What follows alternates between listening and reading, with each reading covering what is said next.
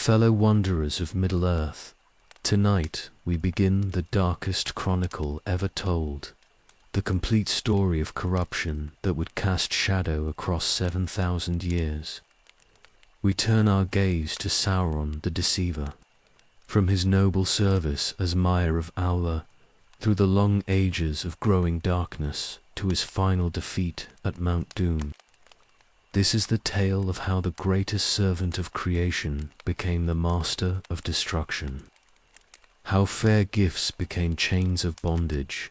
How one being's desire for perfect order became the chaos that nearly consumed all light. So settle close to the fire, let the outside world fade away, and journey with me into the chronicles of the shadow that was once light.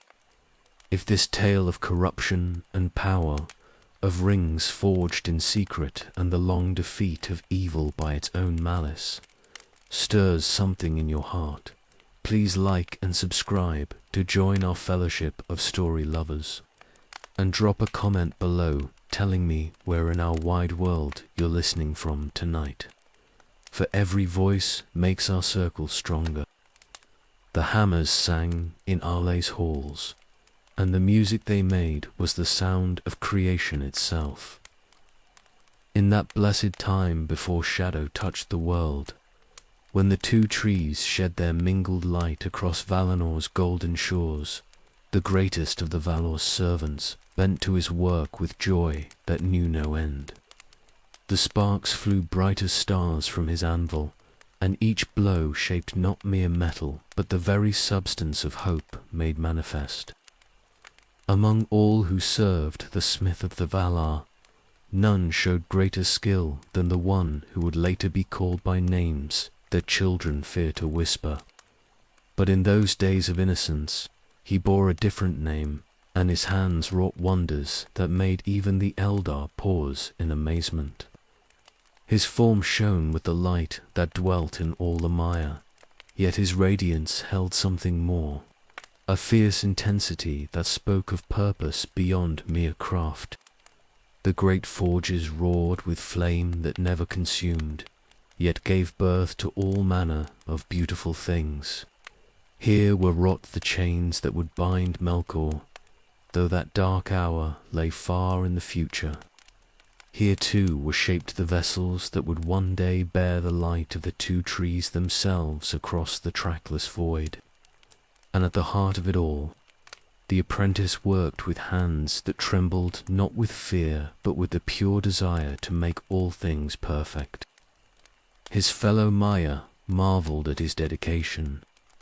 Where others might rest when the great work was done, he labored still, seeking always to improve what had been made.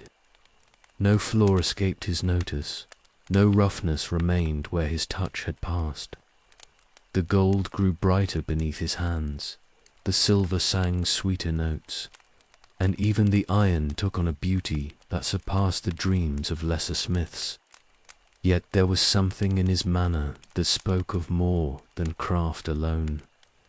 When he looked upon the works of others, his eyes held a weight that seemed to measure not just the making, but the very essence of what was made.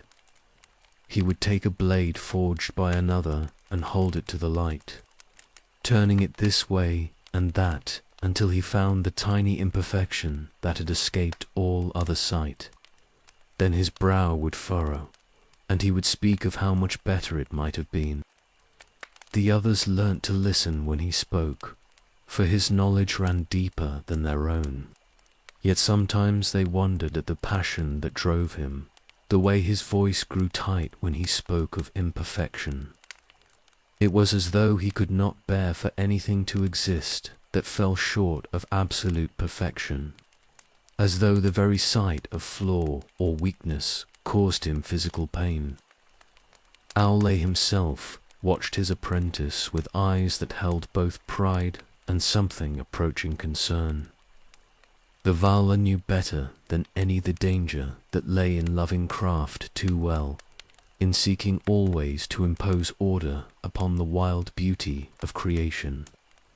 Yet he said nothing, for the skill was genuine. and the works that flowed from those dedicated hands brought joy to all who beheld them. In the quiet hours, when the other Maya had departed to their various tasks, the apprentice would remain alone in the great hall. The forges would burn low, casting dancing shadows on the walls, and in that ruddy light he would work upon his private projects. These were things of surpassing beauty, crafted not for any purpose save the pure joy of making something that approached his ideal of perfection. He would spend ages on a single piece, reworking it again and again until every line flowed exactly as his inner vision demanded.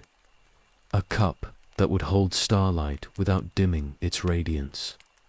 A mirror that would show not just the face but the very soul of the one who gazed within.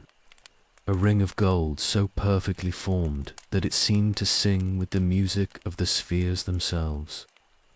Yet even these masterworks could not fully satisfy the hunger that grew within him. For perfection, as he understood it, required not just the making of beautiful things, but the ordering of all things according to his vision. What good was it to create a perfect cup if it might be used by hands that trembled? What purpose in forging a flawless blade if it might be wielded by one who lacked the wisdom to use it properly? The questions followed him through his work, growing stronger with each passing age. And in the deep places of his mind, where thoughts formed before they reached the light of consciousness, a new understanding began to take shape. True perfection could only be achieved when all things worked in harmony according to a single will, and whose will could be more suited to such a task than his own? The hammers sang on in Aule's halls, but their music had begun to change. The same hands that had once wrought wonders in pure joy now moved with a purpose that was subtly different.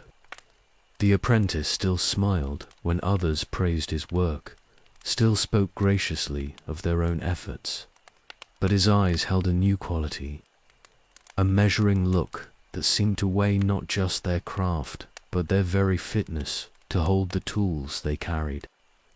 And in the deep places where shadow gathered, something that had been watching from afar took notice of that change and smiled.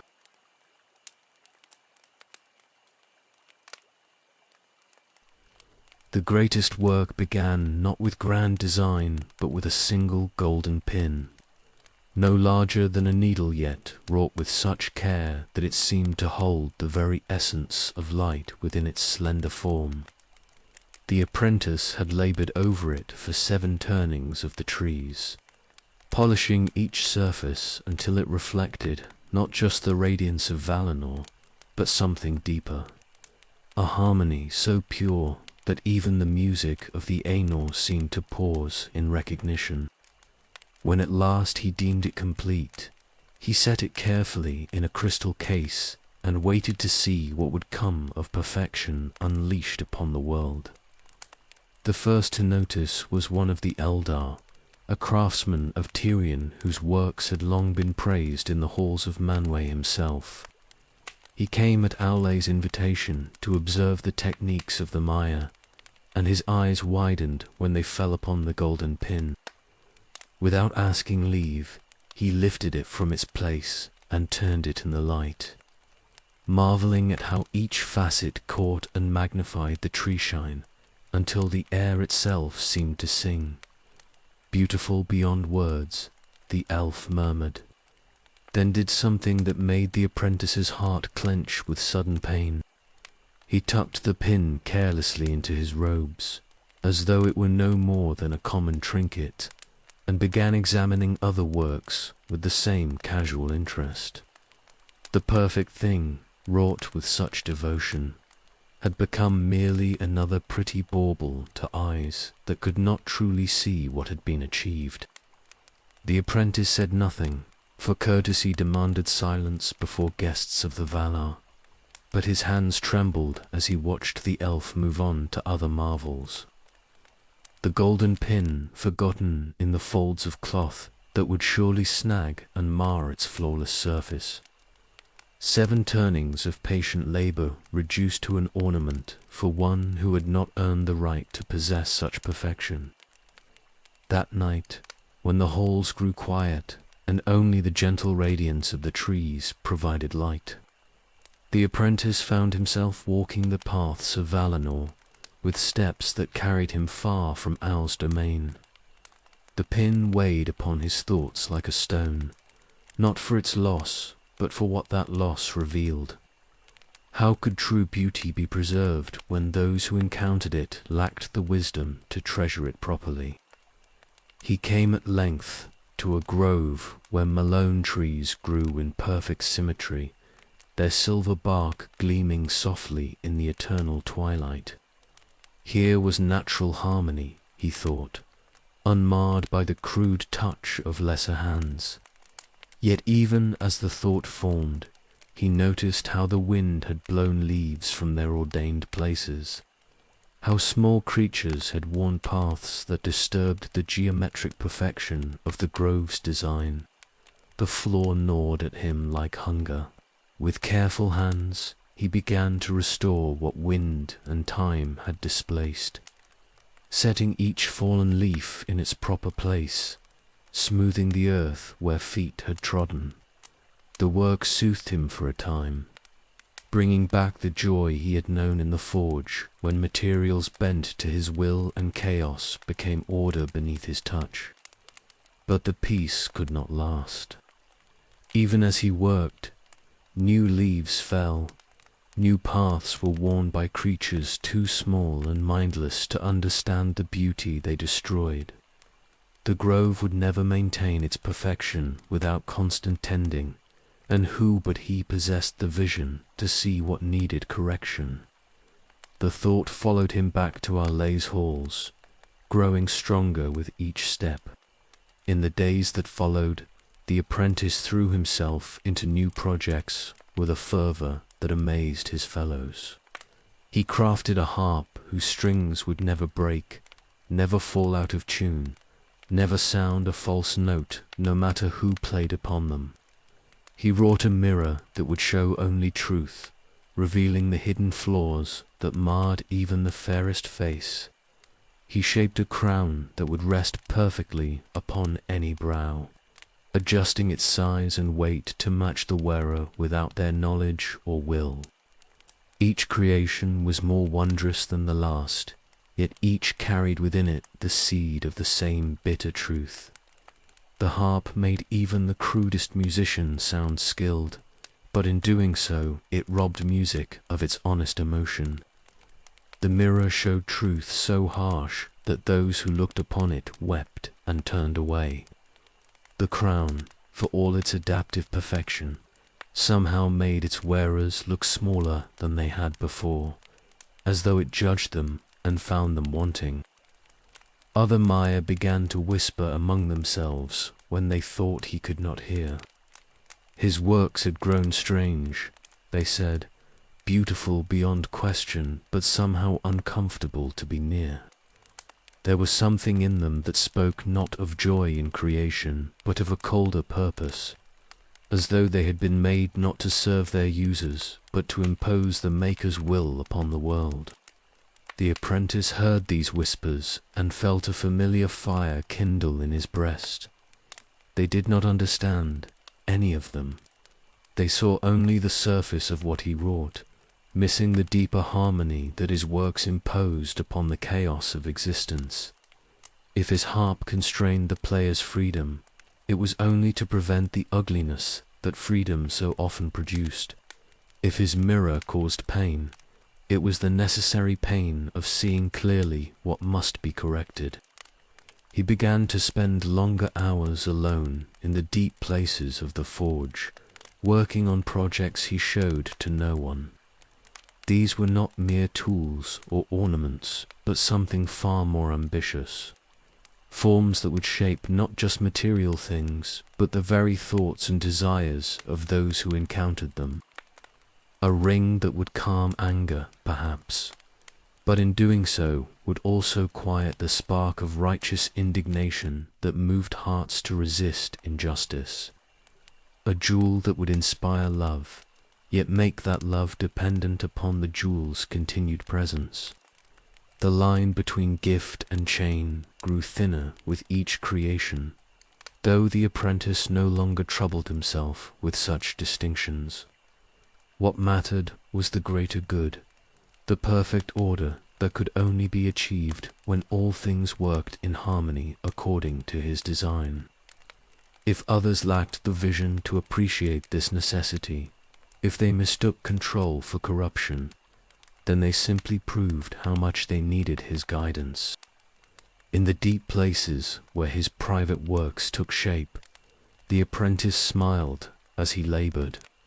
Soon, perhaps, he would be ready to share these greater gifts with a world that did not yet know how desperately it needed them.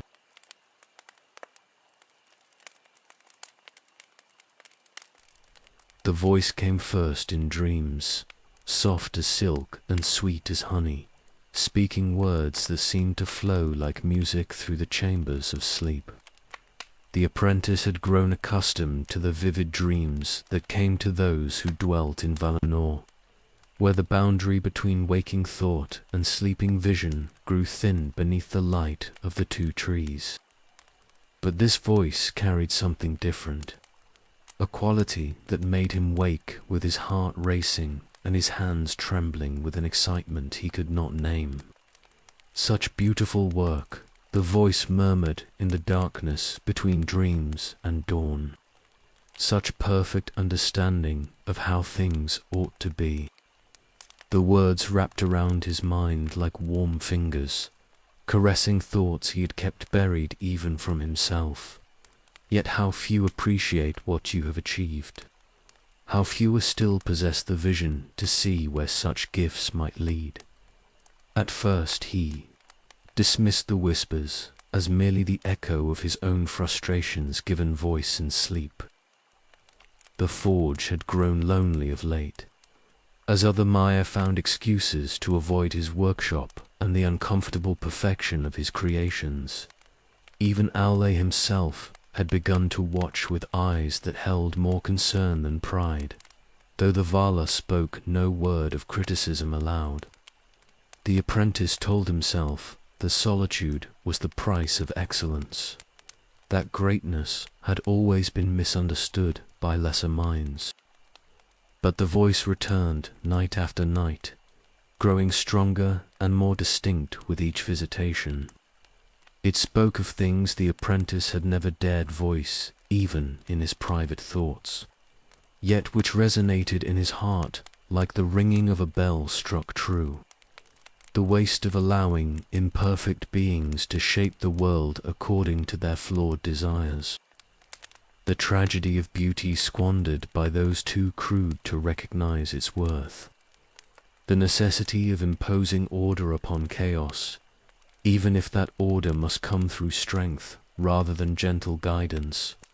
They fear you, the voice whispered during one particularly vivid dream. Not your skill, though that surpasses theirs, but your vision of what could be. They sense that you see the flaws they try so hard to ignore, the imperfections they call beautiful because they lack the courage to demand better.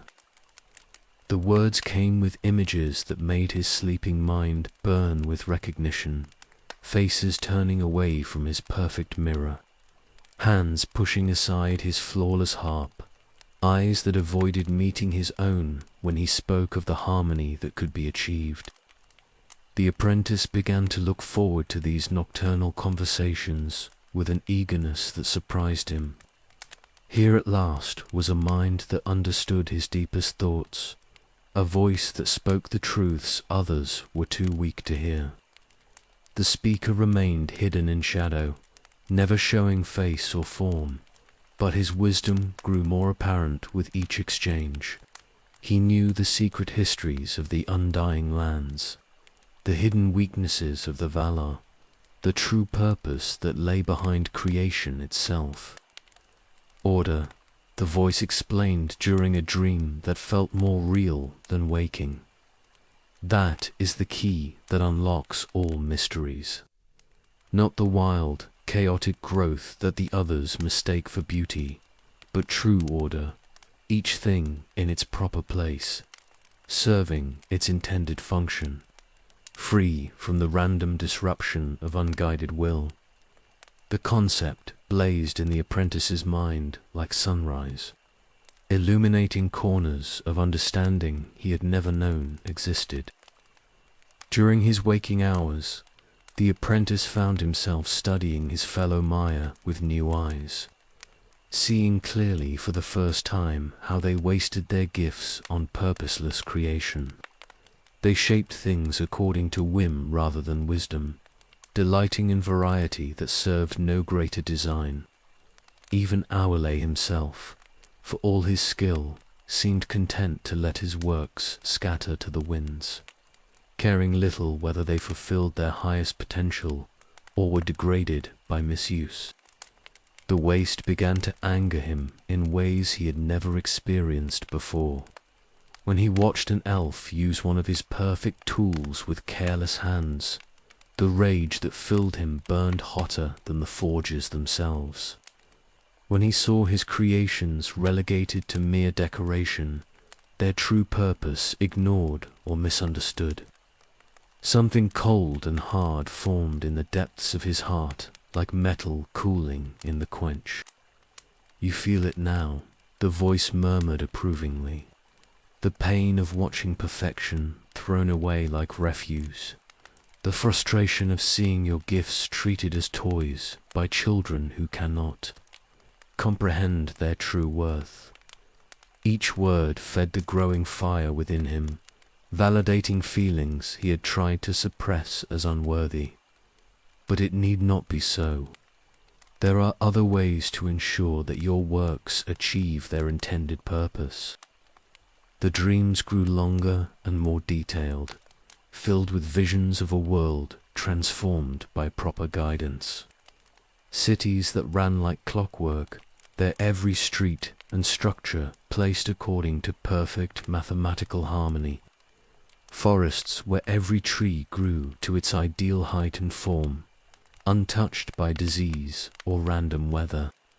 Peoples who moved in concert like instruments in a vast orchestra, each playing their assigned part in a symphony of absolute order. "Beautiful," the apprentice whispered in his sleep, and the voice laughed with delight at his recognition. Yes, beautiful indeed, and achievable, with the right knowledge and the will to use it. But first, you must understand that the others will never share this vision willingly. They are too attached to their chaos, too fond of their flaws to accept correction. The voice grew sad, almost regretful. They will call you tyrant when you offer them perfection, enemy when you seek to free them from their self-imposed limitations. The apprentice woke from that dream with tears on his face, not from sorrow, but from the overwhelming beauty of what had been shown to him. For the first time in ages beyond counting, he had seen a purpose worthy of his gifts, a goal that would justify any sacrifice required to achieve it. The voice had offered him something no other could, not just understanding, but the promise that his understanding could reshape the world. When sleep came again, he no longer questioned the whispers in the dark. Instead, he listened with the eager attention of a student who had finally found a teacher worthy of his devotion.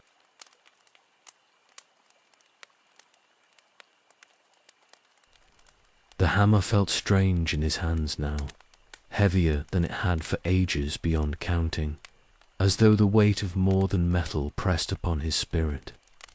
The apprentice stood before his anvil in the pre-dawn quiet, watching sparks fly from heated steel. Yet his mind wandered to places far from Owl's peaceful halls. The work that had once brought him such pure joy now seemed somehow incomplete. lacking a purpose he could not name but felt with growing urgency in the depths of his being. Around him, the other Maya went about their tasks with the same cheerful dedication they had always shown. They shaped wonders from base materials, sang as they worked, and seemed content to let their creations find whatever purpose the world might offer them. The sight that had once inspired him now filled the apprentice with a restlessness that made his hands shake and his breath come short. How could they be satisfied with such aimless creation when so much greater things were possible? The dreams had shown him visions of order that made his heart race with longing. Cities where every stone was perfectly placed, forests where each tree grew according to divine design, peoples who moved in harmony like the music of the spheres made manifest. Yet when he awoke and returned to his forge, the gap between vision and reality seemed vast as the void itself. The tools at his disposal, masterful as they were, could shape only materials and not the wills that would use them. He found himself working with frantic energy on projects that grew ever more complex and ambitious. A sword that would never miss its target, ensuring that justice would always strike true. A shield that would turn aside not just blades, but the very intentions of those who would do harm.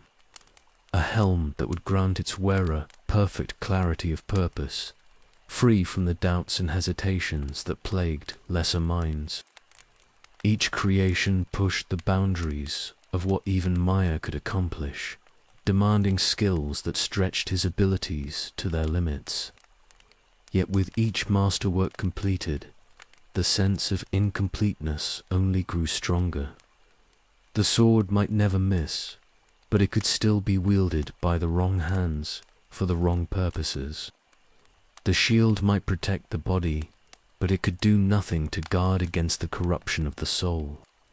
The helm might grant clarity, but that clarity would be filtered through minds too small and crude to comprehend the greater truths it revealed. The apprentice began to spend his days in restless wandering when not at the forge, walking paths through Valinor that he had never explored before. He would stand for hours beneath the light of the two trees, staring up at their radiance and feeling something stir within him that was not quite worship and not quite resentment. The trees grew according to their nature, following patterns established at the music's beginning, yet even they seemed somehow limited by their fixed cycles of waxing and waning. In the gardens of the Valar, he watched the Eldar tend growing things with patient care, and found himself imagining how much more perfect those gardens might be with proper guidance. A gardener who truly understood the hidden mathematics of growth could coax each flower to bloom in precise harmony with its neighbors. A mind sufficiently trained could orchestrate the very seasons themselves, ensuring that beauty and bounty came not by chance, but by design. The thoughts disturbed him even as they thrilled him, for he knew they touched upon powers that were not his to wield. The Valar themselves had established the patterns by which all things grew and changed, and it was not for their servants to dream of surpassing their wisdom. Yet the dreams continued to come night after night, showing him glimpses of order so perfect that it made his spirit weep with longing. His work began to change in ways that even he did not fully recognize at first. The beauty remained, perhaps grew even greater, but alongside it crept a subtle wrongness that made other Maya avoid his creations without being able to say why. A cup he'd crafted to hold wine, untainted, somehow made the drink taste of metal and shadow. A mirror meant to show perfect truth reflected faces with eyes that held no warmth or joy. A ring designed to enhance the wearer's natural gifts instead seemed to drain something vital from their spirit. The apprentice told himself these flaws were merely growing pains, the inevitable result of pushing his art into unexplored territories. Every great advancement required experimentation, and experiments sometimes failed. Yet in the darkest hours before dawn, when even the light of the trees seemed dim and distant, he wondered if the problem lay not in his technique but in his intentions. The dreams had planted seeds in his mind that grew stronger with each passing day, and he was no longer certain what fruit they might bear. Owley began to watch him more closely, though the Vala's face revealed nothing of his thoughts. Sometimes the apprentice would look up from his work to find those ancient eyes studying him with an expression that might have been concern or might have been sorrow. The attention made him defensive in ways that surprised him, as though he were a student caught in some forbidden act rather than a servant pursuing his craft with dedication. The division in his heart grew wider with each passing day, pulled between the duty he had always known and the vast possibilities the dreams revealed. Part of him still loved the simple joy of creation for its own sake, the satisfaction of shaping crude materials into things of beauty. Yet another part, growing stronger and more insistent, hungered for something far greater than mere craftsmanship. It whispered of purposes beyond beauty, of order beyond the random growth that others mistook for natural law. In the quiet moments between hammer blows, the apprentice found himself listening to that inner voice with an attention that both thrilled and frightened him.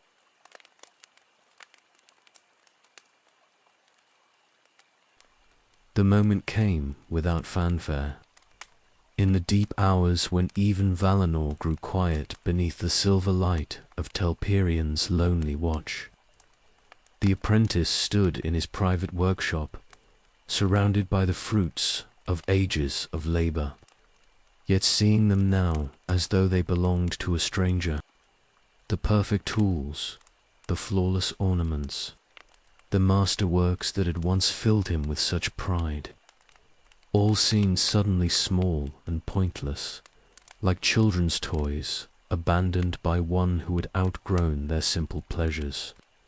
His hands trembled as he lifted the hammer that had served him since his first days in Owley's halls, feeling its familiar weight and balance.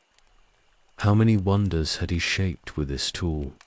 How many hours of patient joy had he spent coaxing beauty from raw metal? The memories should have moved him, should have strengthened his connection to the work that had defined his existence for so long. Instead, they felt like chains binding him to a purpose that no longer seemed worthy of his gifts. The dreams had grown stronger in recent nights, showing him visions of a world remade according to perfect design. No longer did the mysterious voice content itself with gentle suggestions and philosophical musings.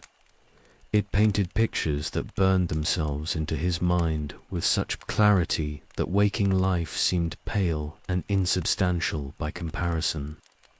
Cities that functioned with clockwork precision, their every inhabitant playing their assigned role without question or hesitation. Forests shaped not by random chance, but by deliberate will, each tree placed exactly where it would serve the greater pattern. The apprentice set down his hammer with hands that shook, not from weakness, but from the tremendous effort of restraint.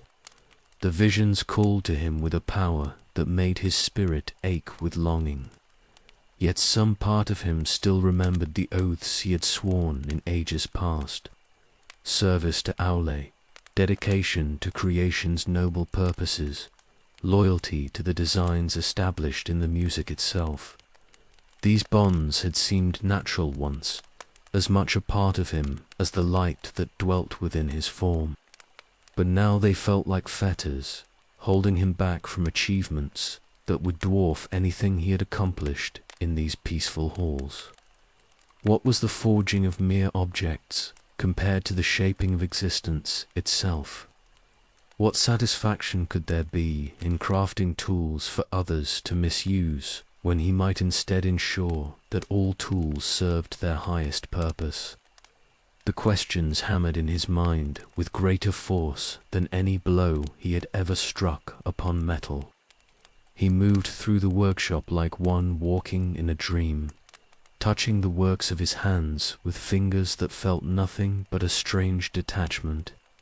Here was the crown that adjusted itself to any head, there the mirror that showed only truth. Beautiful things, perfect in their own way, yet limited by the vision that had shaped them. They were answers to questions he had not known how to ask properly, solutions to problems he had not fully understood. Now, with the voice's guidance, he saw how much greater his works might become. The voice had shown him tools that could reshape not just materials, but minds themselves. Ornaments that would bind the will as surely as chains bound the body. It had revealed techniques of creation that went beyond mere craftsmanship into realms that even the Valar had not dared explore. The knowledge blazed in his consciousness like a fire that consumed without giving warmth. Beautiful and terrible and utterly irresistible. Aule would never approve such experiments. The apprentice knew with certainty that cut like a blade. The Valar were too conservative, too bound by the limitations they had accepted at the world's beginning.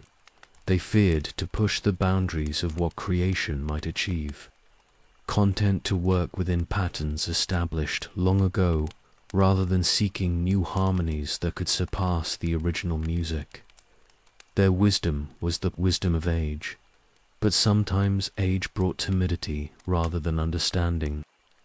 The choice crystallized in his mind with sudden, dreadful clarity. He could remain here, crafting beautiful toys for beings too crude to appreciate their true worth, growing old in service to purposes he had outgrown. Or he could step forward into the vast possibilities that the voice had revealed, accepting the guidance of one whose vision encompassed truths the Valar had never imagined. The path would be difficult, perhaps dangerous, but it would lead to achievements that would echo through all the ages of the world. His reflection stared back at him from the perfect mirror he had crafted, showing not just his face, but the depths of his spirit as well. The light within him flickered and wavered, as though some great decision hung in the balance. For a moment that stretched like eternity, to futures spread before him like branching paths, each leading to destinations he could barely comprehend. Then the moment passed, and the choice was made. The apprentice turned his back on the forge that had been his home for ages beyond counting, walking toward the door with steps that grew steadier with each pace. Behind him, the works of his hands waded in the silver light, beautiful and abandoned. Before him lay a path that would lead far from Valinor's blessed shores, into realms where different rules applied and greater purposes could be served. The voice welcomed him with joy that resonated through every fiber of his being, promising wonders beyond imagining for one brave enough to cast aside the comfortable limitations of his former life.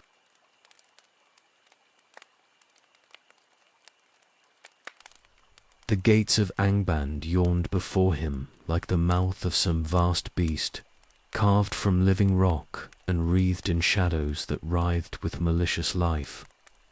The apprentice felt no fear as he approached, only wild exhilaration that made his spirit burn brighter than it had in ages. Here at last was a place worthy of his ambitions. A fortress built not for mere defense, but as the seat of power that would reshape the world. The design spoke to him of purposes he could finally embrace without restraint. Morgoth received him in halls that put even Aule's workshops to shame, their vaulted ceilings lost in darkness, while forges burned with flame that gave no warmth. The Dark Lord sat upon a throne of iron and shadow, his form radiating presence that made the very air thick and heavy. Yet the apprentice felt no urge to kneel or prostrate himself, for he recognized in that terrible majesty something akin to his own deepest nature.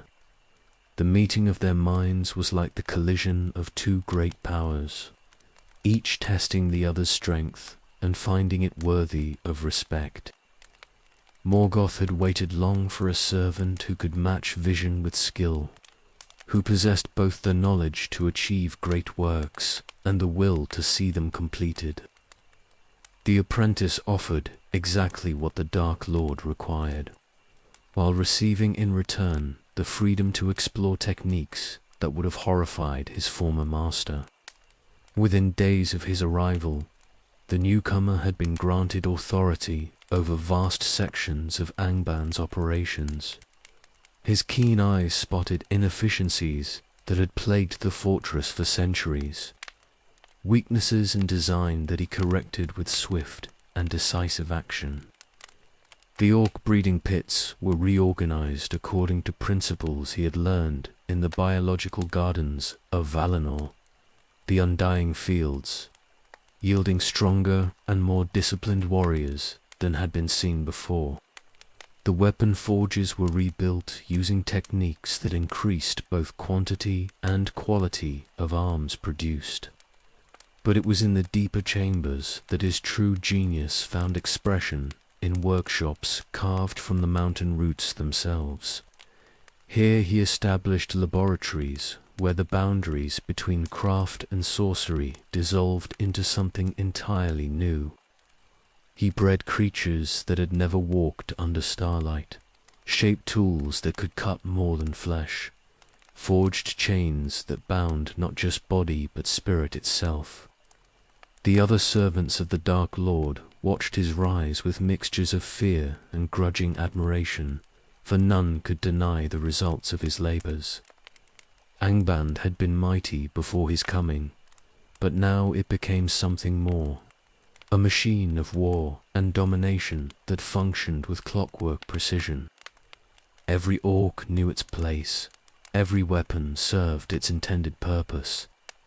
Every design furthered the greater plan of conquest that drove all their efforts. Morgoth himself began to rely more and more heavily upon his new lieutenant's counsel and skill. The apprentice understood the Dark Lord's vision as no other servant had, seeing clearly how individual acts of creation could serve the vast pattern of domination.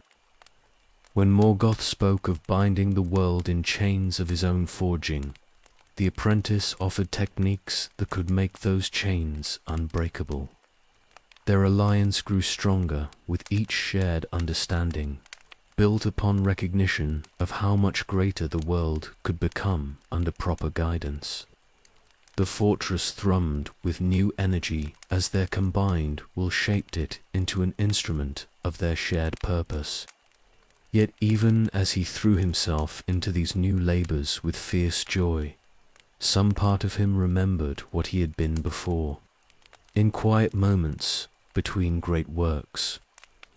He would touch the tools he had brought from Aule's halls, and feel a strange pang that was not quite regret.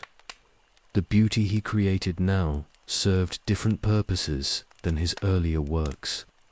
Beauty that inspired fear rather than wonder, that compelled obedience rather than admiration. The transformation in his nature proceeded gradually, so subtly that he barely noticed the changes at first.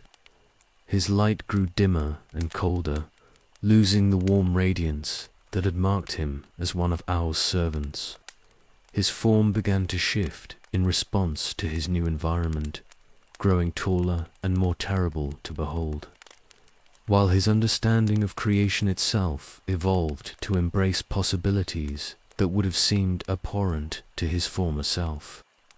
He learned to forge with materials that had never been meant for crafting, fear and hatred and despair made solid, shaped into forms that could wound more than flesh.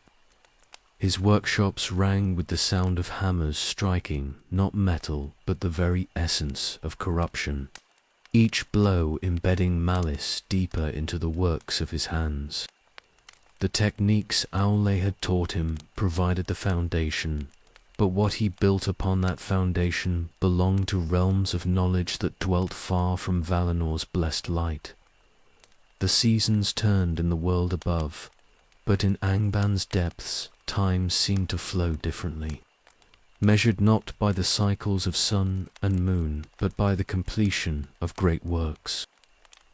The apprentice drove himself and his subordinates with relentless energy, for there was so much to accomplish, so many tools of domination to create. Nothing could be left to chance when the stakes were so high, when the very fate of creation itself hung in the balance. Morgoth watched his lieutenant's progress with satisfaction that ran deeper than mere approval, recognizing in this alliance the key to achievements that would eclipse anything the world had yet seen. The fortress had become more than a stronghold. It was now a workshop on a scale that dwarfed anything in the Undying Lands, a place where the very foundations of creation could be examined and improved upon.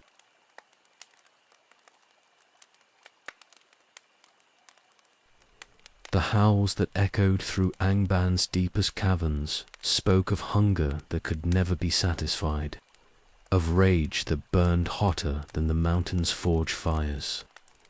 In the vast kennels carved from living rock, creatures prowled that bore only passing resemblance to the wolves that ran free beneath the stars. These beasts had been shaped by powers darker than nature ever intended, their forms twisted into instruments of war and terror. Morgoth's lieutenant stood among them without fear, his presence radiating an authority that made even the largest werewolf lower its massive head in submission. The creatures recognized something in him that called to the predator instincts bred into their very bones. Not prey to be hunted, but a hunter greater than themselves. Their yellow eyes tracked his every movement with the focused attention that lesser beasts gave only to their pack leaders. The werewolves had served Angban's purposes for centuries before his arrival, but they had been crude tools wielded without proper understanding of their potential. Their former handlers had relied on chains and whips to control them, breaking their spirits through brute force rather than channeling their natural ferocity toward useful ends. Such methods produced soldiers, perhaps, but not the perfect weapons that the Dark Lord's vision required. The lieutenant approached the breeding program with the same methodical precision he had once brought to metalwork in Aule's halls. He studied bloodlines with the eye of a craftsman examining the grain in precious wood, identifying traits that could be enhanced and weaknesses that must be eliminated. Strength alone was not enough. These creatures must be intelligent enough to follow complex commands, fierce enough to terrify enemies into submission, yet disciplined enough to serve without question.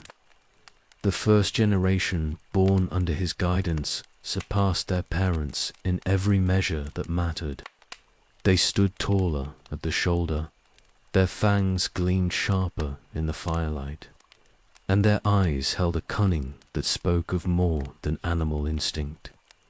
But most importantly, they bonded to his will with a loyalty that went beyond mere training, as though they recognized in him the source of their own perfection. He walked among the pups with hands that had once shaped only beautiful things, now teaching them to hunt not deer or rabbits, but men and elves. The lessons began early, while their minds were still forming, embedding commands so deeply that obedience became as natural as breathing. A gesture from his hand could send them racing across miles of wilderness to strike at targets they had never seen, trusting completely in his guidance. The lesser werewolves learned to fear him almost as much as they worshipped him. When he entered their domain, the strongest among them would compete for his attention while the weak slunk away to the darkest corners. His approval could elevate a creature from the ranks to positions of authority over entire packs, while his displeasure might see a former favorite torn apart by its erstwhile subordinates. Yet it was in the creation of his greatest champion that the full scope of his abilities became clear to all who witnessed the work. From the finest bloodlines and strongest individuals, he began breeding toward a vision that existed only in his mind. A werewolf that would serve not just as soldier, but as general. Not just as weapon, but as extension of his own will across the battlefields of Middle-earth.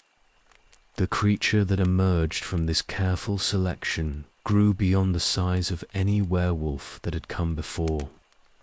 Drogluin stood nearly as tall as a horse at the shoulder, his coat darker than shadow and his eyes burning with intelligence that seemed almost human in its calculating coldness.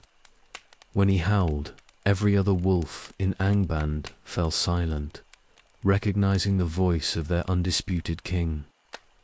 The bond between creator and creation transcended anything that could be achieved through mere training or intimidation.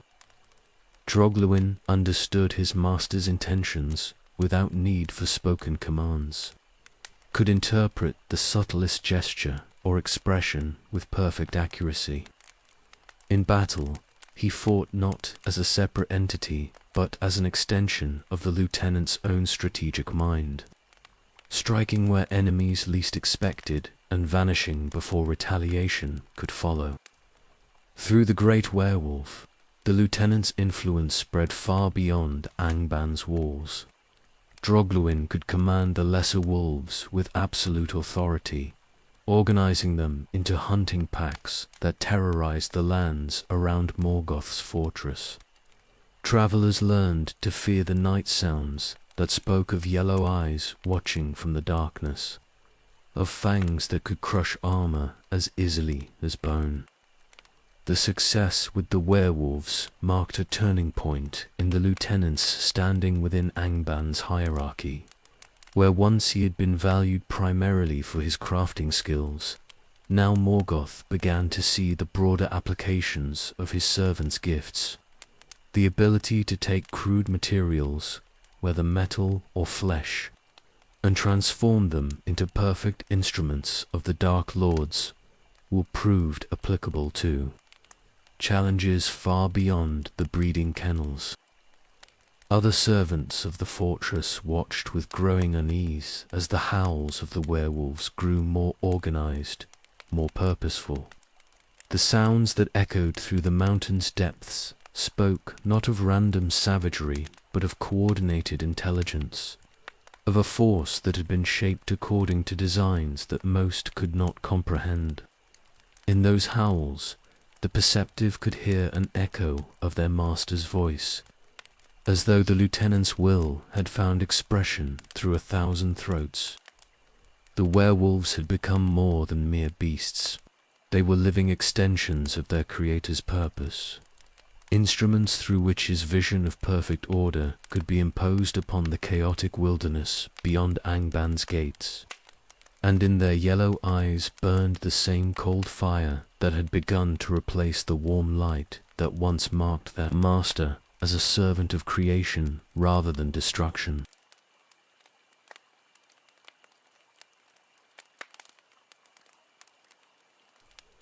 The dead did not rest easy in Angband's shadow, and it was there that Morgoth's lieutenant discovered powers that dwelt far beyond the realm of hammer and anvil, in chambers carved deeper than any forge, where even the werewolves feared to tread. He learned to work with materials that had no substance, yet possessed strength greater than the hardest steel. The boundary between life and death proved as malleable as heated metal in the hands of one who understood the proper techniques. His first experiments were crude affairs, little more than the animation of corpses through brute application of will. The bodies of fallen enemies jerked and shambled at his command, but they retained nothing of the cunning that had made them dangerous in life. Such servants could overwhelm through numbers alone, but they lacked the intelligence needed for complex tasks or the initiative required when separated from his direct control. The lieutenant's frustration with these limitations drove him to delve deeper into the mysteries that Morgoth had mastered long before the world's foundation. Death, he learned, was not the absolute ending that most believed it to be, but merely a transformation from one state of existence to another. The spirits of the dead lingered in places of power, drawn by emotions too strong to be severed, even by the grave's finality. In Angban's depths, where countless prisoners had perished in agony, such spirits clustered like moths around a flame. Their anguish had soaked into the very stones over millennia of suffering, creating pools of concentrated malice that could be tapped by one who knew the proper methods. The lieutenant learned to gather this spiritual residue like a smith, collecting raw or refining it through techniques that would have sickened his former self. The breakthrough came when he discovered how to bind these tormented spirits not to their original bodies, but to forms of his own creation, using bones carved with symbols that hurt the eye to look upon. He fashioned vessels that could contain the essence of the dead while bending their will to his purposes. These new servants retained their intelligence and cunning, but their loyalty belonged entirely to the power that had freed them from death's embrace. Soon, shadowy figures began to appear in the deepest passages of the fortress, moving with purpose that spoke of minds behind their actions.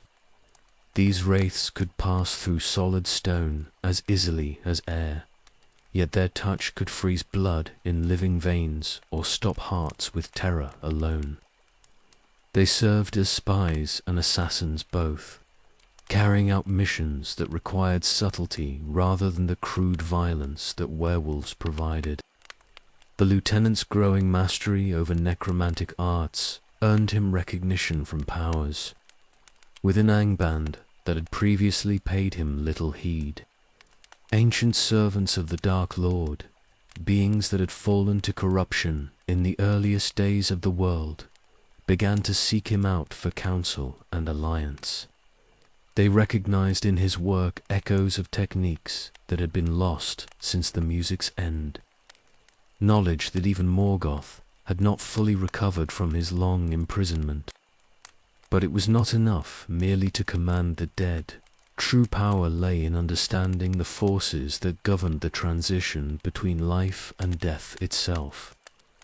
The lieutenant began to experiment with living subjects, studying how the spirit related to flesh and what happened when that connection was deliberately weakened or severed. His subjects rarely survived these investigations, but the knowledge gained justified any amount of suffering in his mind. He learned to inflict wounds that would never heal, curses that would follow their victims through generations of their bloodline, and poisons that attacked not the body but the soul directly. His understanding of fear expanded beyond simple intimidation to encompass techniques that could drive even the bravest warriors to madness with. Nothing more than a whispered word or gesture. Pain became another tool in his arsenal, refined and perfected until it could be applied with surgical precision. The werewolves that had once seemed like his greatest achievement now appeared crude by comparison to the spirits he commanded. These new servants required no food or rest, felt no pain that might weaken their resolve, and could be destroyed in battle, only to be summoned again when their services were needed. They moved through the world like extensions of his own consciousness, gathering information and eliminating threats with efficiency that impressed even Morgoth himself. Yet the true revelation came when he realized that the techniques he had developed for commanding spirits could be applied to the living as well. Every thinking creature possessed a spark that could be touched and influenced by one who understood the proper methods. Fear and despair were merely the beginning. With sufficient skill, even hope and love could be twisted into weapons that served his purposes. The lieutenant began to see living beings not as separate entities, but as complex instruments that could be tuned to produce whatever harmony he desired. Their bodies might resist physical force, but their spirits were vulnerable to subtler forms of manipulation. A whispered suggestion planted at the right moment could reshape an enemy's deepest convictions, while carefully applied pressure could transform the most loyal friend into an unwitting agent of betrayal. The combination of necromancy and spiritual manipulation opened possibilities that dwarfed anything he had achieved through simple craftsmanship. Why forge chains to bind prisoners when their own guilt and despair could serve the same purpose more effectively? Why breed werewolves when the enemy's fallen comrades could be turned into tireless hunters of their former friends? In the darkest hours before dawn, when even Angband grew quiet, the lieutenant would stand among his gathered servants, living, dead, and something between the two, and feel the intoxication of power that transcended anything he had known in Valinor's blessed halls. The techniques Aule had taught him still formed the foundation of his abilities, but the structure he had built upon that base reached into realms that the Smith of the Valar had never dared explore.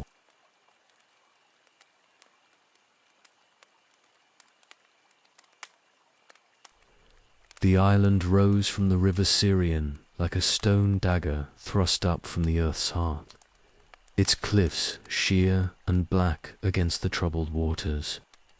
For centuries it had stood empty, too forbidding for settlement, yet too small to serve any great purpose in the wars that raged across Beleriand. But Morgoth's lieutenant saw in its isolation and defensive strength exactly what he needed for the next phase of his growing power. The construction began in darkness, with workers who labored without rest and felt no pain. Spirits bound to his will carried stones that would have required dozens of living men to move, while werewolves hauled timber from forests that had never known the touch of axe or saw. The island itself seemed to welcome the transformation, as though it had waited long ages for someone with the vision to unlock its potential. The tower that rose from the rocky foundation defied every principle of architecture that the lieutenant had learned in his former service. Where Valinor's buildings sought to capture and reflect light, this structure devoured it, its black stones seeming to drink in illumination and give nothing back. The walls curved inward at angles that hurt the mind to contemplate, while the windows were placed not for beauty or comfort, but to provide perfect fields of fire, for the weapons that would soon bristle from every level. As the work progressed, the lieutenant found himself spending more and more time away from Angband's halls, drawn by the satisfaction of creating something that belonged entirely to his vision. Here he would not need to consider Morgoth's preferences or accommodate the suggestions of other servants. Every stone was placed according to his design, every chamber shaped to serve purposes that only he fully understood. The tower's completion marked more than just the creation of a new fortress. It represented the lieutenant's emergence as an independent power in his own right. From its heights, he could survey vast stretches of Beleriand, watching the movements of armies and the growth of settlements with the eye of a predator selecting prey.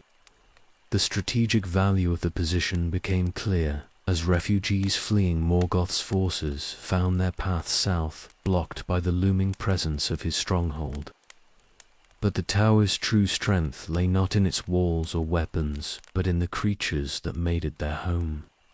The werewolves that had served him so well in Angband multiplied rapidly in their new environment, their howls echoing across the water both day and night.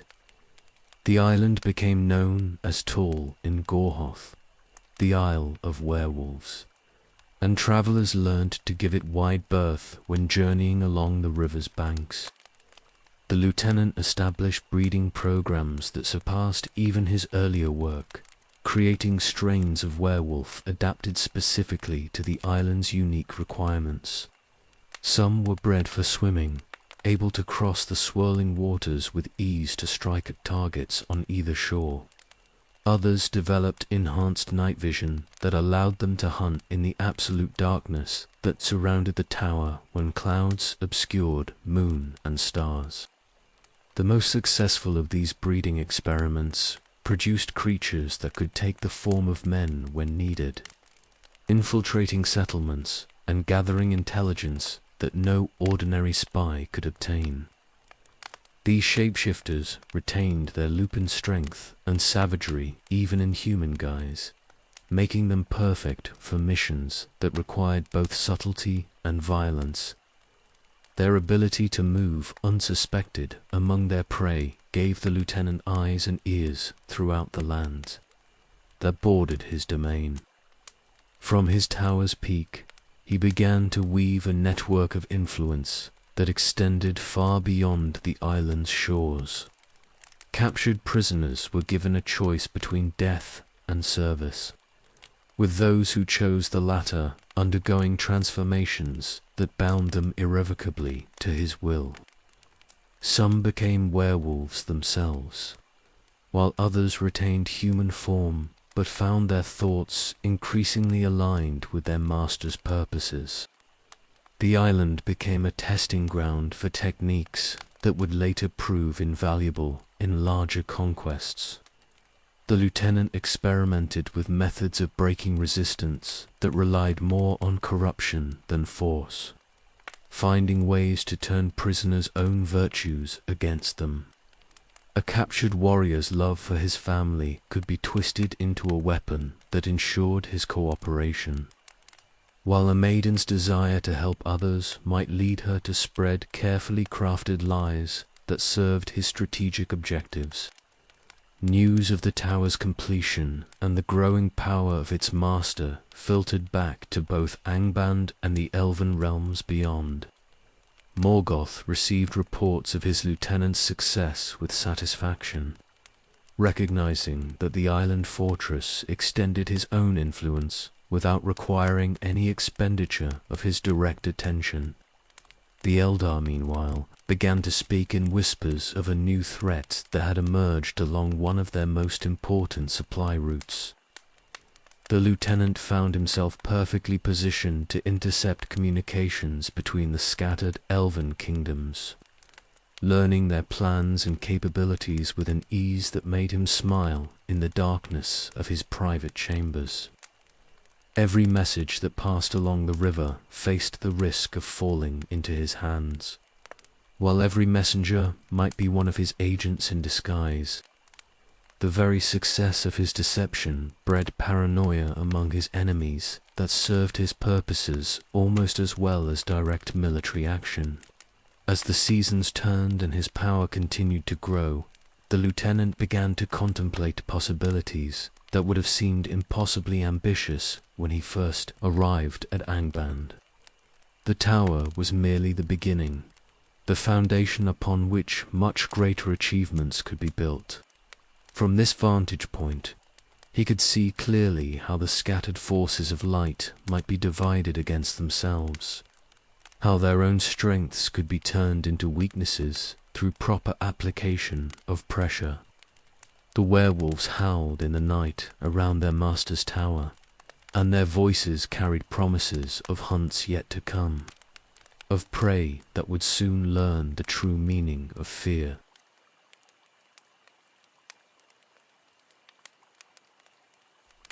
The great hound came out of the morning mist like vengeance given form, his coat shining silver white against the dark stones of the island. Juan moved with purpose that spoke of divine mission, his eyes fixed not on the werewolves that snarled and paced around the tower's base, but on the dark figure watching from its highest window. The lieutenant felt something he had not experienced since his first days in Angband. A cold touch of genuine uncertainty about the outcome of the conflict to come. This was no ordinary beast that had come to challenge his dominion over Tall in Gorhoth. One bore the blessing of the Valar themselves, crafted in the earliest days of the world to serve purposes that aligned with the music's original design.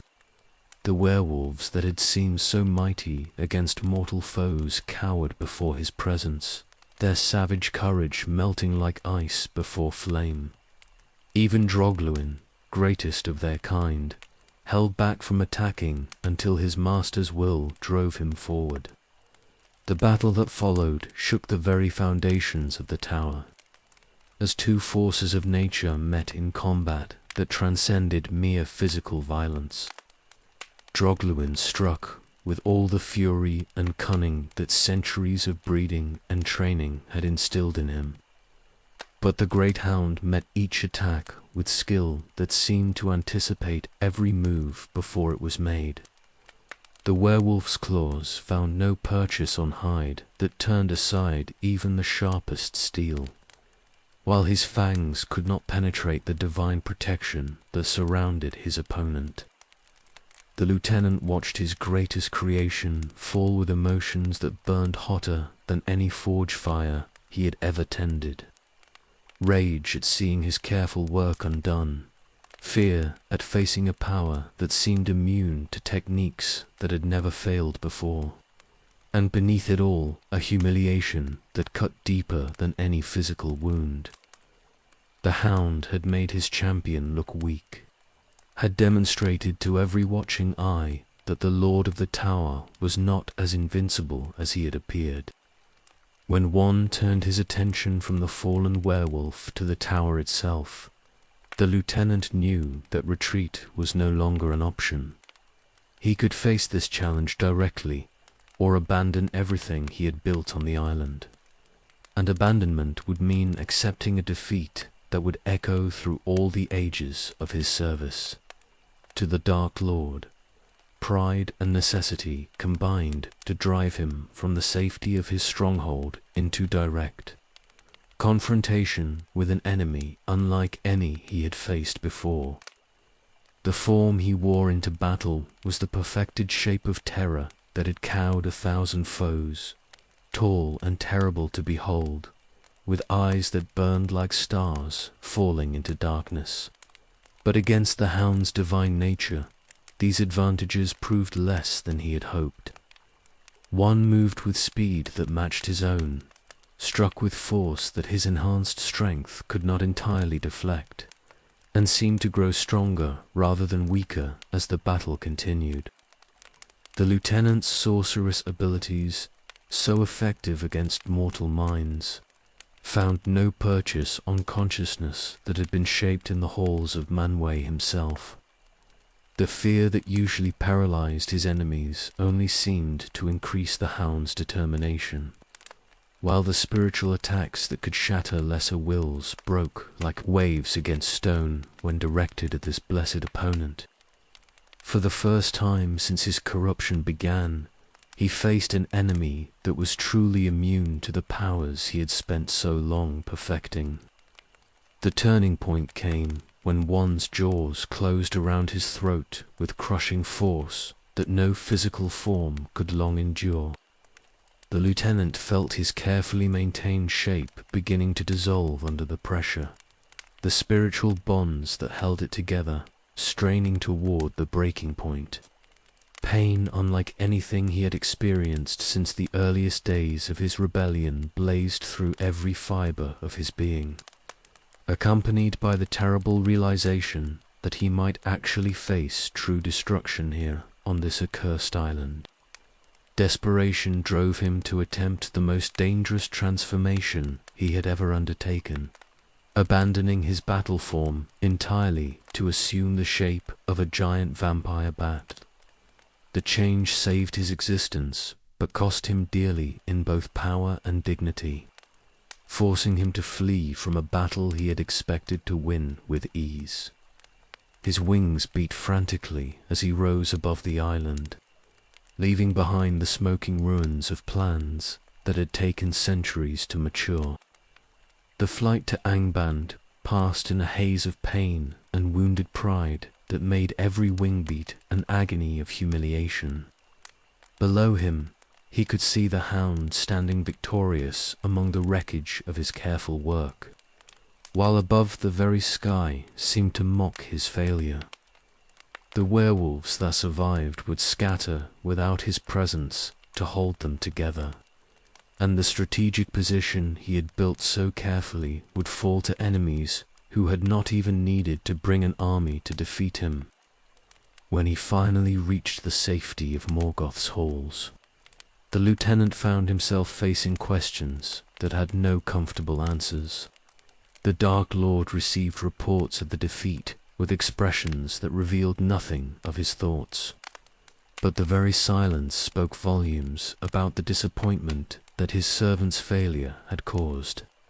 To have been beaten by a mere hound, no matter how blessed, reflected poorly on both his abilities and his judgment. The wounds to his pride proved slower to heal than those inflicted on his flesh and spirit.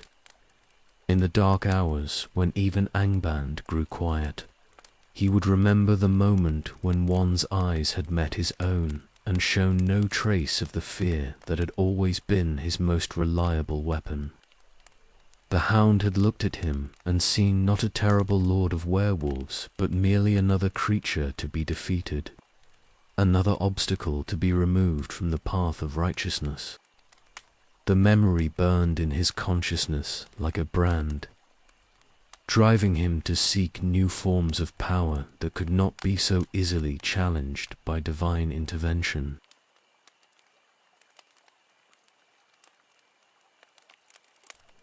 The night air cut through his transformed flesh like knives of ice, each wing beat sending fresh waves of agony through muscles that had never been meant to bear such strain.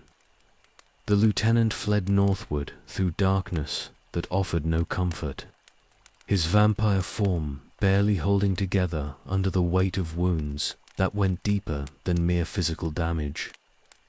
Behind him, the island that had been his pride burned with fires that could be seen for miles, while ahead lay only the promise of explanations he did not wish to give. His enhanced senses, usually so keen in this shape, brought him nothing but torment as he flew.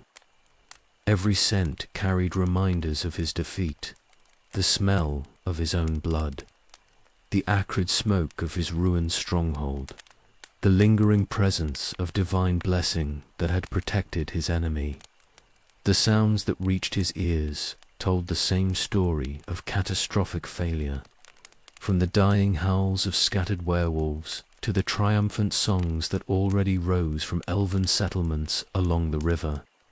The transformation that had saved his existence proved almost as painful as the wounds that had forced it upon him. His consciousness, accustomed to forms of power and majesty, found itself compressed into a shape that felt cramped and alien despite his growing mastery over such changes.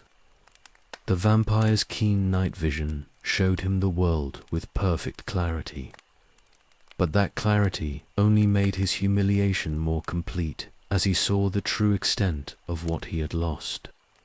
Hours passed in agonized flight before he dared to pause for rest, settling on the branch of a dead tree that stood like a skeletal finger against the star-filled sky.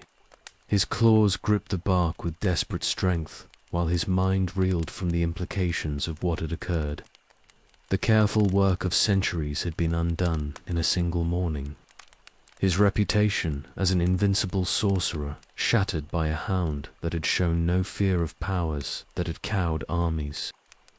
The worst part was not the physical pain or even the loss of his fortress, but the memory of that moment when one's eyes had met his own. In those depths he had seen something that struck at the very core of his transformed nature, not hatred or anger, but simple determination to see a job completed. The hound had looked at him as though he were merely another obstacle to be removed, another corruption to be cleansed from the world's face. He tried to convince himself that the defeat was merely a temporary setback, that the strategic value of the island had been overstated and its loss would prove insignificant in the greater scope of the war. But even as these thoughts formed, he knew them for the lies they were. The fortress had represented more than military advantage. It had been proof of his independent power, demonstration that he could achieve great works without constant guidance from his master. Now that proof lay in ruins, and with it any claim to equality he might have harbored in his dealings with Morgoth. The Dark Lord had trusted him with significant resources and freedom to act according to his own judgment, and he had repaid that trust with spectacular failure against an enemy he should have been able to defeat. The knowledge burned in his consciousness like acid, eating away at confidence that had sustained him through ages of steady advancement. The flight resumed before dawn could reveal his presence to unfriendly eyes, carrying him through skies that seemed to mock his reduced circumstances. Below, the lands of Beleriand spread out in patterns that had once seemed like a map of future conquests, but now looked more like territories forever beyond his reach. The elven kingdoms that had appeared vulnerable from his tower's height now seemed distant and well defended, protected by powers that his defeat had shown to be stronger than he had imagined. When he finally reached Angban's gates, the lieutenant found himself reluctant to assume his usual form and face the questions that would inevitably follow. The guards recognized his vampire shape and granted him passage without challenge, but he could sense their curiosity about his unexpected return and obviously wounded condition. News of significant defeats traveled fast in the Dark Lord's halls, and by now every servant would have heard some version of what had occurred at the transformation back to his accustomed appearance proved even more painful than the original change had been, as though his body resisted taking a shape associated with such recent humiliation.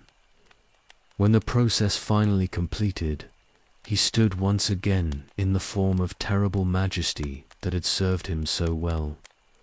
But something had changed in its essential nature.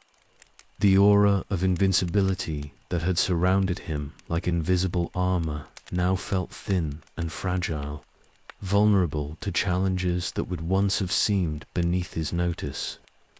The walk to his private chambers passed through corridors that seemed different than when he had left them, though he could not identify exactly what had changed. Perhaps it was simply his own altered perspective, the way defeat could reshape familiar surroundings into alien landscapes. Or perhaps word of his failure had already spread, and the other servants of Morgoth now looked upon him with eyes that held calculation rather than fear. In the solitude of his workshop, surrounded by tools and materials that had once brought him such satisfaction, the lieutenant finally allowed himself to fully contemplate the magnitude of what had occurred. The hound had not simply defeated him in battle, it had exposed weaknesses in his nature that he had not known existed, shown him limits to his power that cast doubt upon everything he had achieved since leaving Aule's service. The rage that filled him then was purer and more focused than any emotion he had experienced since his corruption began. A burning need for revenge that would not be satisfied until one lay dead at his feet.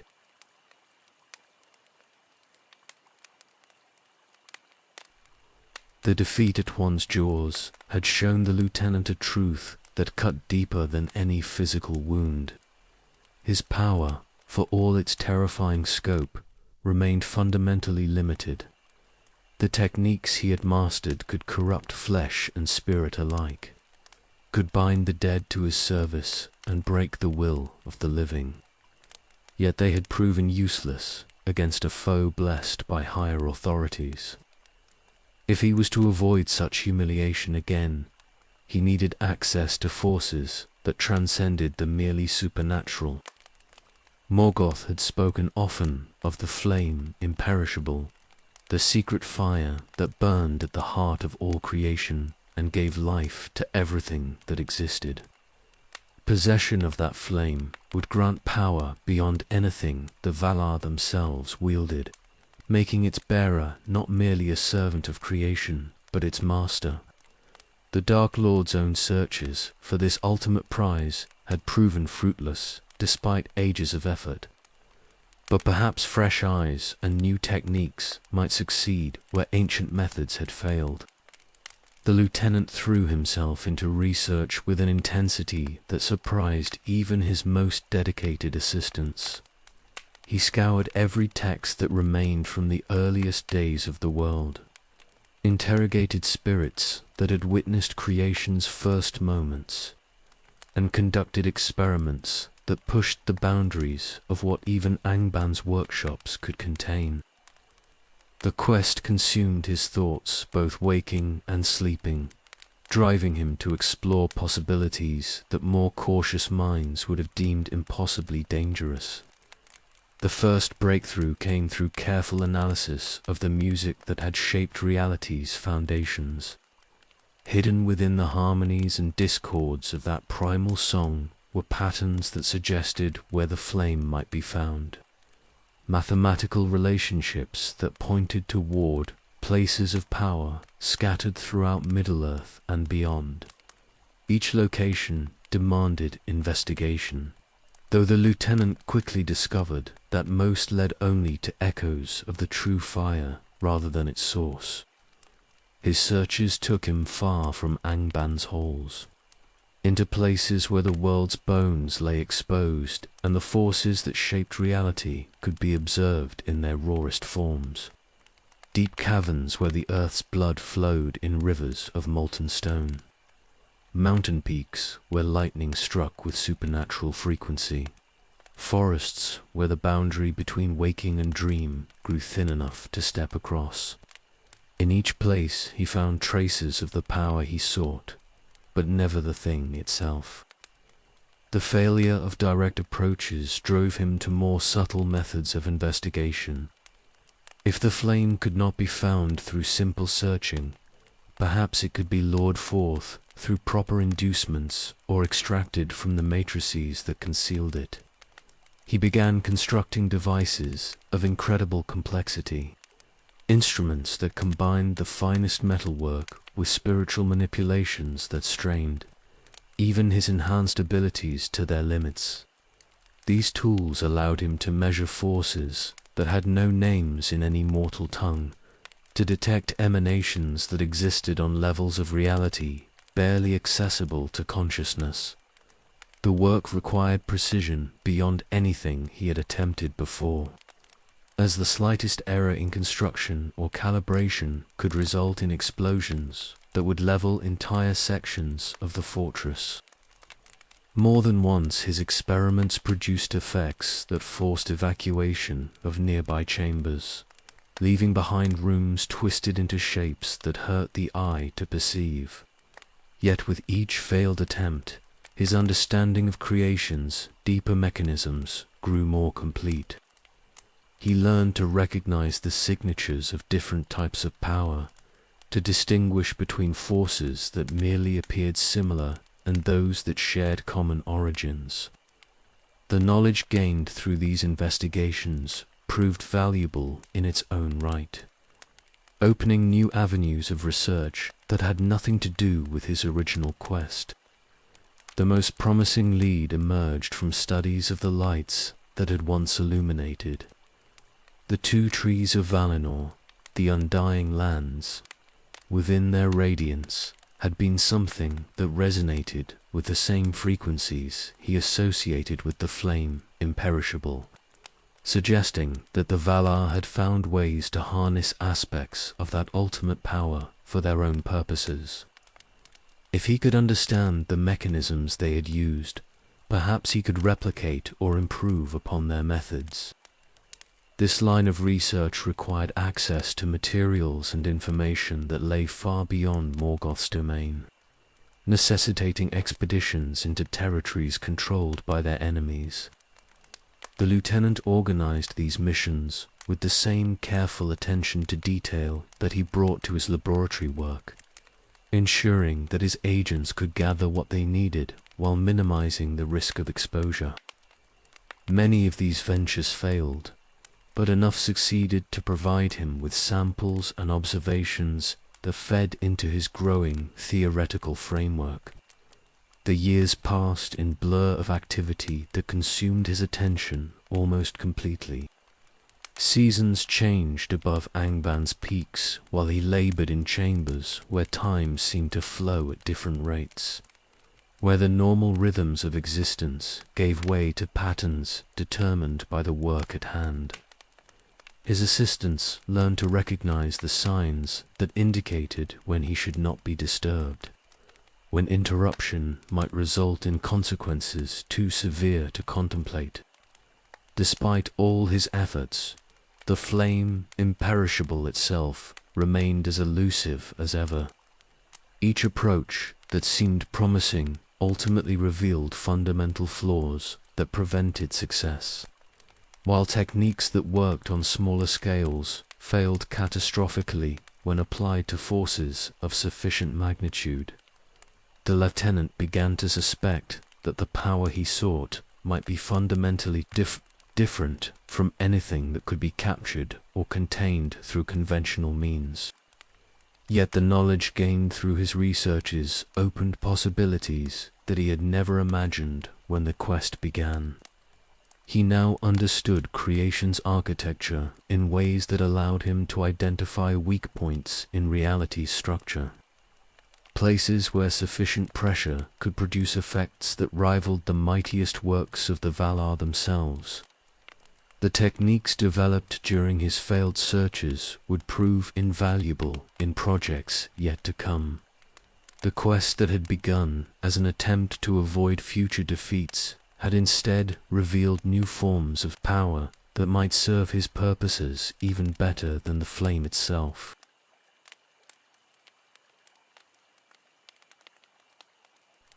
The sky above Angband burned with fires that had never been seen in Middle-earth before, as the host of the Valar descended like the wrath of creation itself made manifest. From the fortress walls, the lieutenant watched ships that sailed not upon water, but through the very air, their white sails catching winds that blew from realms beyond the circles of the world.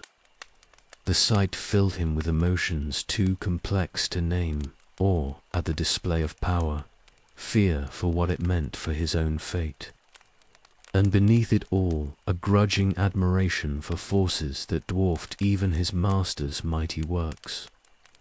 The war that followed lasted longer than mortal minds could comprehend.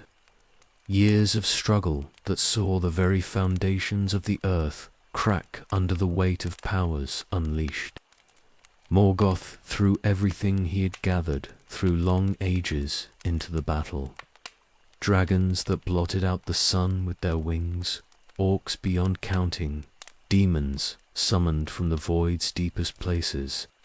Yet against the combined might of Valinor and the firstborn united at last, even these forces proved insufficient. The lieutenant fought with skills honed through centuries of service, commanding legions of creatures bred in his own workshops and wielding powers that could shatter mountains. But as the tide of battle turned inexorably against them, he began to understand with crystalline clarity that this war could have only one ending. The Valar had finally roused themselves from their long patience, and when such powers moved with unified purpose, no force in Middle-earth could stand against them. Morgoth's capture came not through single combat, but through the patient work of many, as chains forged in Aule's halls were brought forth to bind the one who had once been the mightiest of the Ainur. The lieutenant watched from a place of concealment as his master was dragged in bonds toward the ships that would bear him to judgment beyond the world's end. In that moment, he faced a choice that would determine everything that followed. He could stand forth and share his master's fate, accepting whatever punishment the Valar deemed fit for one who had served the Dark Lord so faithfully. The option held a certain appeal. There would be honor in facing judgment with head held high, in accepting the consequences of choices made in full knowledge of their nature.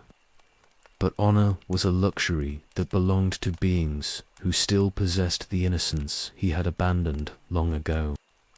The alternative required swallowing pride that had sustained him through ages of growing power.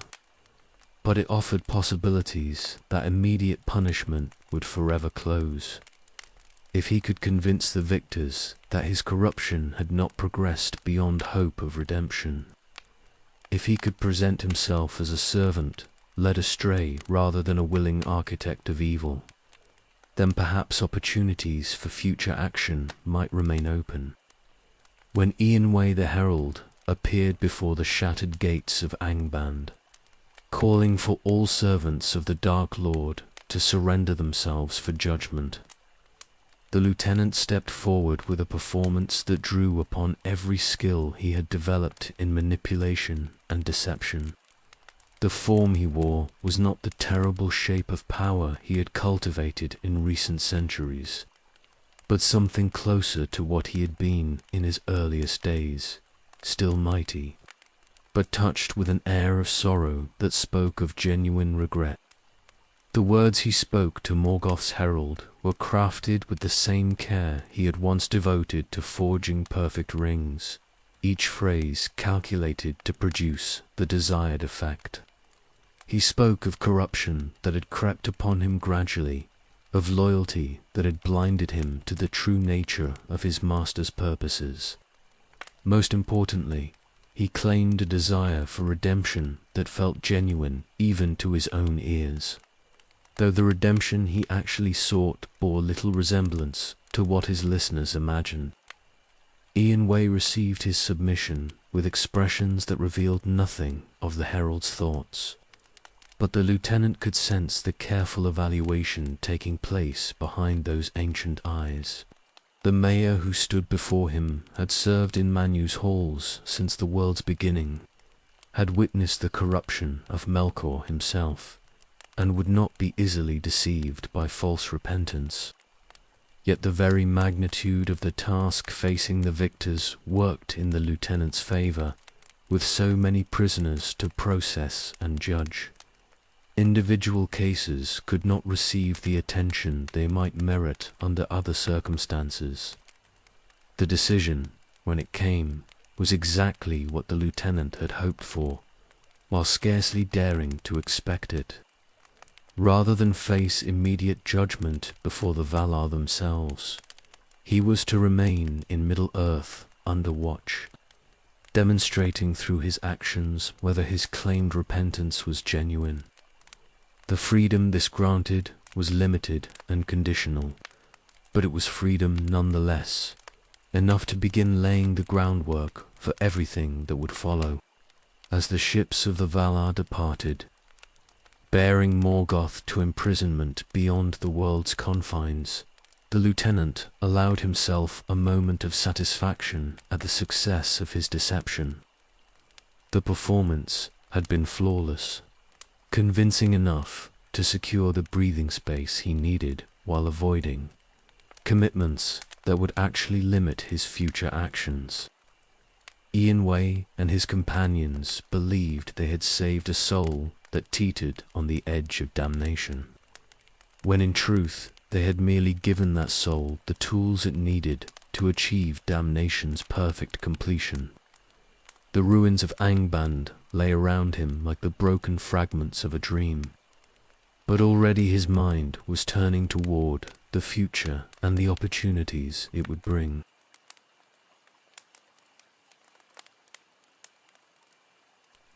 The sky above Angband burned with fires that had never been seen in Middle-earth before, as the host of the Valar descended like the wrath of creation itself made manifest.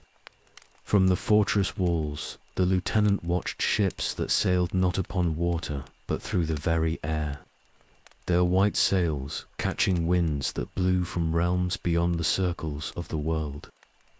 The sight filled him with emotions too complex to name, awe at the display of power, fear for what it meant for his own fate, and beneath it all a grudging admiration for forces that dwarfed even his master's mighty works. The war that followed lasted longer than mortal minds could comprehend. Years of struggle that saw the very foundations of the earth crack under the weight of powers unleashed. Morgoth threw everything he had gathered through long ages into the battle. Dragons that blotted out the sun with their wings, orcs beyond counting, demons summoned from the void's deepest places. Yet against the combined might of Valinor and the firstborn united at last, even these forces proved insufficient. The lieutenant fought with skills honed through centuries of service, commanding legions of creatures bred in his own workshops and wielding powers that could shatter mountains. But as the tide of battle turned inexorably against them, he began to understand with crystalline clarity that this war could have only one ending. The Valar had finally roused themselves from their long patience, and when such powers moved with unified purpose, no force in Middle-earth could stand against them. Morgoth's capture came not through single combat, but through the patient work of many, as chains forged in Aule's halls were brought forth to bind the one who had once been the mightiest of the Ainur. The lieutenant watched from a place of concealment as his master was dragged in bonds toward the ships that would bear him to judgment beyond the world's end. In that moment, he faced a choice that would determine everything that followed.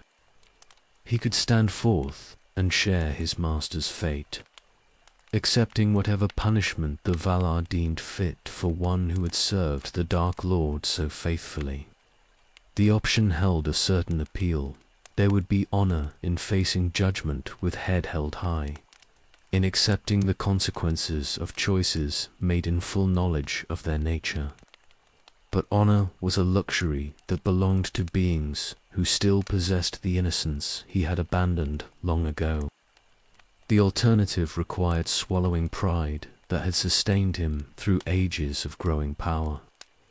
But it offered possibilities that immediate punishment would forever close. If he could convince the victors that his corruption had not progressed beyond hope of redemption, if he could present himself as a servant led astray rather than a willing architect of evil, then perhaps opportunities for future action might remain open. When Ian Way the Herald appeared before the shattered gates of Angband, calling for all servants of the Dark Lord to surrender themselves for judgment, the lieutenant stepped forward with a performance that drew upon every skill he had developed in manipulation and deception. The form he wore was not the terrible shape of power he had cultivated in recent centuries, but something closer to what he had been in his earliest days, still mighty, but touched with an air of sorrow that spoke of genuine regret. The words he spoke to Morgoth's herald were crafted with the same care he had once devoted to forging perfect rings. each phrase calculated to produce the desired effect. He spoke of corruption that had crept upon him gradually, of loyalty that had blinded him to the true nature of his master's purposes. Most importantly, he claimed a desire for redemption that felt genuine even to his own ears, though the redemption he actually sought bore little resemblance to what his listeners imagined. Ian Way received his submission with expressions that revealed nothing of the herald's thoughts, but the lieutenant could sense the careful evaluation taking place behind those ancient eyes. The mayor who stood before him had served in Manway's Hall since the world's beginning, had witnessed the corruption of Melkor himself, and would not be easily deceived by false repentance. Yet the very magnitude of the task facing the victors worked in the lieutenant's favor, with so many prisoners to process and judge. Individual cases could not receive the attention they might merit under other circumstances. The decision, when it came, was exactly what the lieutenant had hoped for, while scarcely daring to expect it. Rather than face immediate judgment before the Valar themselves, he was to remain in Middle-earth under watch, demonstrating through his actions whether his claimed repentance was genuine. The freedom this granted was limited and conditional, but it was freedom nonetheless, enough to begin laying the groundwork for everything that would follow. As the ships of the Valar departed, bearing Morgoth to imprisonment beyond the world's confines, the lieutenant allowed himself a moment of satisfaction at the success of his deception. The performance had been flawless, convincing enough to secure the breathing space he needed while avoiding commitments that would actually limit his future actions. Ian Way and his companions believed they had saved a soul that teetered on the edge of damnation, when in truth they had merely given that soul the tools it needed to achieve damnation's perfect completion. The ruins of Angband lay around him like the broken fragments of a dream, but already his mind was turning toward the future and the opportunities it would bring.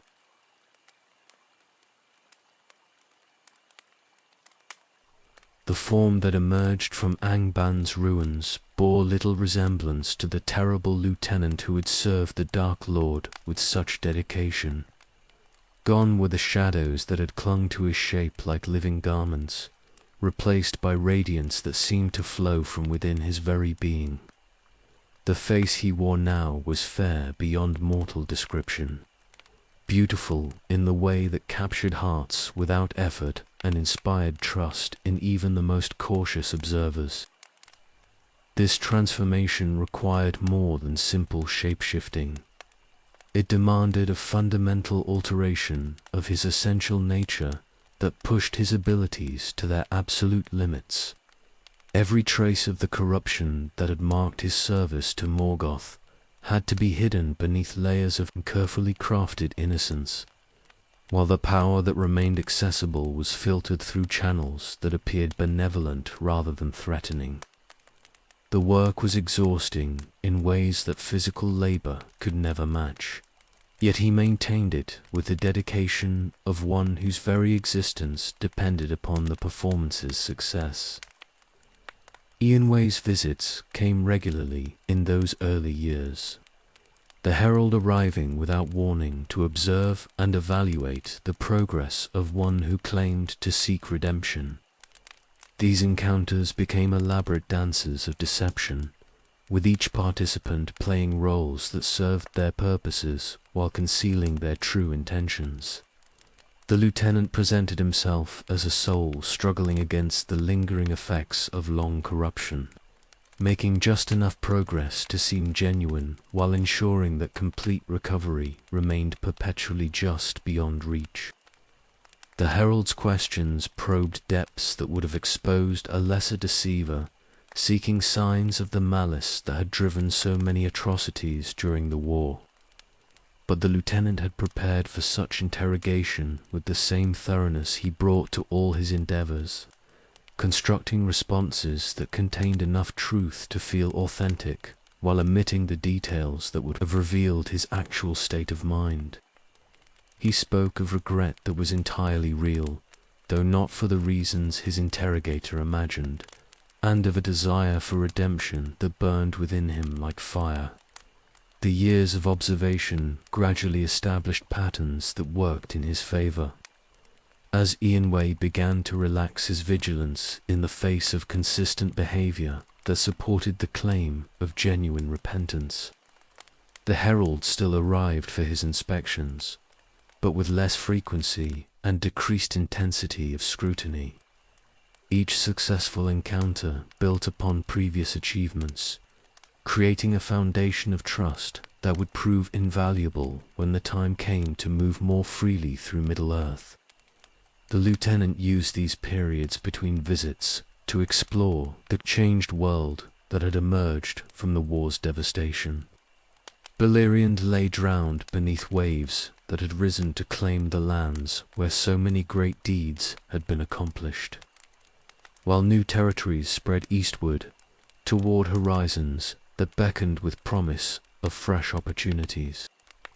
The surviving populations of men and elves were scattered and vulnerable, struggling to rebuild what had been lost while lacking the unity that had made their victory possible. These reconnaissance missions required the utmost care, as any sign of his true nature would bring swift retribution from powers that still watched the world for signs of renewed corruption. The fair form he had crafted served him well in these endeavors, allowing him to move among his former enemies without triggering the alarm that his actual presence would have caused. Merchants, travelers, and refugees alike found him a pleasant companion whose wisdom and gentle manner made their journeys seem shorter and their burdens lighter.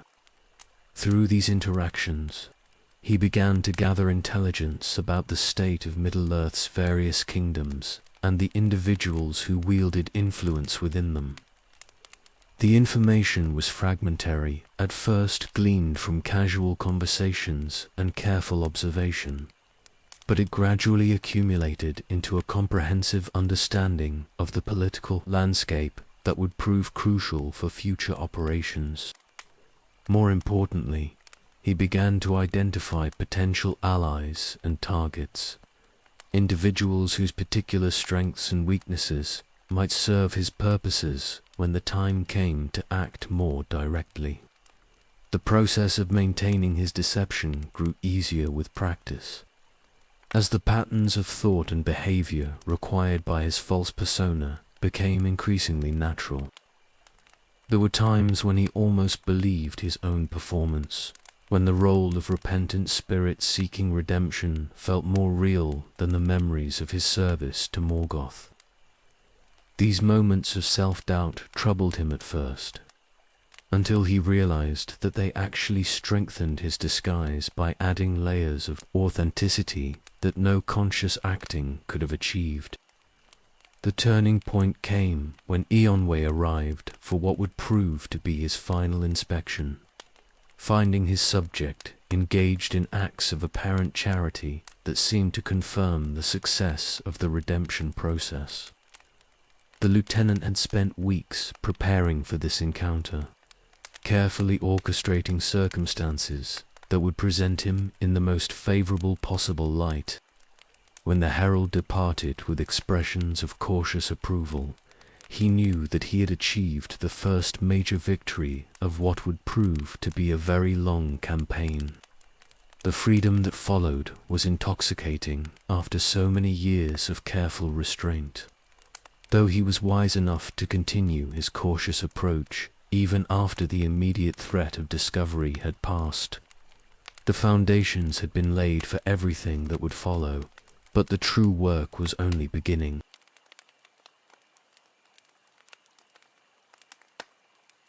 The wild lands beyond the Blue Mountains stretched endlessly before him like an ocean of grass and stone. Here the authority of Gil-galad and Elrond could not reach. Here no herald of the Valar would come seeking signs of corruption or redemption. The lieutenant walked these empty spaces with steps that grew more confident with each passing league, feeling chains he had not known existed falling away as the distance from watchful eyes increased. The form he wore now was neither the terrible shape of his service to Morgoth, nor the fair guise that had deceived Ianwe. Instead, he took the appearance of a wandering scholar, unremarkable enough to pass unnoticed, yet possessed of the quiet authority that opened doors and loosened tongues. His clothes were travel-worn, but well-made, his manner courteous but reserved, and his knowledge vast enough to serve whatever purpose the moment required. In the scattered settlements that dotted these frontier regions, he found peoples who remembered the Great War only as distant thunder. They had their own concerns, failed harvests, tribal raids, diseases that claimed the young and old with equal appetite.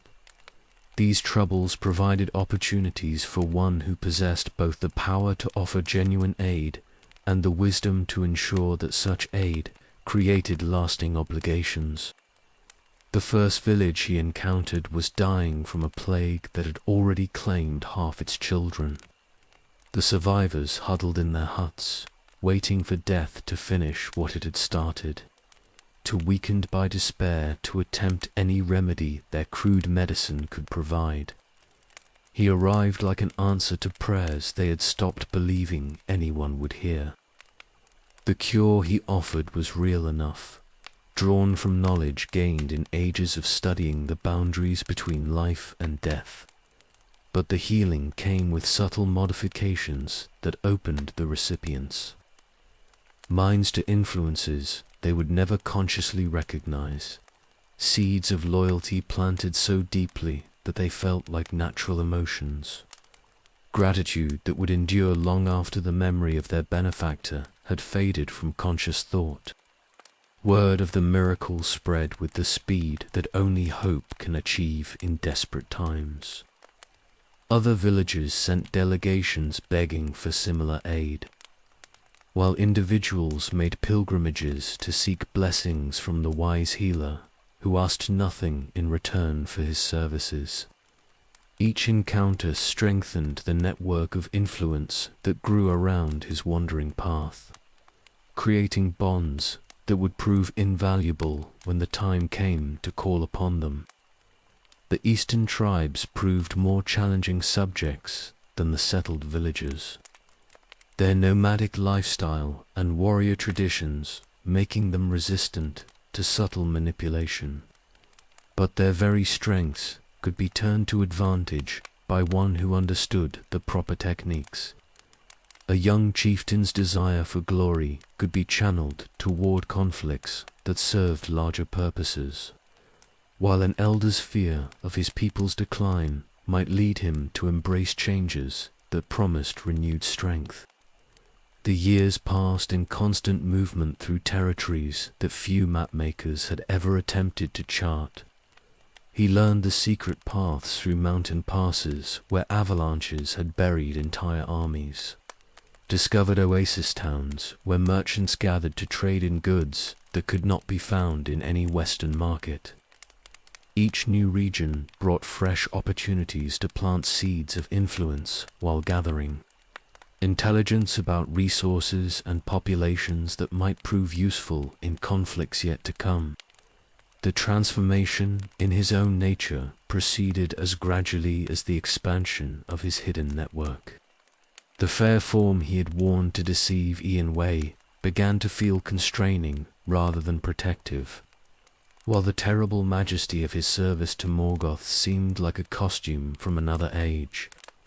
What emerged in its place was something entirely new, a presence that could inspire devotion without fear, that could command obedience through love rather than terror.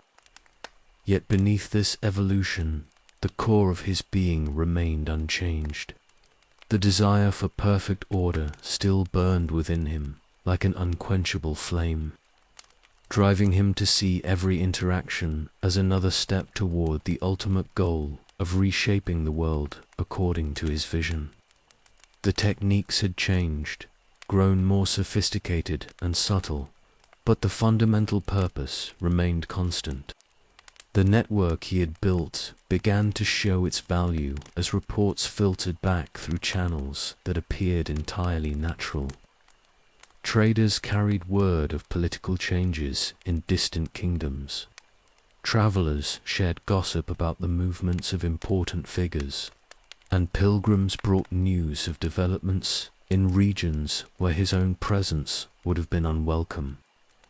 The intelligence gathering system rivaled anything he had operated during the war, yet it existed entirely in shadow, invisible to any who might seek to disrupt it. By the time he decided to move westward again, the lieutenant commanded resources that would have made him formidable even without the powers that remained hidden beneath his carefully maintained disguise. More importantly, he had learned lessons about the nature of influence and control that would guide all his future endeavors. Fear had its place in any campaign of domination, but love and gratitude could prove far more effective in achieving lasting results. The road back toward the lands where Gil-galad ruled stretched before him like a bridge between two ages of his existence. Behind lay the careful years of building strength in secret, while ahead waited opportunities to put that strength to uses that would reshape the world.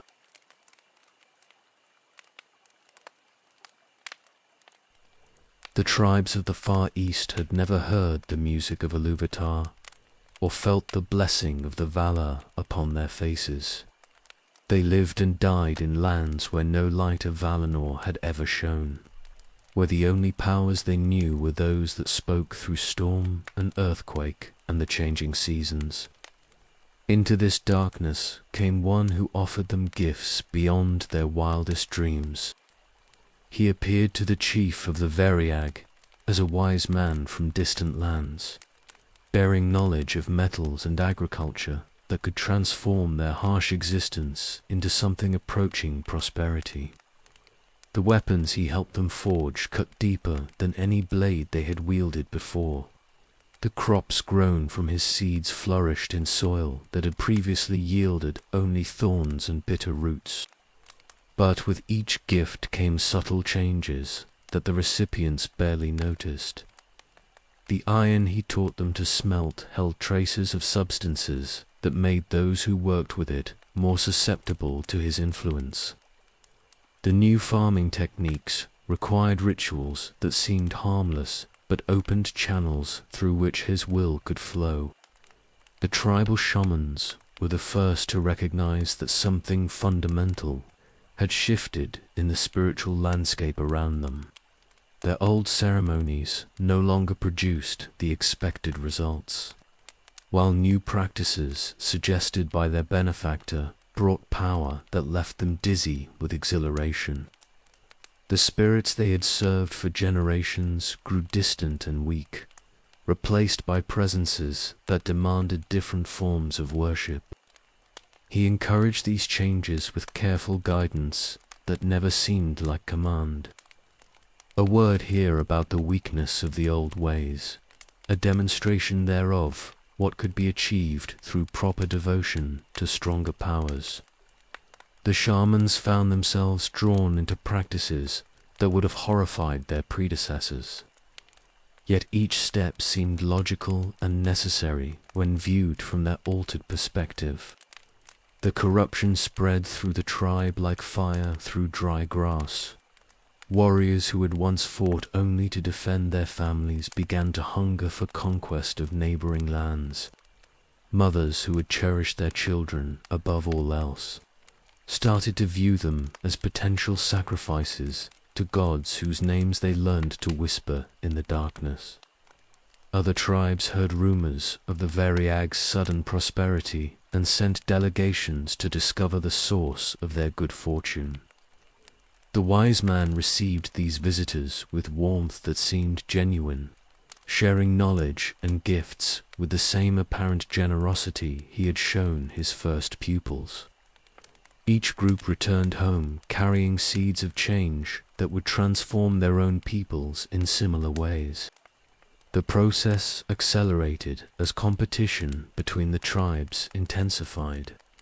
None wanted to be left behind as their neighbors gained strength through new techniques and alliances with powerful spirits. The wise man moved between the various groups like a gardener tending different plots, ensuring that each developed according to his master plan, while believing themselves to be acting according to their own free will. Within a generation, the entire region had been transformed from a collection of primitive tribes into something resembling a nascent empire. The various groups maintained their individual identities and traditions, but they shared common practices and loyalties that transcended old boundaries. Most importantly, they all recognized the authority of the wise man whose gifts had made their transformation possible. The military potential of his new followers impressed even him with its scope and efficiency. These were not the crude orcs of Morgoth's armies or the scattered bandits who typically served dark powers. These were disciplined warriors who fought with intelligence and coordination, capable of complex strategies that could adapt to changing circumstances on the battlefield. He began to organize them into larger formations, teaching techniques of warfare that combined traditional tribal tactics with innovations drawn from his vast experience. The results exceeded his most optimistic projections as armies that had never known defeat began to emerge from lands that Western scholars still marked as empty wilderness on their maps. The religious changes that accompanied this military development proved equally significant. The shamans had been transformed into priests of a new order that combined elements from many traditions, while serving purposes that aligned perfectly with his long-term objectives. Their ceremonies generated power that he could channel for his own uses while binding their followers more tightly to his will. The network of influence that had begun with a single plague-stricken village now encompassed territories larger than some Western kingdoms. Trade routes carried his agents disguised as merchants into lands where direct intervention would have been impossible. Pilgrims spread doctrines that appeared harmless on the surface, while containing seeds of corruption that would take root wherever conditions were right. Yet even as he celebrated these achievements, part of his mind remained focused on the greater prize that lay westward. The eastern tribes were useful allies and would prove valuable in conflicts to come, but they lacked the knowledge and skills needed for the most ambitious of his projects. For those he would need to approach beings whose understanding of creation's deeper mysteries rivaled his own. The fair form he had used to deceive Ian Way would need refinement for the challenges that awaited him in the halls of Gil-galad and Celebrimba.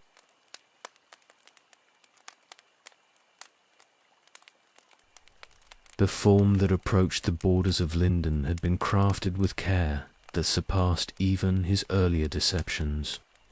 Here was beauty that seemed to flow from some inner source of light, wisdom that spoke in every gesture and expression, power that radiated strength without threat. The being who called himself Anatar moved through the world like walking poetry, turning heads wherever he passed and inspiring trust in hearts that should have known better.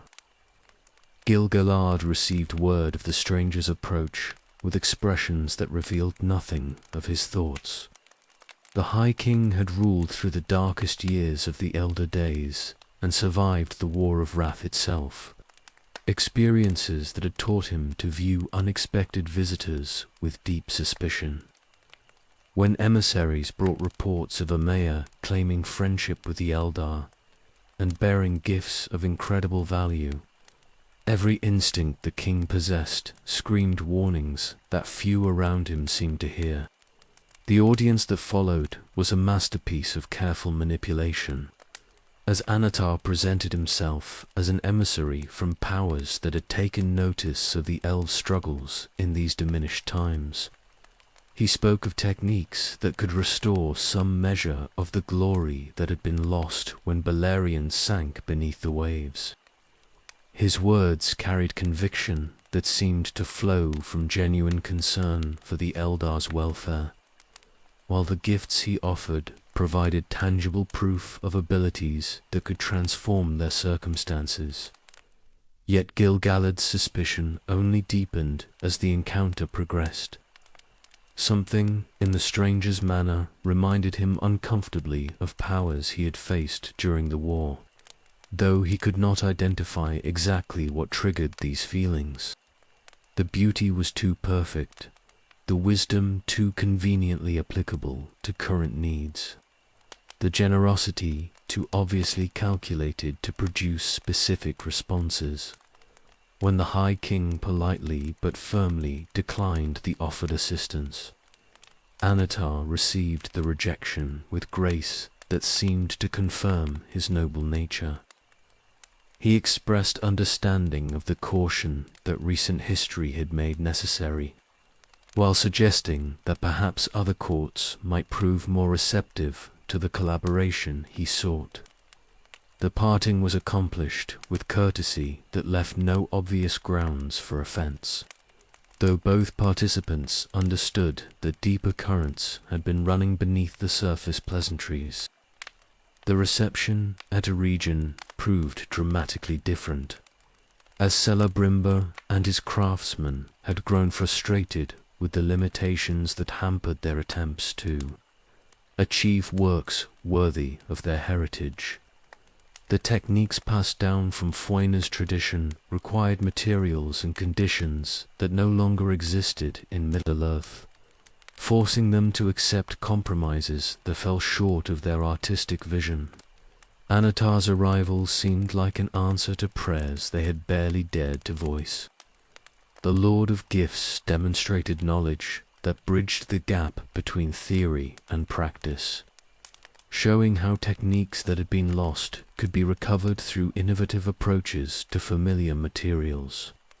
His understanding of the relationships between different elements surpassed that of any living craftsman, while his ability to see possibilities that others missed marked him as a teacher worthy of their attention. More importantly, he appeared genuinely interested in advancing their art rather than exploiting it for personal gain. The collaboration that emerged from these initial contacts exceeded even Anatar's most optimistic expectations.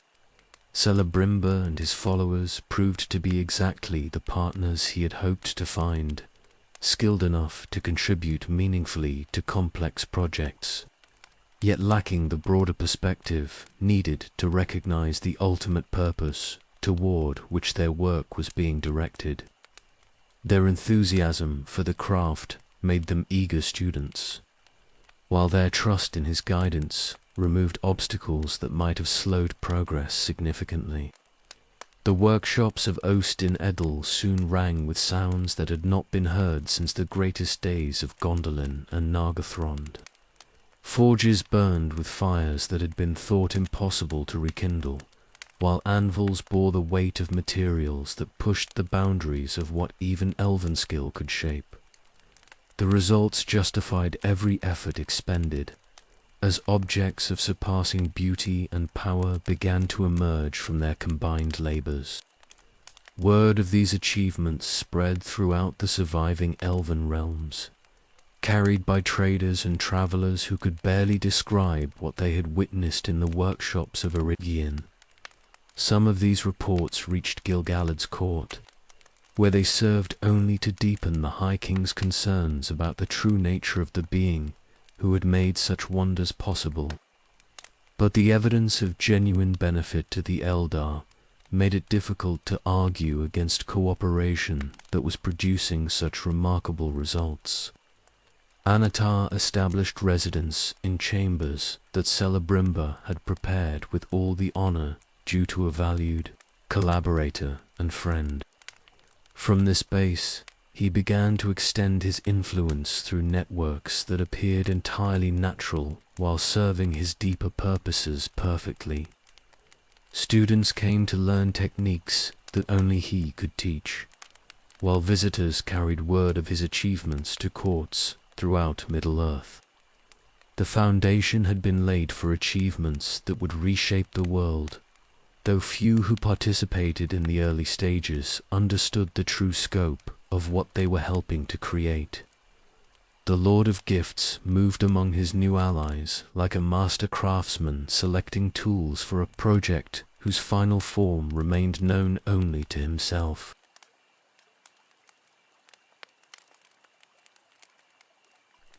The gates of Ost and Edel stood open to receive him with honors that had been reserved for the greatest friends of the Eldar. Banners flew from every tower, while craftsmen lined the streets to catch glimpses of the being whose reputation had preceded him into their fair city. Celebrimba himself waited at the threshold of his halls, wearing robes that spoke of celebration rather than mere courtesy. The welcome feast that followed was a testament to elven hospitality at its finest. Tables groaned under the weight of delicacies that had been prepared with loving care, while musicians filled the air with melodies that seemed to capture the very essence of joy. Anatar moved through it all with grace that made every interaction memorable, speaking with artisans about techniques that had been lost for centuries while praising works that their creators had thought unworthy of notice. But it was in the workshops themselves that his true value became apparent to his hosts.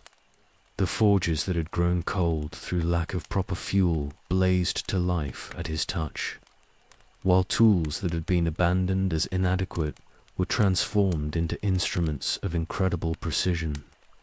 His knowledge flowed like water into every corner of their craft, filling gaps they had not known existed while opening possibilities they had never dared imagine.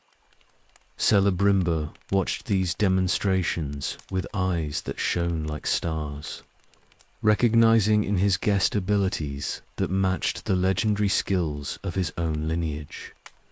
Here was a teacher who could help them recover the techniques that had made Feanor's name immortal, who understood the deep structures of creation well enough to improve upon methods that had been perfected ages before his birth. The collaboration they discussed would benefit both participants while advancing the cause of beauty in a world that had seen too much of its glory fade.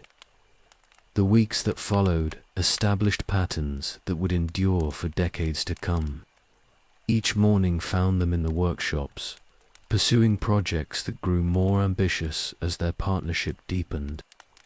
Each evening brought discussions that ranged across topics from the fundamental nature of matter to the most esoteric aspects of spiritual manipulation.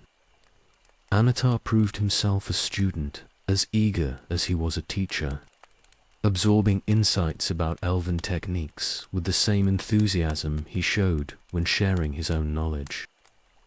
The other craftsmen of Ostin, Edel, watched this growing friendship with mixtures of admiration and envy.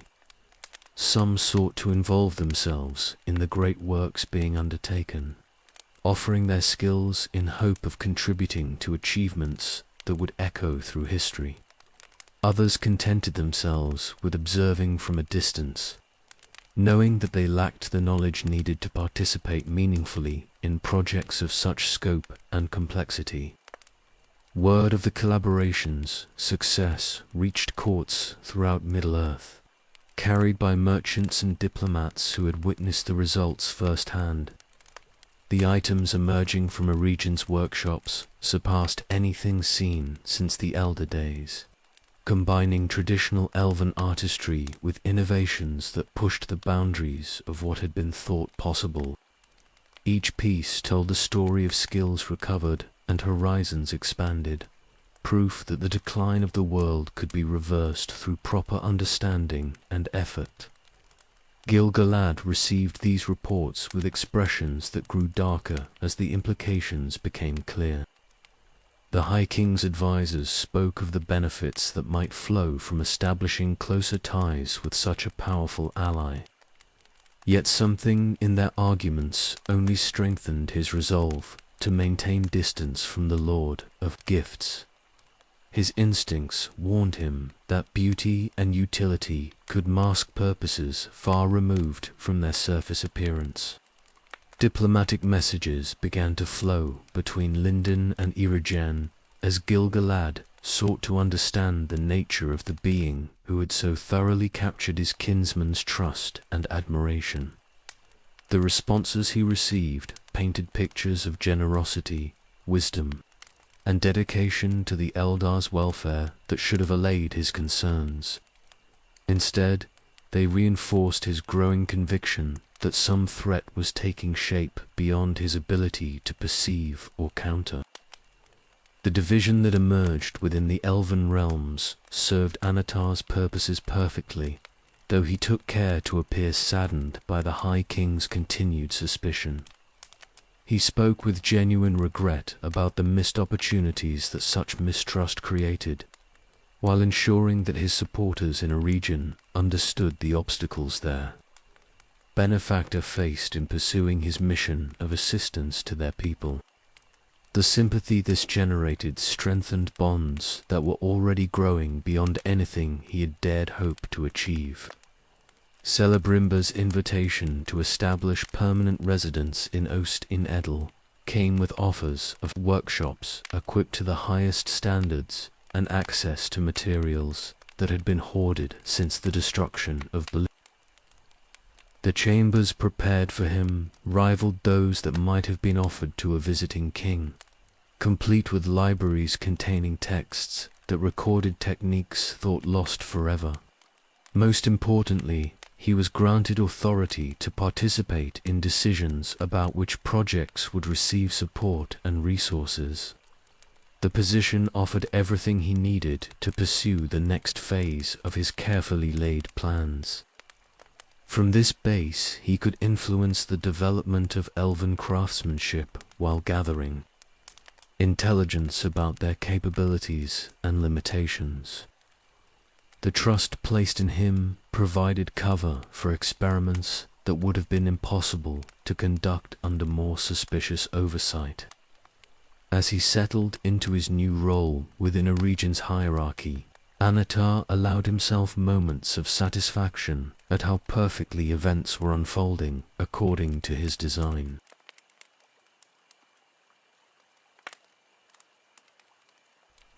The bond that grew between Anatar and Celebrimber transcended the ordinary relationships that existed between teacher and student. In the workshops of Ost-in-Edel, two minds met that shared the same passion for perfection, the same hunger to push beyond the boundaries that limited lesser craftsmen. Their collaboration became the stuff of legend even as it unfolded, witnessed by artisans who understood they were seeing the birth of techniques that would outlive the age itself. Each morning found them bent over projects that grew more ambitious with every passing day, where Celebrimber brought the accumulated wisdom of his lineage and the refined techniques passed down from Fuena himself. Anatar contributed insights drawn from sources that predated the elves' own arrival in Middle-earth. The combination proved more powerful than either could have achieved alone. The first great work to emerge from their partnership was a set of tools that seemed to possess their own intelligence. Hammers that struck with perfect force, regardless of the wielder's strength. Tongs that gripped materials without leaving marks. files that smoothed surfaces to mathematical precision without conscious guidance. These instruments transformed every craftsman who used them into an artist capable of achieving results that would have been impossible through skill alone.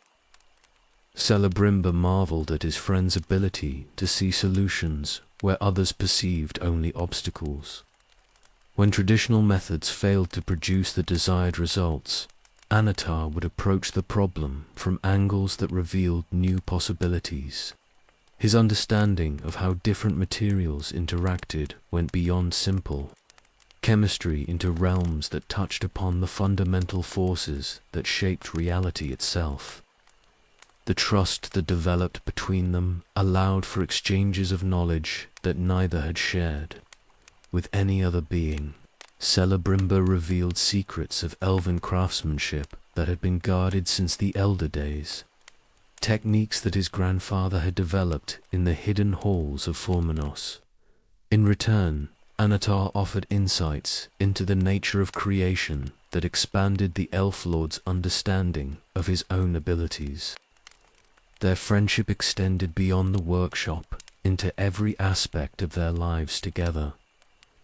They walked the gardens of Ostian Edel, discussing theories that would have bored lesser minds, debating questions that had no easy answers while finding joy in the exploration itself. Evenings were spent examining works created by craftsmen of ages past, analyzing techniques and seeking ways to improve upon achievements that had been thought perfect. The other artisans of Irigen watched this partnership with emotions that ranged from admiration to envy. Some sought to involve themselves in the great works being undertaken, offering their skills in support of projects whose scope they could barely comprehend. Others maintained respectful distance, understanding that what they witnessed was a collaboration between equals that could not be duplicated or shared. Word of their achievements spread throughout Middle-earth, carried by traders who had seen items of surpassing beauty emerging from Irigen's workshops. Kings and princes sent delegations seeking to commission works from the legendary partnership, while craftsmen from distant lands made pilgrimages hoping to learn even fragments of the techniques being developed. The reputation that grew around their names elevated both participants to positions of influence that extended far beyond their own realm. Yet it was in the quiet moments between great projects that their friendship deepened most significantly. Anatar proved himself a companion whose wisdom extended beyond matters of craft into areas of philosophy and governance that concerned any leader of his people.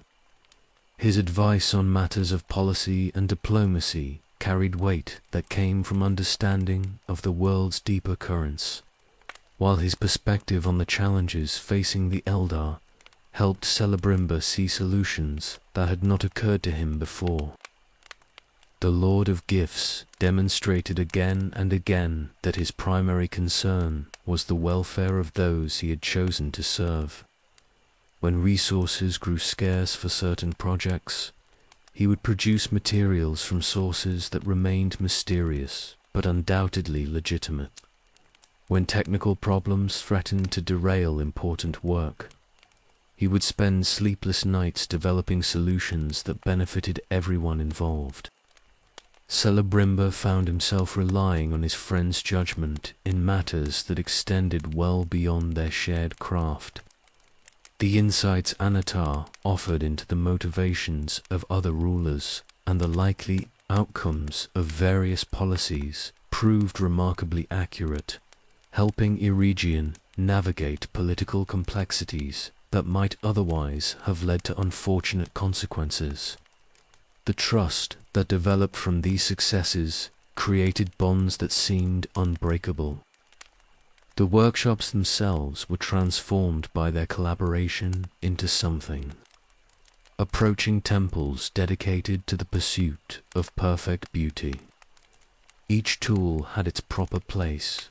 Each material was stored according to principles that optimized its potential. And each project was approached with reverence that acknowledged the sacred nature of true creation. The atmosphere that pervaded these spaces inspired everyone who worked within them to achieve results that surpassed their individual capabilities. As the seasons turned and their partnership matured, both participants began to contemplate projects that would represent the culmination of everything they had learned together. The techniques they had developed, the materials they had discovered, and the trust they had built pointed toward achievements that would reshape the world's understanding of what craft could accomplish when pursued with proper dedication and wisdom.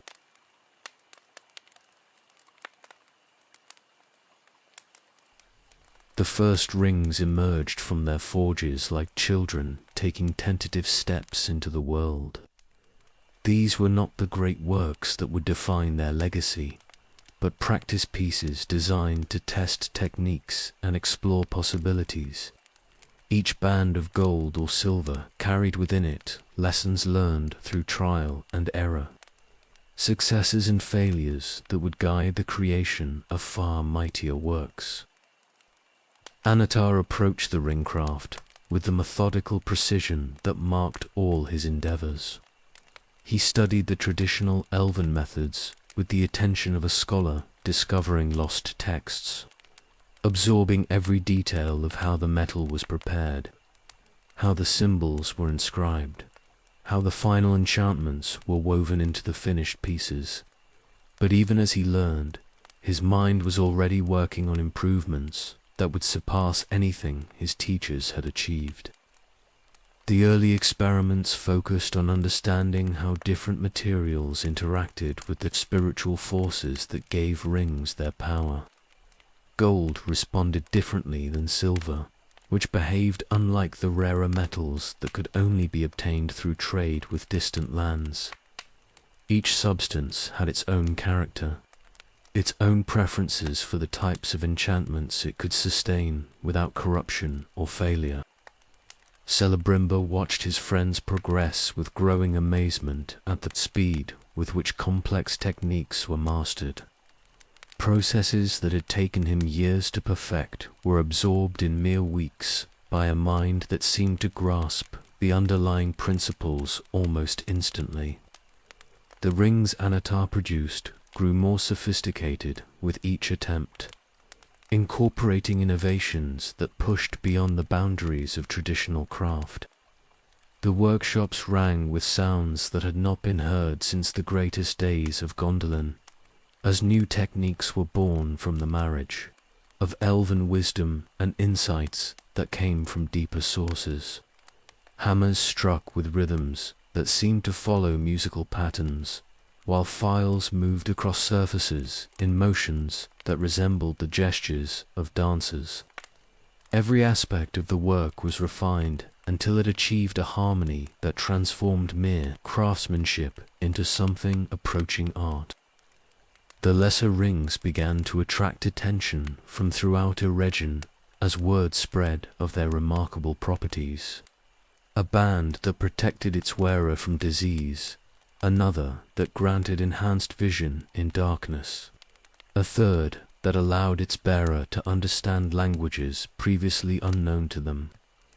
These were not the crude magical trinkets that charlatans peddled in marketplaces, but works of genuine power created through methods that few could comprehend.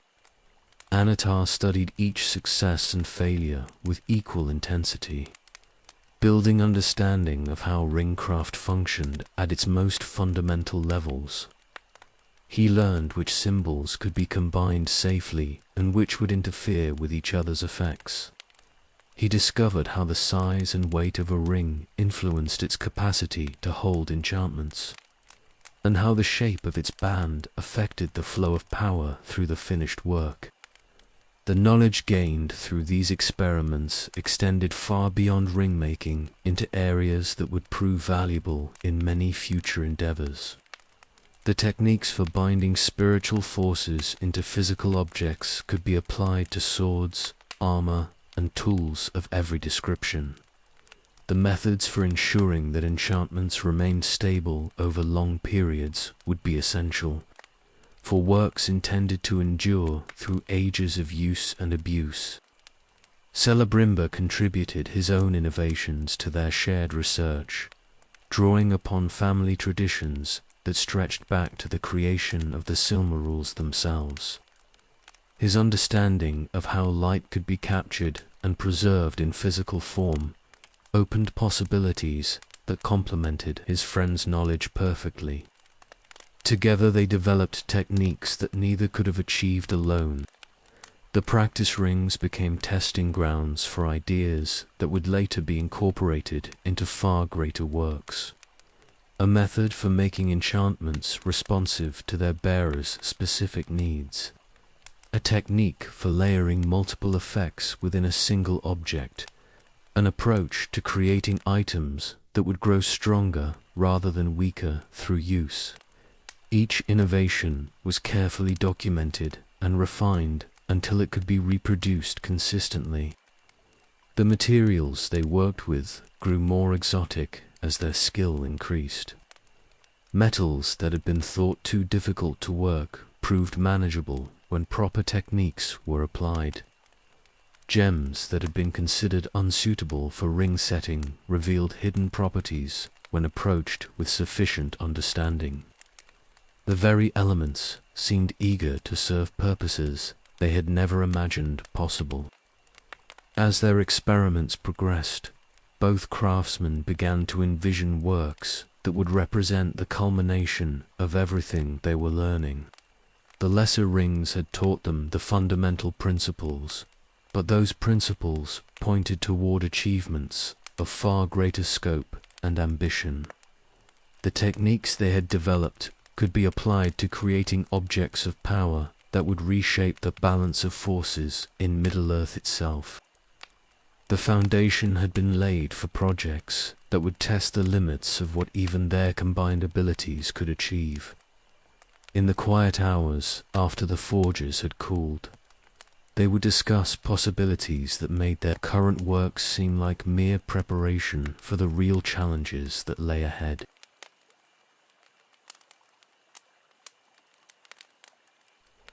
The dwarves required different treatment than the other children of Ilúvatar, and Annatar understood this truth better than any who had come before him. Their hearts burned with fires that matched the forges where they labored. Their minds turned always toward the deep places of the earth where precious metals waited to be discovered. The rings he would craft for their lords must speak to these fundamental aspects of their nature. Gold alone would not suffice for such works, though it formed the foundation upon which everything else would be built. The metal had to be drawn from veins that ran deepest in the mountains, or that had been touched by the earth's own heart and carried within it echoes of the pre-music that had shaped the world's bones. Celebrimbor provided access to materials that had been hoarded since the destruction of Beleriand, while Annatar contributed knowledge of how such precious substances could be purified beyond anything previously achieved. The forging began with ceremonies that honored both the materials and the intended recipients. Each ring was crafted individually, shaped according to principles that reflected the specific nature of the dwarf lord who would wear it. The king under the mountain required different qualities than the lord of the Iron Hills, while the ruler of the Blue Mountains needed powers that differed from both.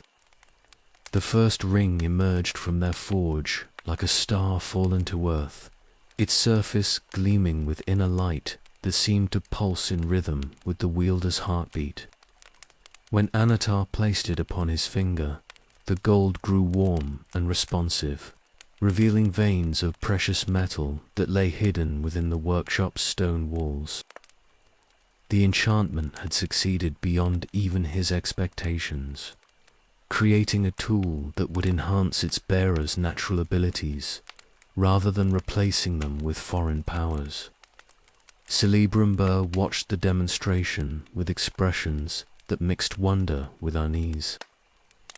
The techniques his friend employed pushed beyond traditional elven methods into territories that felt dangerous, despite their obvious effectiveness.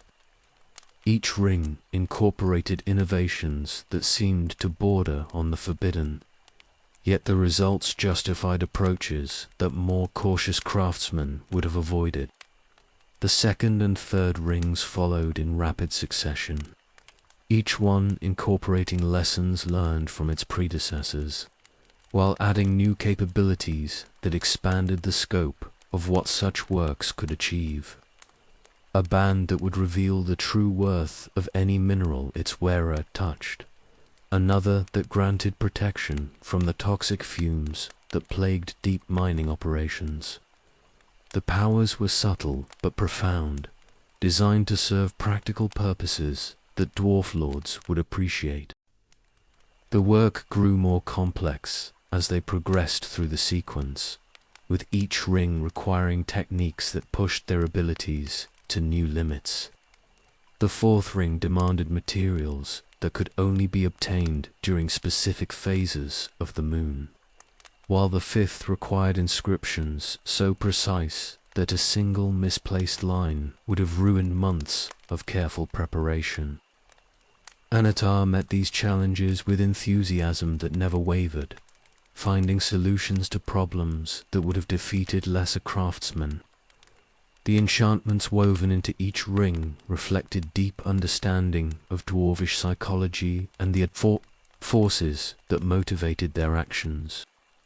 These were not tools meant to control their bearers, but instruments designed to enhance what already existed within them. The greed that others saw as a flaw became a strength when properly channeled, while their legendary stubbornness could serve as protection against influences that might corrupt weaker wills.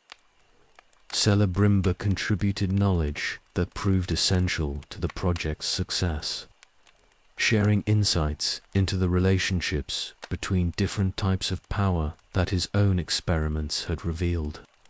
His understanding of how spiritual forces interacted with physical materials complemented Anatar's broader perspective perfectly, creating results that neither could have achieved alone.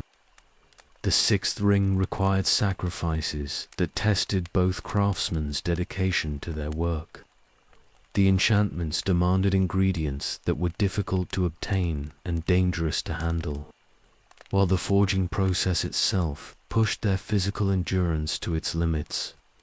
For days they labored without rest, taking turns at the anvil while the other maintained the precise temperatures and timing that the work required.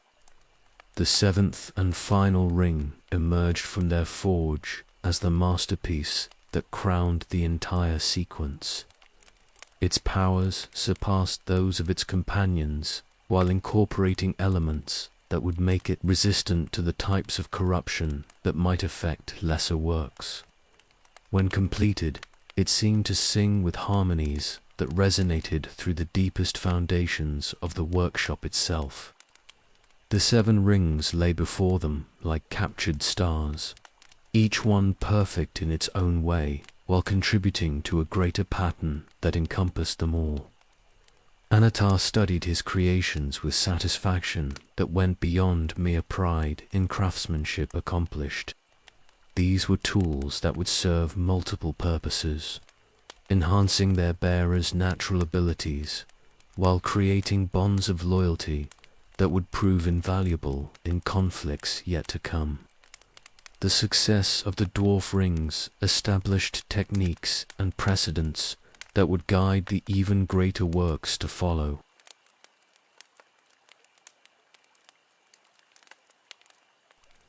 Mortal men required an entirely different approach than the hardy children of Aule, and Anatar understood their nature with clarity that came from long observation in the eastern lands, where dwarves possessed wills that could resist corruption through sheer stubbornness.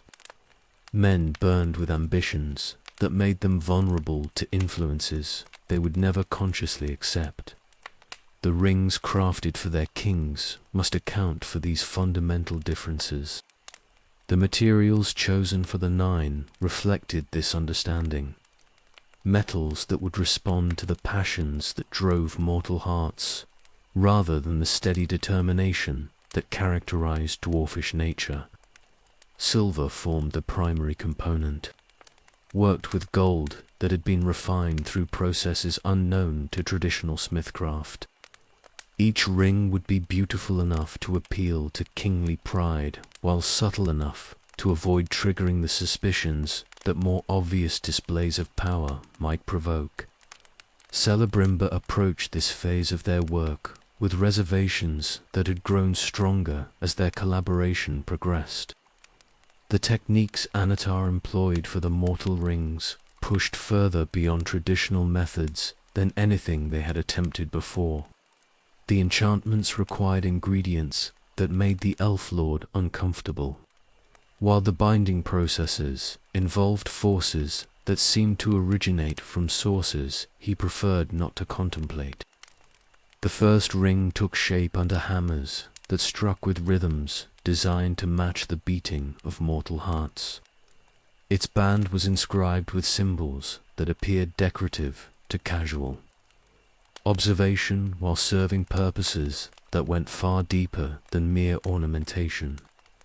When completed, the ring radiated an attraction that would prove irresistible to minds that valued power above all other considerations. Anatar tested each ring personally, studying how the enchantments affected his own consciousness before deeming them suitable for their intended recipients. The experience was unlike anything he had encountered with the dwarf rings. As the powers woven into these works reached toward aspects of his nature that even he had not fully explored, the rings seemed to hunger for connection with mortal minds, eager to fulfill their designed purpose. The second ring incorporated lessons learned from its predecessor while adding capabilities that would prove essential for rulers facing the complex challenges of governing mortal kingdoms. Enhanced perception that would reveal the true loyalty of courtiers. Protection from poisons that enemies might use against unwary monarchs. Strength of will that could command obedience from even the most rebellious subjects. The powers were seductive in their obvious utility. Each subsequent ring grew more sophisticated than the last, as Anatar refined techniques that allowed him to embed multiple layers of enchantment within a single work. The third ring granted its wearer the ability to see through deceptions that might fool ordinary eyes, while the fourth provided protection from the diseases that plagued mortal flesh.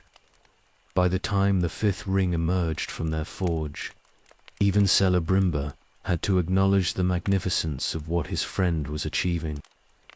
The creation process demanded sacrifices that tested both craftsmen's commitment to their shared vision.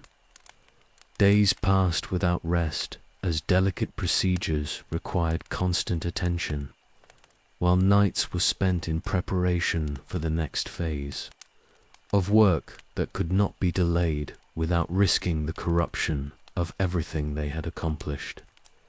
The workshop became a realm apart from the normal world, where time flowed according to the needs of the work rather than natural rhythms. The sixth and seventh rings pushed the boundaries of what even their combined abilities could achieve, incorporating powers that would reshape the very nature of kingship among mortal realms. The ability to inspire absolute loyalty in followers, protection from the fears that might weaken resolve in crucial moments, perception that could penetrate the veils between the visible world and the realms of spirit. These were tools that would elevate their bearers far above ordinary mortality, Celebrimber watched the transformation of the workshop's atmosphere as the nine neared completion, sensing changes that went beyond the merely physical. The air itself seemed to thicken with potential, while shadows gathered in corners that had previously been bright with elven light. His friend appeared unaffected by these alterations, working with the same focused intensity that had marked all their collaborations. The eighth ring demanded techniques that combined everything they had learned through their long partnership, requiring precision that left no room for error or hesitation. The enchantments woven into its structure were more complex than anything they had attempted before, creating a work that seemed to possess awareness of its own nature and purpose.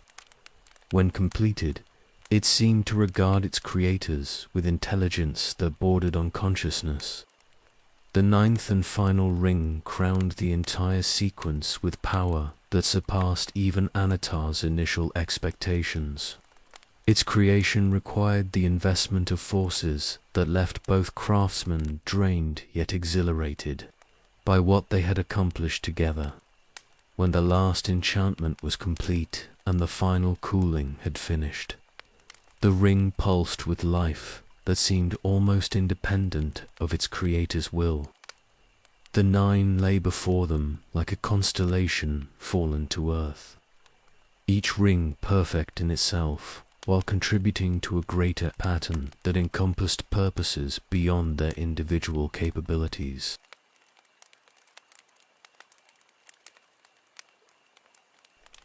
In the deepest hours of night, when even Anatar had departed the workshops for much-needed rest, Celebrimber remained at his forge with projects that no other eyes would witness. The techniques learned through their collaboration had opened possibilities that extended beyond their shared work, revealing paths that the Elf Lord felt compelled to explore in solitude.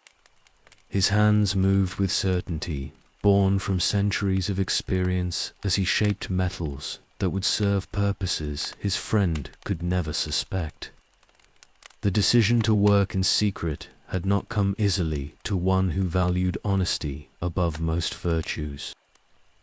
Yet something in Anatar's approach to the nine had triggered instincts that Celebrimber had learned to trust through long years of navigating the treacherous currents of politics and alliance.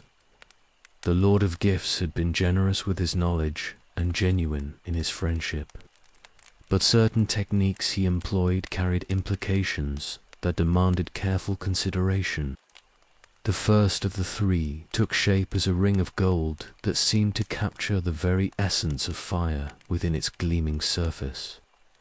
Naya would bear powers of protection and inspiration, enkindling hearts that had grown cold with despair while shielding its bearer from the corruption that threatened to consume everything beautiful in Middle-earth.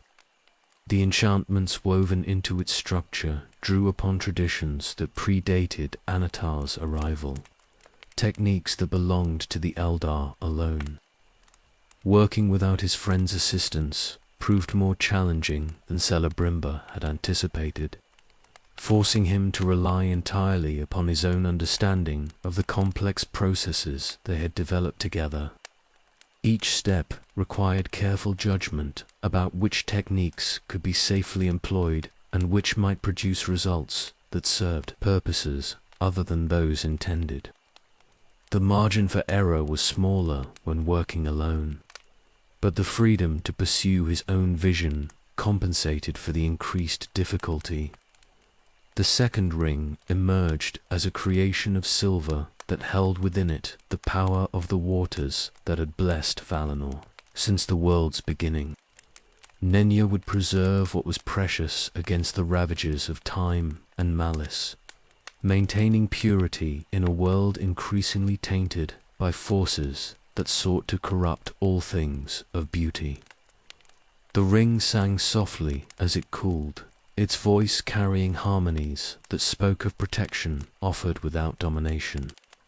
Celebrimber took extra precautions, to ensure that no trace of his nocturnal work would be discovered when morning brought his friend back to the workshops they shared. Tools were cleaned and returned to their proper places, materials stored according to the systems they had established, and all evidence of independent projects carefully concealed. The deception troubled him, yet seemed necessary given the stakes involved. The third and greatest of his secret works required techniques that pushed his abilities to their absolute limits. Villiers would be mightier than either of its companions, bearing powers of command over the elements themselves, while remaining free from any influence save that of its chosen bearer. The ring demanded materials that could only be obtained through methods he dared not employ while under observation. The enchantments required for Villiers' completion drew upon sources of power that Celebrimber had touched only briefly during his collaboration with Anatar. These were forces that predated the arrival of the Maya in Middle-earth, energies that flowed directly from the music that had shaped creation itself. Working with such primal powers required a delicacy that left him exhausted yet exhilarated by what he was achieving. Each ring was crafted according to principles that owed nothing to the techniques employed in creating the Seven and the Nine, where those works incorporated methods that Anatar had contributed. The three embodied purely elven approaches to the binding of power within physical form. The difference was subtle but profound, creating works that would remain forever separate from any influence their creator had not consciously chosen to include. The completion of the three marked the culmination of Celebrimber's career as a craftsman, representing achievements that would have been impossible without the knowledge gained through his partnership with the Lord of Gifts.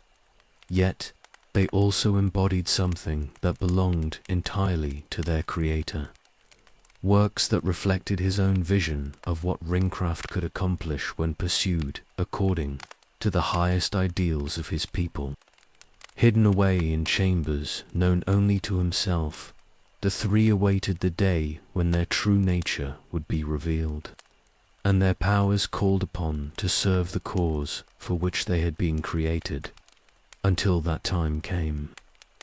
Celebrimber would guard the secret of their existence with the same dedication he had shown in their creation.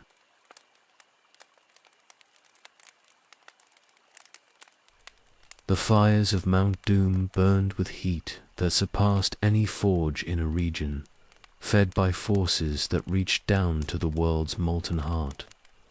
Anatar stood alone upon the precipice where the Samath Nor opened like a wound in the mountain's side, his fair form abandoned for the terrible majesty that better suited the work at hand. Here, far from any eyes that might witness what he wrought, the final phase of his great deception would reach its culmination. The gold he had brought from distant lands was unlike any metal that mortal smiths had ever worked. This ore had been drawn from veins that touched the very foundations of the earth, refined through processes that incorporated techniques learned in the deepest vaults of Angband. When cast into the mountain's fires, it did not merely melt, but transformed into something that transcended the boundary between matter and spirit. The ring that emerged from those flames was deceptively simple in appearance, a band of gold that seemed to hold no ornamentation save for script that became visible only when heated. Yet within its modest form was concentrated power that dwarfed anything that had been achieved in all the ages since the world's making. This was the ruling ring, the master of all others that would be forged, the key that would unlock dominion over every living thing that walked beneath the sky. The inscription that flowed across its surface was written in the black speech that had been born in Angband's depths.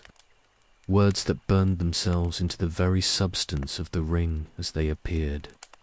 One ring to rule them all, one ring to find them, one ring to bring them all, and in the darkness bind them. The phrases seemed to pulse with life of their own, carrying meaning that went far beyond their literal content. As the final words completed their circuit of the band, something fundamental shifted in the world's balance. The moment the inscription was finished, every other ring of power that existed suddenly blazed with recognition of their master's presence. In a region, Celebrimba felt the three grow cold upon his hands as they sensed the trap that had been laid for them.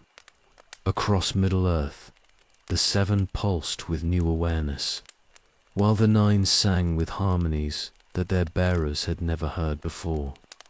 The connection that flowed between the ruling ring and its subjects was more intimate than any bond that had ever existed between separate objects. Through the one, he could perceive everything that the other rings touched, could influence their bearers' thoughts and actions, could draw upon their individual powers to serve his greater purposes. The network of control he had dreamed of in his earliest days was finally complete. Yet the One Ring demanded more from its creator than any work he had previously undertaken. The power contained within its modest form was drawn directly from his own essence, requiring him to pour aspects of his fundamental nature into the gold itself. The process left him diminished in some ways, while vastly enhanced in others, bound to the ring's existence as permanently as it was bound to his will.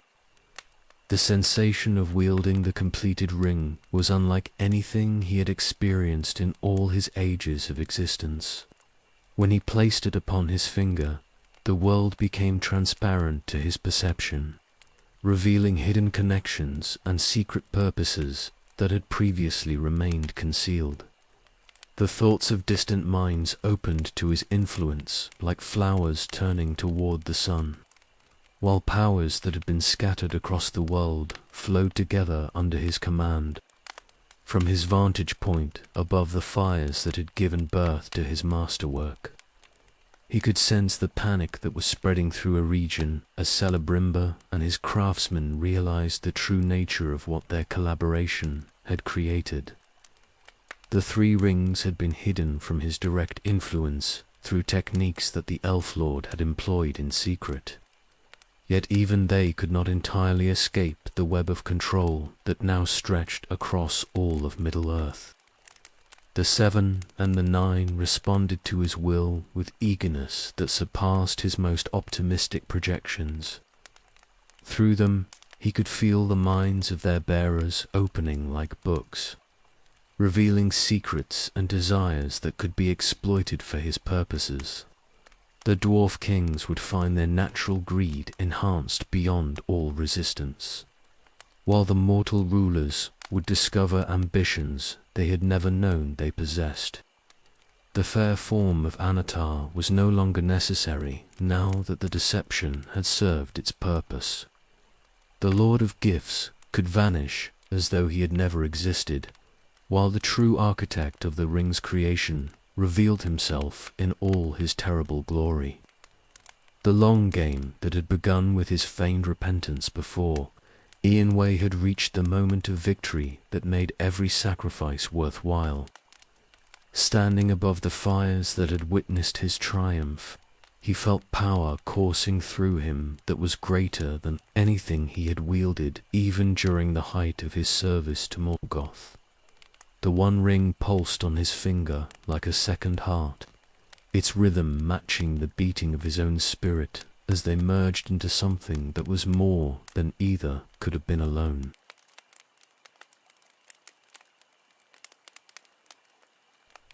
The moment the One Ring completed its first circuit of its creator's finger, every elf in Middle-earth who possessed any connection to the rings of power felt a shock that ran deeper than physical pain. In Origin, Celebrimba stumbled and nearly fell as the three blazed with sudden awareness on his hands, their metal growing so hot that it seemed to burn through flesh and bone. Across the workshops of Austin Edel, craftsmen cried out in alarm as lesser rings sparked and smouldered with energies they had never contained before. Gil-galad felt the disturbance even in distant Lindon, where no ring of power had ever been welcomed within his halls. The High King rose from his throne with expressions that spoke of fears confirmed rather than surprises encountered. His ancient wisdom recognizing the signature of malice that had been hidden so carefully for so long. The warnings his instincts had whispered through decades of growing unease now screamed with clarity that no denial could silence. In a region, panic spread through the city like wildfire as the truth of their situation became impossible to ignore. The Lord of Gifts, who had worked so closely with their master, was revealed as something far more dangerous than the most suspicious among them had dared imagine. The rings they had helped to create, the techniques they had shared, the trust they had given so freely, all had been turned into weapons that now threatened everything they held dear. Celebrimba's first instinct was to tear the three from his hands and cast them into the nearest forge, destroying them before they could be corrupted by the malevolent will that had suddenly made its presence known. But even as his fingers moved toward the rings, their own power stayed his hand with visions of what their destruction would mean. The three had been crafted in secret according to techniques that owed nothing to Anatar's guidance, and their independence from the Master Ring offered hope that might not exist anywhere else in Middle-earth. The Elf Lord made his decision with the speed that crisis demanded, removing the rings from his own hands and entrusting them to those who could bear them, safely away from the danger that now surrounded Vilya went to Gil-galad, mightiest of the Elven Kings, while Naya and Nenya found their way to Guardians who understood the burden they accepted. The three would be hidden and protected, kept from the grasping will that sought to claim dominion over all rings of power. Throughout the workshops where so much had been accomplished, craftsmen worked frantically to destroy evidence of techniques that must never be allowed to fall into enemy hands. Forges that had created wonders were dismantled, while tools of incredible precision were broken rather than left for others to use. The knowledge that had seemed like such a precious gift now felt like poison that had to be purged before it could spread further. Messages flew to every corner of the Elven realms, carried by riders who understood that speed might mean the difference between survival and catastrophe. The warnings they bore spoke of deception that had taken centuries to unfold, of trust betrayed and friendship revealed as calculated manipulation. The fair form of Anatar had been a mask worn by something that belonged to the darkness Morgoth had left behind. Gil-galad received the news with grim satisfaction that his suspicions had proven correct, though the vindication came at a price that made victory taste like ashes. The enemy had been allowed to work among them for decades, learning their strengths and weaknesses while preparing weapons that would be turned against everything they sought to protect. The High King began immediately to marshal forces that would be needed for the war that could no longer be avoided. In chambers that had once echoed with the sounds of friendly collaboration, Celebrimba stood alone among the wreckage of his life's greatest work. The rings he had helped to create would bring suffering to countless innocents, while the techniques he had shared would serve purposes that filled him with horror. The partnership that had brought him such joy had been built upon deception, so complete that he wondered if anything he remembered about his friend had been real. Yet even in the depths of his despair, The Elf Lord found reasons for hope that sustained him through the darkness of realization. The three had escaped the trap that had been laid for them, while knowledge of the enemy's true nature would allow the free peoples to prepare for challenges they now understood. The betrayal was complete, but it was no longer hidden, and that revelation changed everything about the conflict to come. The workshops of Ost and Edel fell silent as their workers fled or prepared for siege, but the knowledge they had gained would not be lost, hidden in places where no enemy could find them. The techniques for countering ringcraft were preserved by those who understood their terrible importance.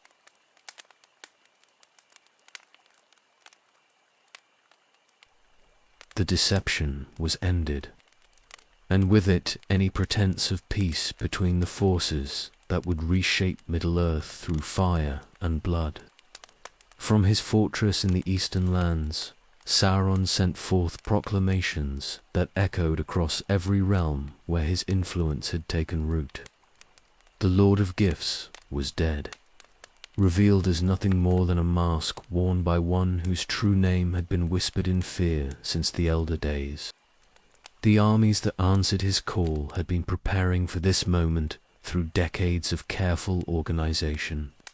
In the eastern territories, where he had first established his power, tribes that had been transformed from scattered nomads into disciplined legions began their westward march.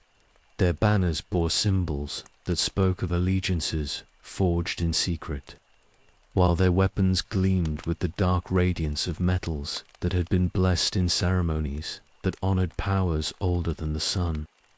From Angban's former territories came creatures that had survived the War of Wrath by hiding in places too deep for the Valar's forces to cleanse completely. Orcs emerged from caverns where they had bred and multiplied in darkness, their numbers swollen beyond anything that had been seen since Morgoth's final defeat. Dragons that had escaped destruction soared above the marching columns, their presence transforming what might have been a conventional war into something approaching the conflicts of legend. Gil-galad watched the reports arrive with the grim satisfaction of one whose worst fears had been confirmed. The High King had spent decades preparing for this eventuality, establishing alliances and gathering resources that would be needed when the shadow finally revealed its true nature. The forces at his disposal were mighty, but they faced an enemy who had enjoyed centuries of preparation while wearing the mask of friendship. The first battles erupted along the borders of Eregion, as Sauron's advance forces struck at settlements that had been left vulnerable by the chaos following Anatar's revelation. Towns that had prospered under the protection of the ring-forged defenses found themselves overwhelmed by enemies who understood exactly how those protections could be bypassed. The initial victories came swift and brutal, demonstrating the advantage that superior knowledge could provide. Celebrimbor led the defense of his homeland with the desperate courage of one who understood that more than territory was at stake in the conflict. The techniques that had been learned during his partnership with the enemy now served to counter some of the weapons being turned against his people. Yet for every defense he improvised, the attackers seemed to possess countermeasures that revealed just how thoroughly their plans had been laid. The siege of Ost in Edel began with bombardments that employed powers no conventional army could have wielded. Stones flung by engines of war burst into flame when they struck the city's walls, while arrows loosed by orc archers carried enchantments that made them seek their targets with unnatural precision. The defenses that had once seemed impregnable crumbled under assault by forces that had been specifically designed to overcome them. Yet the Eldar did not yield without exacting a terrible price from their enemies. The craftsmen who had worked alongside Anatar turned their skills toward creating weapons that could match the horrors arrayed against them. Swords that blazed with inner light cut through the darkness that protected enemy champions, while armor inscribed with protective symbols turned aside blows that would have shattered lesser defenses. News of the conflict spread throughout Middle-earth as refugees carried word of battles that defied easy description. Kings who had grown complacent during the long peace found themselves facing decisions that would determine the fate of their realms for generations to come. Some chose to stand with Gil-galad and the forces of light, while others sought to maintain neutrality that was rapidly becoming impossible. The eastern kingdoms that had fallen under Sauron's influence years earlier now revealed their true allegiances as their armies joined the westward march. Forces that had seemed like natural allies to their neighbors were suddenly exposed as advance agents of conquest, their loyalty purchased through gifts that had been calculated to produce exactly this result. The network of corruption that had been built so carefully was finally bearing its intended fruit. Sauron himself remained in the eastern lands during these opening phases of the war, content to direct operations through subordinates while consolidating power in territories that were already firmly under his control. The One Ring blazed on his finger as reports flowed in from battlefields across Middle-earth, allowing him to coordinate strategies that spanned distances no conventional commander could have managed. The war that had begun with the revelation of his true nature was proceeding according to plans that had been decades in the making. Each victory brought resources and territory under his direct control, while each defeat suffered by his enemies weakened their capacity to resist future campaigns.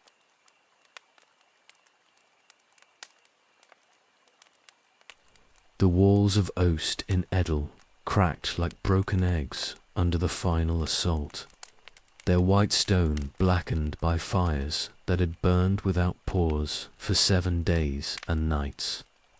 Sauron's forces poured through the breaches like a dark tide, overwhelming defenders who had fought with courage that would be remembered in songs for as long as the world endured.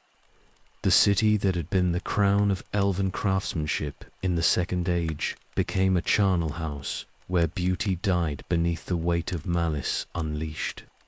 Celebrimbor made his last stand in the workshops where he had labored beside the one he had called friend, surrounded by the tools and materials that had produced such wonders.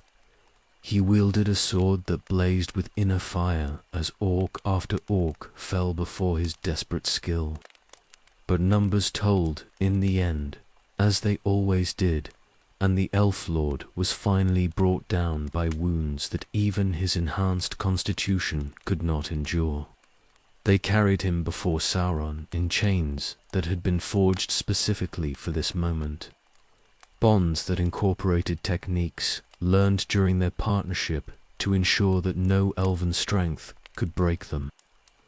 The Dark Lord had cast aside the fair form of Anatar entirely now, revealing himself in the terrible majesty that better suited his nature. When Celebrimbor looked upon that transformed visage, he saw clearly for the first time the being who had smiled and labored at his side for so many years. The interrogation that followed was conducted with the methodical precision that marked all of Sauron's endeavors. He required information about the 3 rings that had been hidden from his perception, knowledge of defensive techniques that might be employed against his forces, and details about the alliances that Gil-galad was attempting to forge. Each question was accompanied by persuasions that grew more intense when satisfactory answers were not immediately provided. Celebrimbor's resistance proved stronger than Sauron had anticipated, drawing upon reserves of will that had been forged through centuries of dedicated craft and reinforced by horror at what his work had been turned toward. The elf lord endured agonies that would have broken lesser spirits, yet continued to guard the secrets that could still serve the cause of freedom. His suffering was made worse by the knowledge that his own techniques were being used to prolong and intensify the torment. Hours passed in chambers that had been prepared specifically for such purposes, their walls inscribed with symbols that concentrated and focused the pain being inflicted. Sauron employed every method he had learned during his ages of studying the boundaries between body and spirit, seeking the precise combination of physical and mental pressure that would finally shatter his victim's resolve. The science of suffering had been perfected in Angban's depths, and those lessons were now applied with all the skill that centuries of practice could provide. Yet even as his body failed under the systematic destruction being visited upon it, Celebrimber found strength in memories that his torturer could not corrupt. He recalled the joy that had filled him when creating works of beauty, the satisfaction of teaching younger craftsmen the techniques passed down from his grandfather, the love he had felt for his people and their traditions. These remembrances formed an inner fortress that proved more durable than the stone walls that had protected his city. The revelation that the three had been distributed beyond any hope of recovery came not through confession, but through careful analysis of his victim's reactions to various possibilities suggested during the questioning. Sauron's knowledge of elven nature allowed him to read the subtle signs that revealed which guesses approached truth, building a picture of what had occurred through observations that no amount of conscious resistance could entirely prevent. When it became clear that no additional information would be forthcoming, Sauron made the decision that had always been inevitable. Celebrimber had served his usefulness as a source of intelligence, but his death would serve as a message to others who might contemplate resistance to the new order being established. The method chosen would demonstrate what happened to those who dared oppose the will of the ruling ring's master. The Elf Lord's final moments were witnessed by survivors who had been deliberately spared to carry word of what they had seen. Celebrimber died as he had lived, with dignity that no amount of suffering could diminish and courage that inspired even his enemies to reluctant admiration. His body was displayed above the ruins of Ostin Edel as a warning to any who might think to follow his example. The techniques that had been learned through torture would prove valuable in the campaigns that followed. While the fall of a region sent shockwaves throughout the free peoples that weakened their resolve to resist, yet something had been lost that could never be recovered. As the last direct link to the elder days was severed, a knowledge that had been preserved since the world's youth died with its final guardian. In distant strongholds, those who bore the three felt their rings grow cold as news arrived of their creator's death.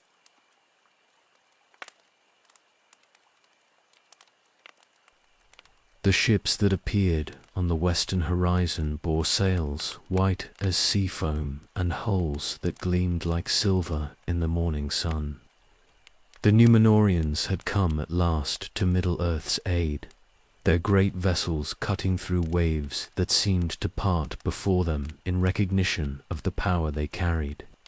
From their decks flew banners that bore the star of Elendil, while their holds contained warriors whose skill in battle had become legend even in the distant eastern lands. Gil-galad watched their approach from the cliffs above the Grey Havens with emotions that mixed relief with foreboding.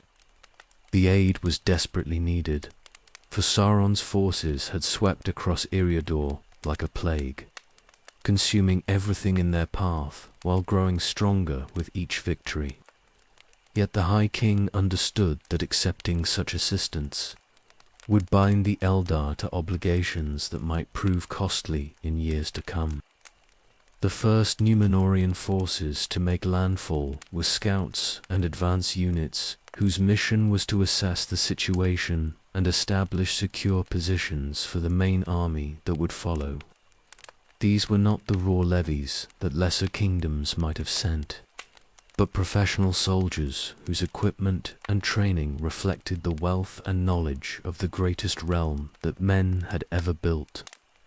Their armor was wrought from metals unknown in Middle-earth, while their weapons carried enchantments that rivaled anything the elven smiths had achieved. Word of the Númenórean landing spread through Sauron's camps with the speed that only bad news could achieve.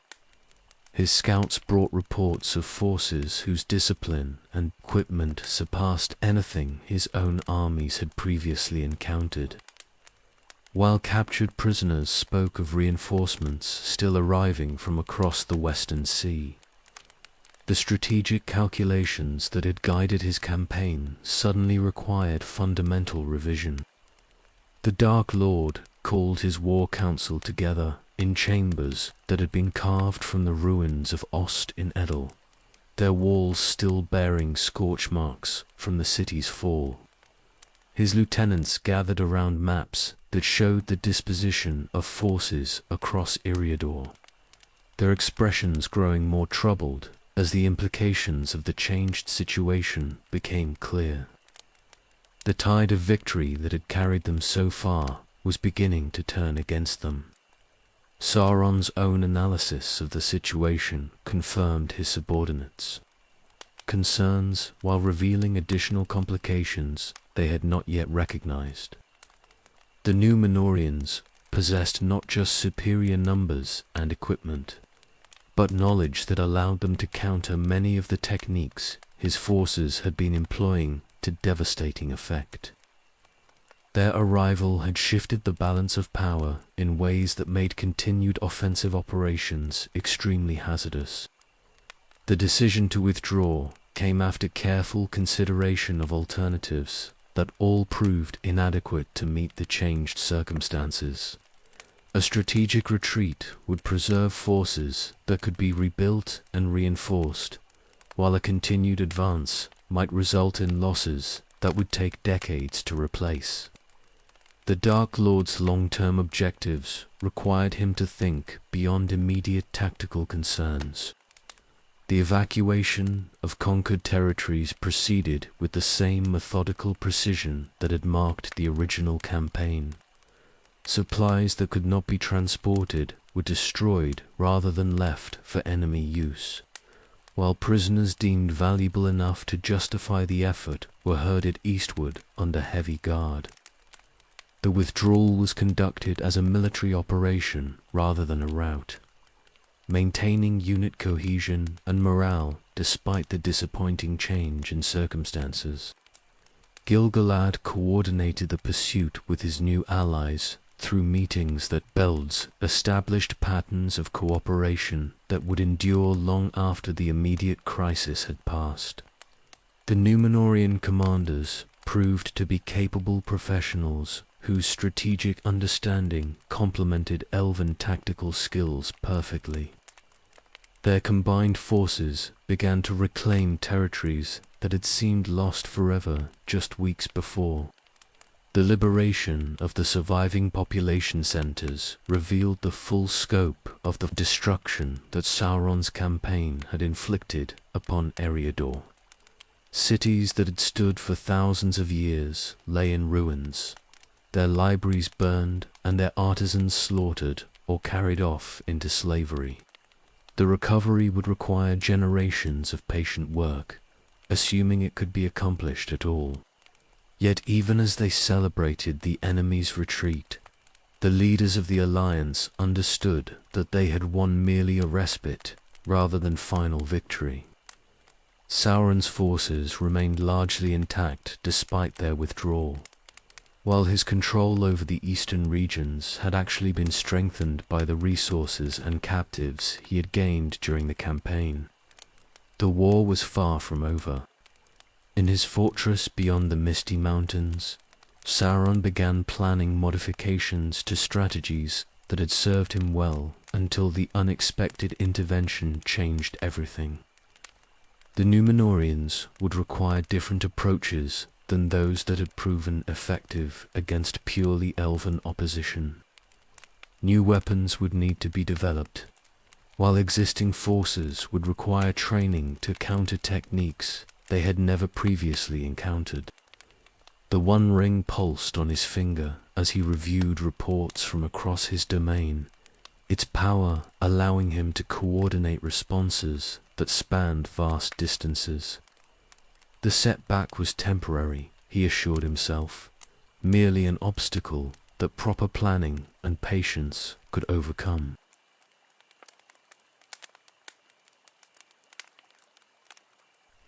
The Black Land welcomed its master home with fires that had burned unquenched since the Elder Days. Mordor stretched before, Sauron's retreating armies like a realm purpose-built for war, its ash-covered plains and volcanic peaks offering both protection from pursuit and resources that could sustain campaigns lasting centuries.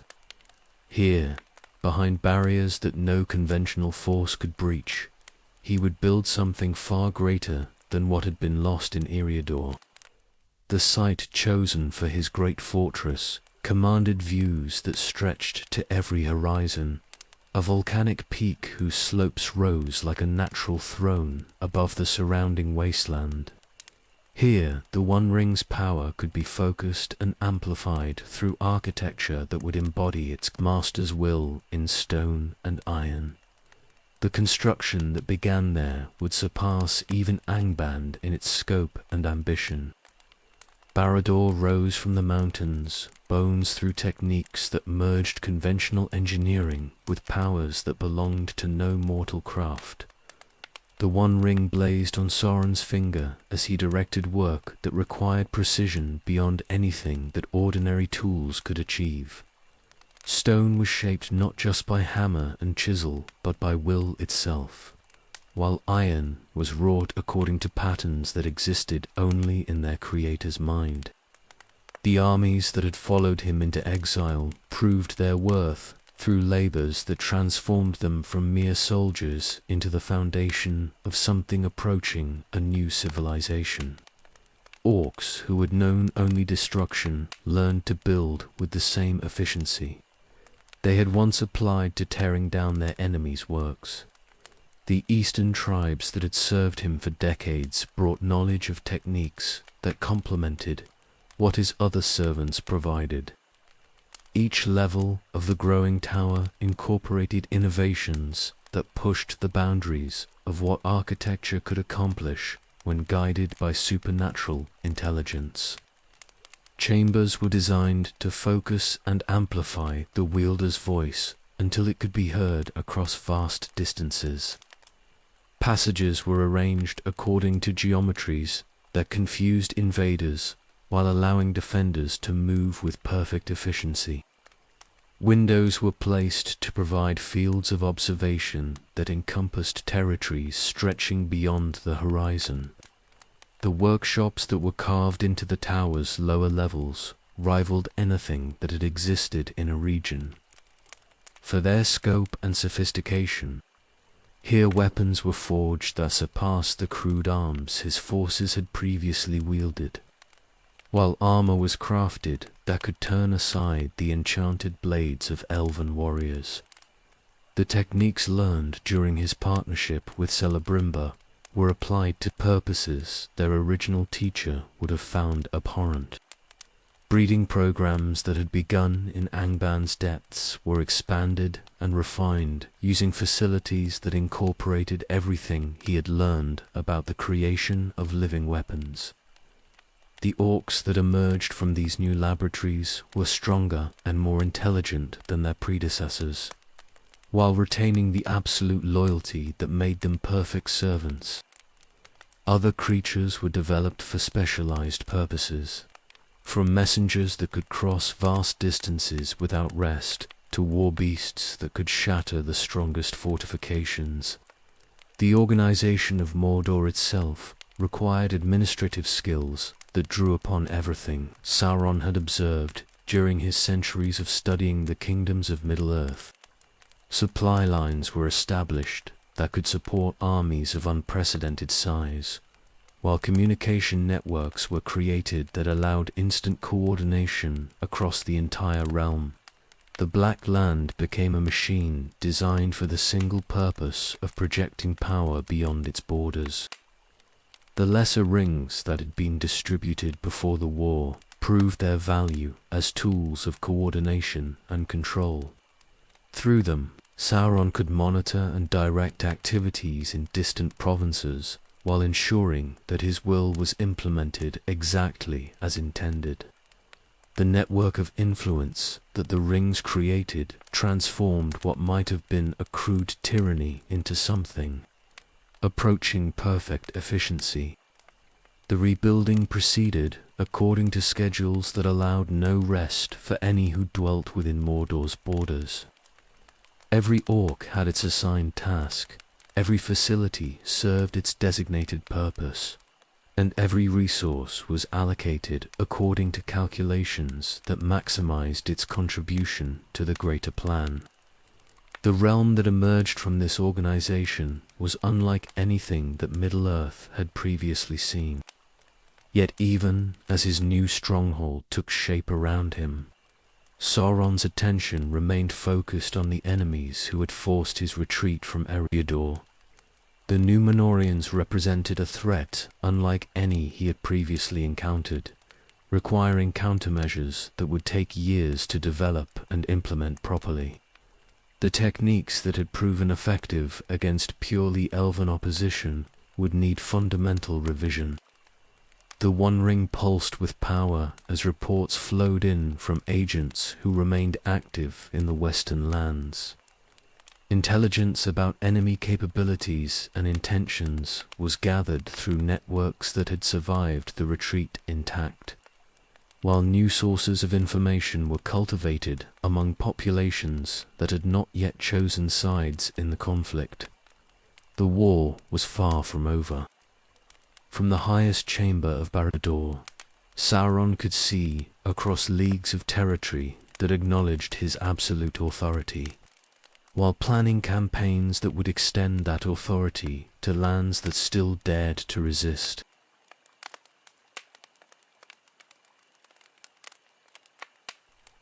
The 9 rings lay before him like stars arranged upon black velvet, each one perfect in its deadly beauty and eager for the touch of mortal flesh. From his tower's highest chamber, Sauron gazed upon territories that stretched beyond any horizon his physical eyes could perceive, studying the kingdoms of men with the calculating attention of a craftsman selecting tools for a delicate task. The rings required bearers worthy of their power, rulers whose ambitions could be shaped into instruments of his will. His agents had spent decades identifying candidates who possessed the precise combination of strength and weakness that would serve his purposes. Kings who ruled with iron wills but harbored secret fears about their mortality. Princes whose hunger for glory made them vulnerable to promises of eternal fame. Emperors whose love for their people could be twisted into justification for any sacrifice. Each potential bearer had been studied and evaluated according to criteria that went far beyond simple military might. The first ring found its way to a king whose realm bordered the Sea of Ron, carried by merchants whose true allegiance remained hidden beneath layers of carefully constructed deception. The monarch who received it was a warrior poet whose victories in battle had elevated him from minor lordship to command over tribes that had never known unity before. When he placed the golden band upon his finger, it seemed to sing with harmonies that matched his own heartbeat. The transformation was subtle at first, manifesting as enhanced perception that allowed him to see enemies' weaknesses more clearly and allies' true motivations with greater accuracy. His counsel in matters of war and peace carried new weight among his followers, while his presence on the battlefield inspired courage that bordered on recklessness. The ring had chosen its bearer well, finding in him qualities that could be enhanced rather than replaced. The second ring traveled south to a queen whose beauty was matched only by her ruthless intelligence in matters of statecraft. Her realm controlled passes through mountain ranges that connected eastern and western trade routes, making her friendship valuable to any who sought to move goods or armies across the continent. The ring she received was crafted specifically to complement her natural gifts, enhancing charm that could already sway the most hardened negotiators. The distribution continued according to patterns that appeared random to any observer who lacked knowledge of the greater design being implemented. A king of desert peoples received a ring that granted him visions of water sources hidden beneath the sand, while a northern lord was given power over winds that could fill his ship's sails regardless of natural weather patterns. Each gift was perfectly calculated to seem like the answer to prayers that had been whispered in moments of desperate need. The bearers themselves remained unaware of the true source of their enhanced abilities, attributing their newfound powers to divine favor or personal achievement. The rings encouraged this self-deception, making their wearers feel stronger and more capable while gradually shifting their thoughts toward goals that aligned with their hidden master's purposes. What felt like independent decision-making was actually the result of influences so subtle that even the most paranoid observers could not detect their operation. Sauron monitored the progress of each ring through connections that existed beyond the physical realm, feeling the gradual transformation of 9 separate kingdoms into extensions of his own will. The process required patience that few beings could have sustained, as the corruption had to proceed slowly enough to avoid triggering alarm among the bearers, advisors, and allies. Too rapid a change would have revealed the ring's true nature, while too slow a progression might have allowed other influences to interfere. The military potential of his new servants grew with each passing season as their enhanced abilities allowed them to expand their domains through conquest and diplomacy. Wars that had seemed hopeless were won through strategies that their enemies could not understand, while alliances were forged through negotiations that achieved terms no mortal ruler should have been able to secure. The 9 were becoming exactly what their creator had intended them to be. Yet the most significant changes occurred not in the visible realm of politics and warfare, but in the hidden depths of their bearer souls. The rings fed upon the very qualities that had made their chosen hosts worthy of selection, gradually consuming the humanity that had once defined their characters. Compassion gave way to calculated mercy, while justice became indistinguishable from the pursuit of order that served larger purposes. The transformation was irreversible by the time its effects became noticeable to outside observers. The 9 rulers had become something more and less than human, retaining their physical forms while losing aspects of their nature that could never be recovered. Their kingdoms prospered under leadership that seemed divinely inspired, yet something essential had been lost that even their most loyal subjects could sense without being able to name. From Barador's heights, Sauron felt satisfaction that went beyond mere strategic success as he contemplated what he had accomplished through the careful distribution of his gifts.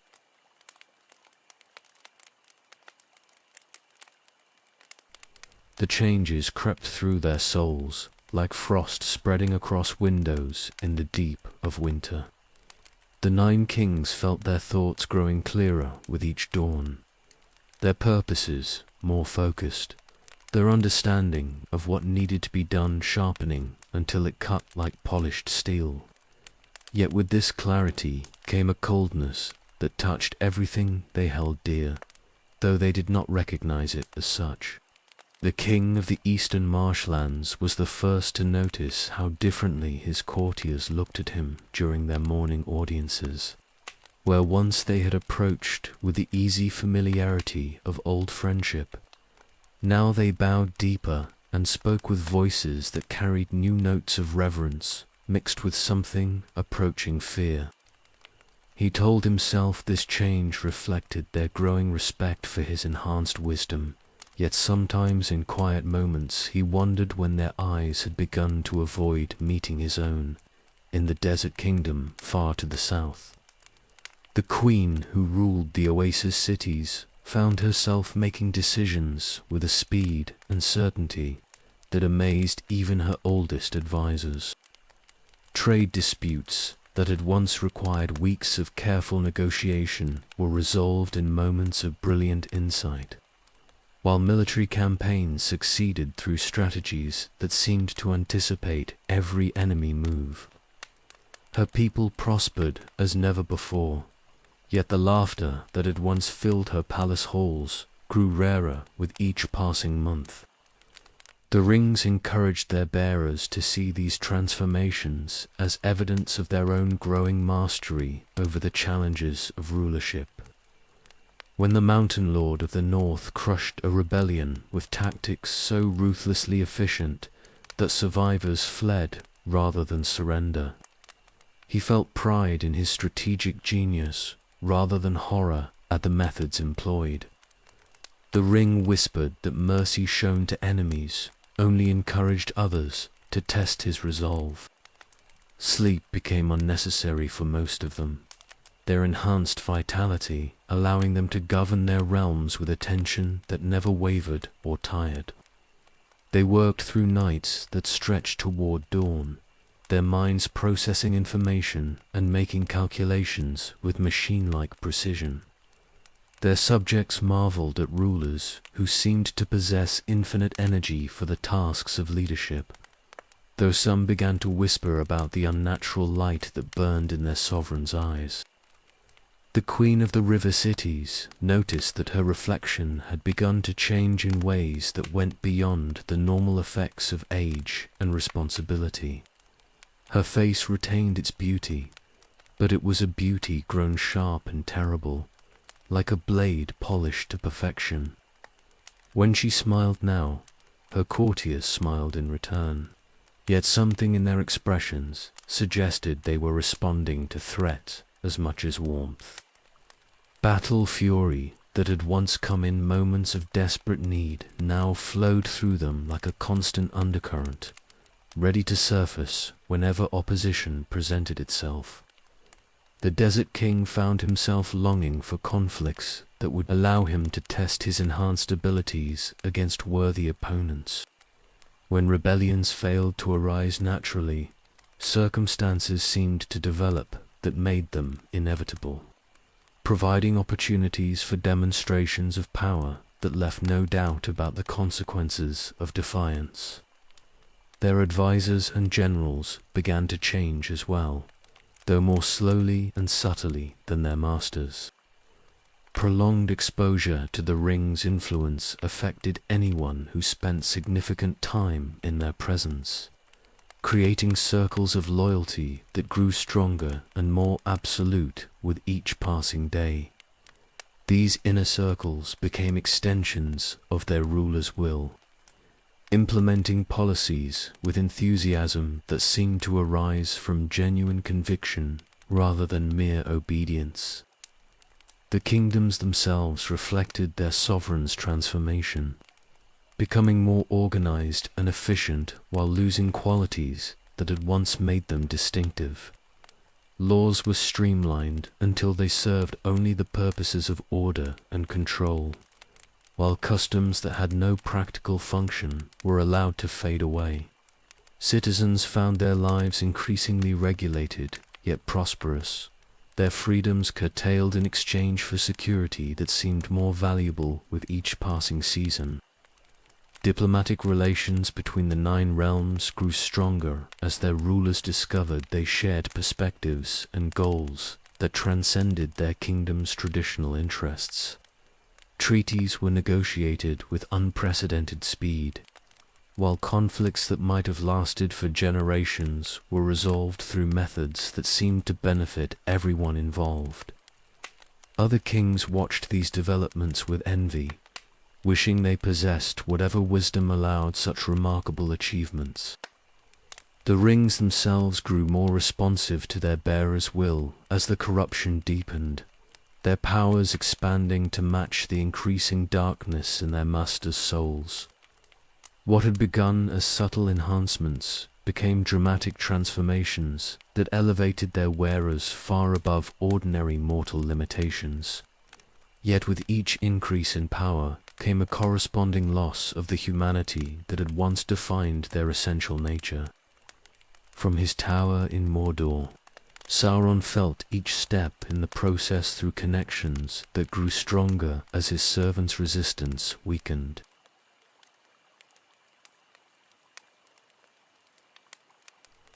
The king of the eastern marshlands had not eaten food or felt genuine hunger for 3 months. Though he noticed this change no more than a mountain notices the slow erosion of its peaks, his body continued to function according to patterns that seemed natural. Yet the substance that sustained him now came from sources that had nothing to do with bread or meat or wine. The ring upon his finger pulsed with a rhythm that matched his heartbeat, feeding him with energies drawn from realms where living things were not meant to venture. Sleep had become a memory so distant that he could no longer recall what dreams had felt like or why he had once found rest necessary. His nights were spent in contemplation that felt more real than any waking moment he could remember from his former existence. During these hours of perfect clarity, he would stand at his palace windows and watch his kingdom with eyes that could perceive the true nature of every soul within his domain. The transformation that had begun so subtly was now proceeding at a pace that made each dawn bring new revelations about his own nature. His reflection in polished surfaces showed a face that retained its familiar features, yet seemed to belong to someone else entirely. The eyes that looked back at him burned with inner fire that cast no warmth, while his skin had taken on a pallor that spoke of distances from the sun that mortal flesh was never meant to know.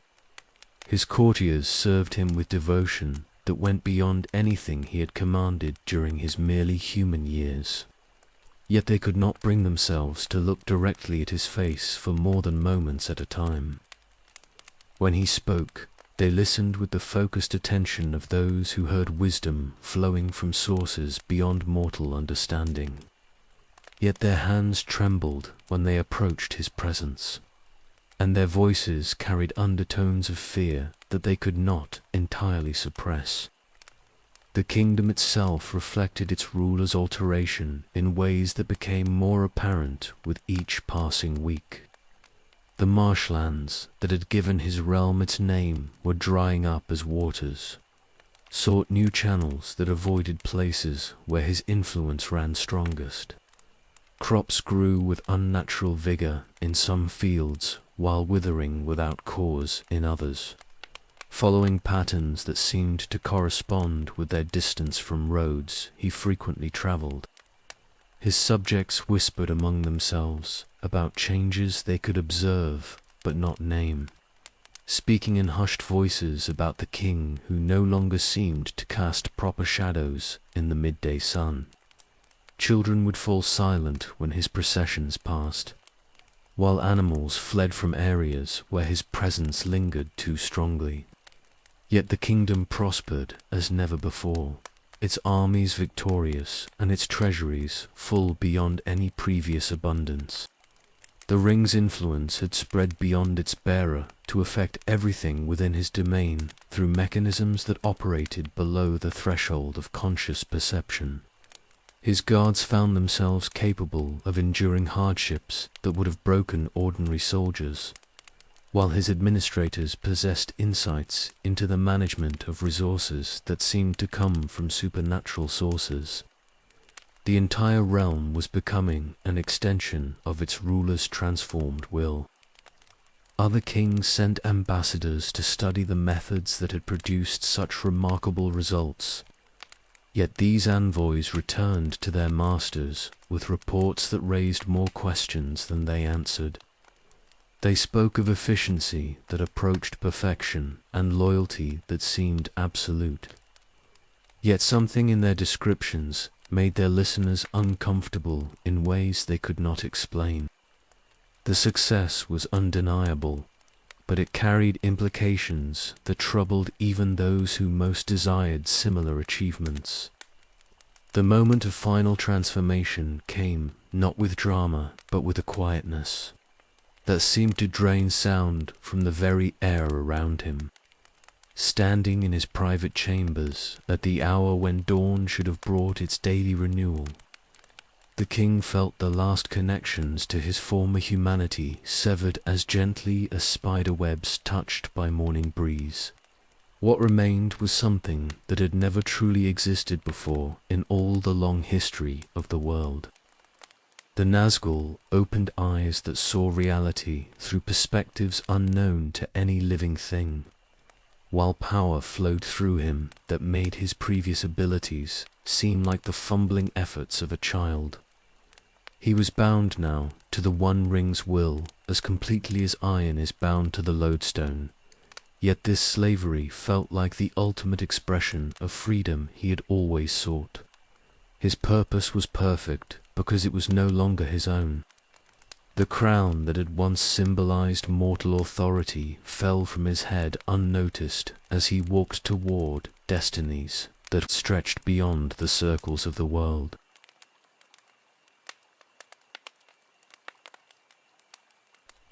The last of them fell to the ring's embrace on a night when no stars shone and the moon hid her face behind clouds that seemed to flee from what was occurring below.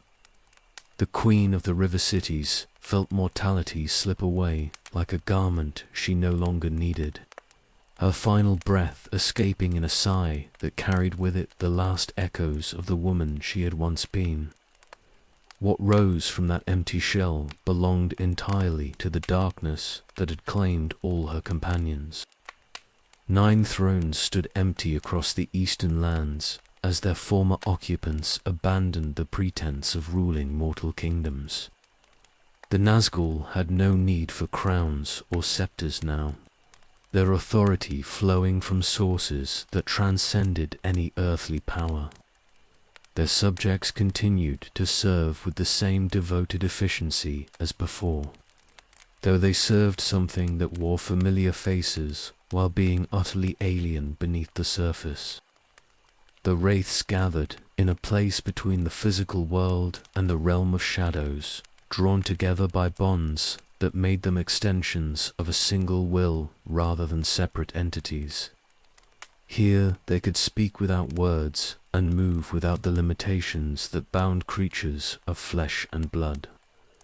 Their individual identities had not been erased entirely, but woven into a collective purpose that made their former concerns seem like the games of children. Each brought unique gifts to their unified existence that reflected what they had been before the rings claimed them.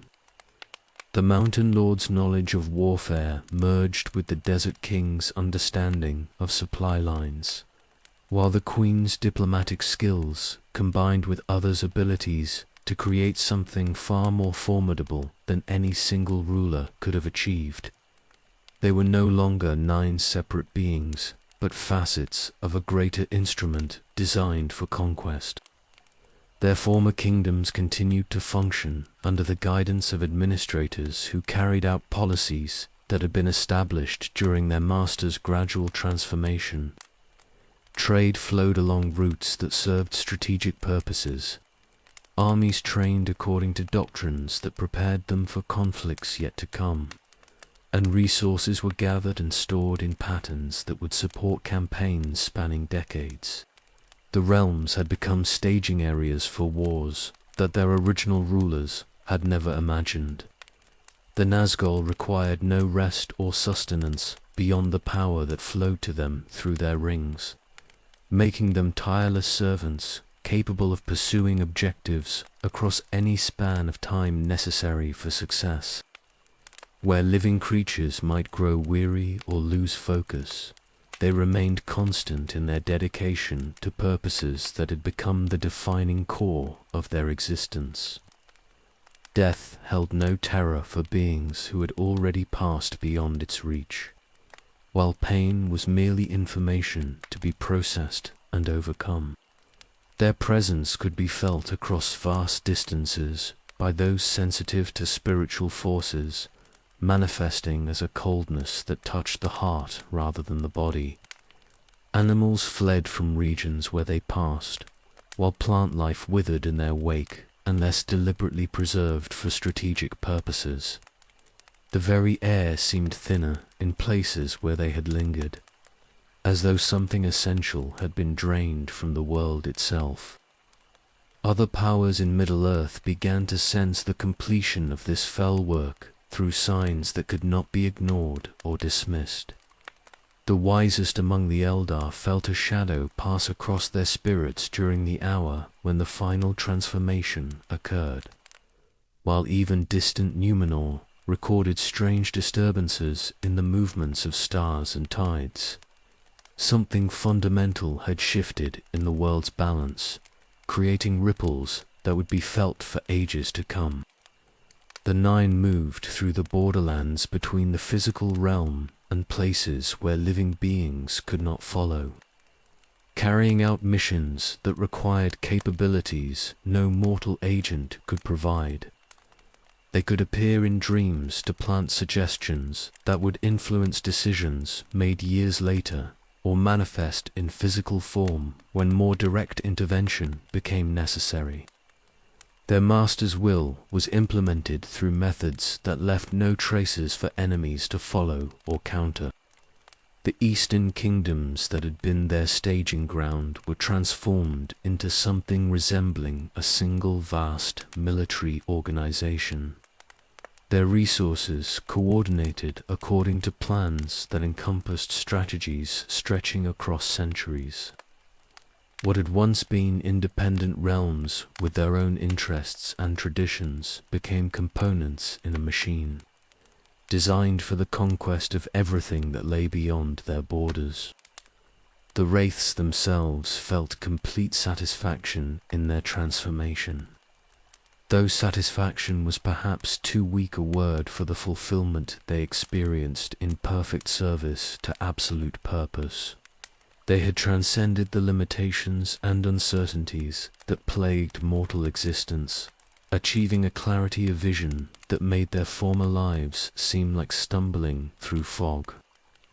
The Nine were ready for whatever tasks their master would set before them.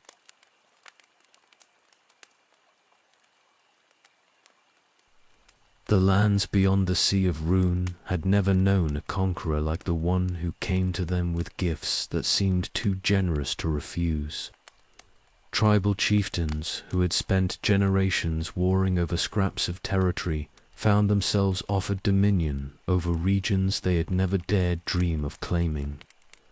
The emissaries who brought these proposals spoke with voices that carried conviction beyond anything mere words could have achieved.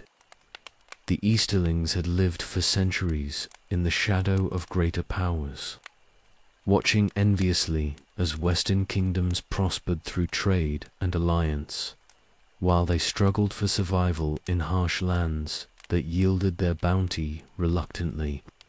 Now they were offered partnership with a force that promised to elevate them above their former limitations, to make them masters rather than servants in the great game of nations.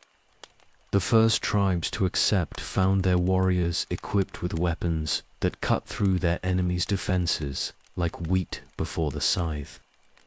Their horses ran faster and longer than any beasts they had previously ridden, while their arrows found targets with accuracy that seemed guided by supernatural will. Victory followed victory as they swept across territories that had resisted conquest for thousands of years. Word of these successes spread through the eastern lands, with the speed that only hope could achieve among peoples who had known little but hardship and defeat. Chieftains who had initially rejected the strange alliance began to reconsider as they watched their neighbors grow wealthy and powerful while they remained trapped in their traditional struggles. The offers that had once seemed too good to be true now appeared to be the only path toward survival in a rapidly changing world. The suzerains of Herod proved more challenging subjects, their ancient pride making them resistant to proposals that other peoples had embraced with enthusiasm. These were descendants of kingdoms that had once rivaled Numenor itself in their glory, possessing memories of independence that stretched back to the elder days. Their submission required different approaches than those that had proven effective in the eastern steppes.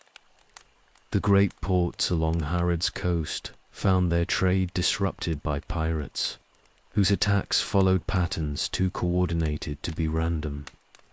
Caravans that had traveled ancient routes for centuries discovered that wells had been poisoned and oases had dried up, forcing them to seek new paths that happened to lead through territories controlled by Sauron's allies. Economic pressure succeeded where military force might have failed, creating conditions that made cooperation seem like wisdom rather than surrender. The Nazgul proved invaluable in establishing control over these distant regions. Their ability to move between the physical world and the realm of shadows, allowing them to appear wherever their presence was needed most. They could inspire terror in enemy leaders while remaining invisible to conventional detection, or manifest in full power when direct confrontation became necessary. Their very existence added weight to negotiations that might otherwise have stalled over matters of pride or tradition. The transformation of conquered territories proceeded according to patterns that had been refined through decades of experience. Local customs were preserved where they served useful purposes, while being gradually modified to align with broader strategic goals. Religious practices were allowed to continue, but slowly redirected toward reverence for powers that demanded different forms of sacrifice and service. The wealth that flowed from these new conquests surpassed even Sauron's expectations as territories that had been dismissed as wastelands revealed hidden resources under proper management. Gold and silver mines that had been thought exhausted produced new veins when worked by slaves who required no rest or wages. Agricultural lands that had seemed barren flourished under irrigation systems built by workers who labored without complaint until their tasks were completed. The armies that emerged from the Eastern Dominion were unlike anything that had been seen in Middle-earth since the Elder Days. Vast cavalry, forces swept across the steppes with precision that reflected training beyond anything conventional military science could have achieved.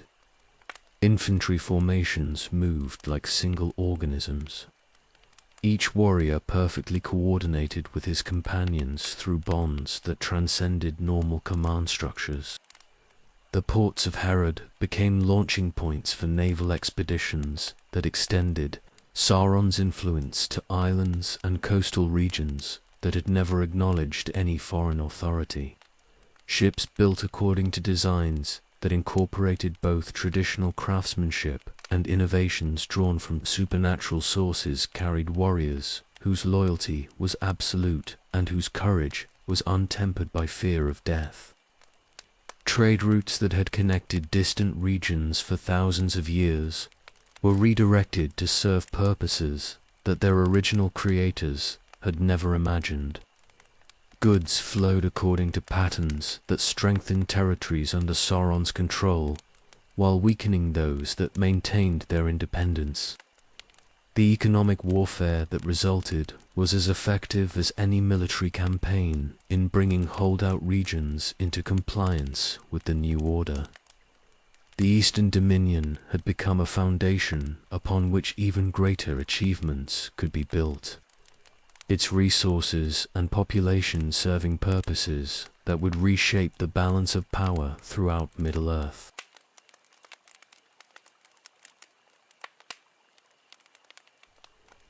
The old gods were dying across the lands of men, their temples abandoned as new forms of worship took root in hearts that hungered for power their ancestors had never imagined possible. In villages where harvest festivals had celebrated the turning of seasons for countless generations, different ceremonies now marked the calendar's passage. These new rites demanded offerings that would have horrified earlier times. Yet those who participated found their crops growing stronger and their enemies falling before them with satisfying regularity. The priests who spread these teachings moved through the world like merchants selling the most precious of wares. They appeared in market squares, where crowds had gathered to hear news from distant lands, speaking words that seemed to offer solutions to problems that had plagued entire communities for decades. Their message was always the same beneath its varied forms.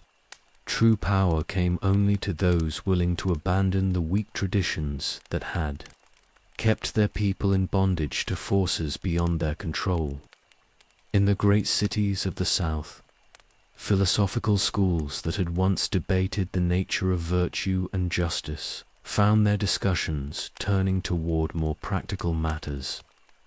Students gathered to hear lectures about the proper relationship between ruler and subject, the necessity of order in an inherently chaotic world, and the folly of showing mercy to enemies who would interpret such weakness as an invitation to strike again. These ideas spread through educated circles with the speed of wildfire, carrying implications that reached far beyond academic debate. The cults that emerged from this intellectual ferment took forms that reflected the specific needs and cultures of their adherents, while serving purposes that transcended any local concerns. Desert nomads learned to revere the harsh sun that burned away weakness and left only strength behind. Mountain peoples discovered wisdom in the stone that endured while lesser materials crumbled. Each group found their own path toward the same fundamental truth about the nature of power and its proper uses.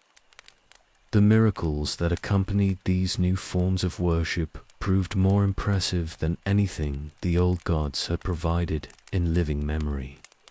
Sick children recovered from ailments that had baffled traditional healers, while warriors, blessed according to the new rites, found themselves capable of feats that elevated them far above ordinary mortality. The evidence was undeniable, even for those who harbored doubts about the ultimate source of such gifts. Trade guilds discovered that adopting the new practices brought prosperity that surpassed anything they had achieved through conventional means. Caravans that carried the proper symbols were protected from bandits who seemed to avoid them through supernatural instinct, while ships that flew the correct banners found favorable winds that carried them swiftly to their destinations. Success bred imitation as merchants who had initially scoffed at such superstitions watched their competitors prosper through methods they could no longer afford to ignore. The transformation of entire societies proceeded through mechanisms that operated below the threshold of conscious resistance. Children born into communities that had already accepted the new ways grew up considering such beliefs as natural as breathing, while older generations found their objections gradually worn away by the undeniable benefits that accompanied conversion. What had once seemed foreign and dangerous became familiar and necessary with the passage of time. Kings who had initially rejected approaches from the new priesthood began to reconsider as neighboring realms that had embraced the teachings grew stronger while their own domains stagnated. The choice was becoming clear: adapt to the changing times or be swept aside by forces that recognized no sentiment for outdated traditions. Pragmatism demanded cooperation with powers that could provide the strength necessary for survival in an increasingly hostile world. The network of influence that emerged from this process connected regions that had previously maintained only the most tenuous contact with one another. Priests traveling between distant communities carried more than religious instruction. They served as conduits for intelligence and coordination that allowed responses to developing situations across vast territories. What appeared to be separate local movements was actually a carefully orchestrated campaign that spanned continents. The old faiths did not disappear entirely, but were gradually absorbed into structures that appeared to honor traditional forms, while serving entirely different purposes. Gods who had once demanded justice and mercy still received offerings, but these deities were now understood to require strength and victory from their worshippers above all other virtues. The familiar names remained while their essential meanings transformed beyond recognition. Resistance to these changes existed, but found itself increasingly isolated and ineffective against forces that seemed to anticipate every move their opponents might make. Communities that refused to adapt discovered that their young people departed for lands where greater opportunities awaited, while their trade connections withered as business partners found more cooperative alternatives. The choice was never presented as conversion or destruction, merely as adaptation or irrelevance.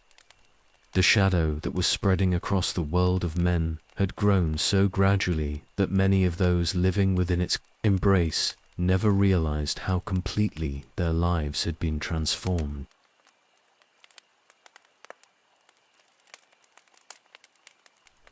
The reports that reached Armanelos spoke of changes in the eastern lands that troubled even the most experienced sea captains who brought them. Trade routes that had been profitable for generations were suddenly controlled by new powers, whose methods differed sharply from anything the Numenorians had previously encountered. Ports that had welcomed their ships for centuries now demanded tribute in forms that seemed designed more to demonstrate submission than to generate revenue.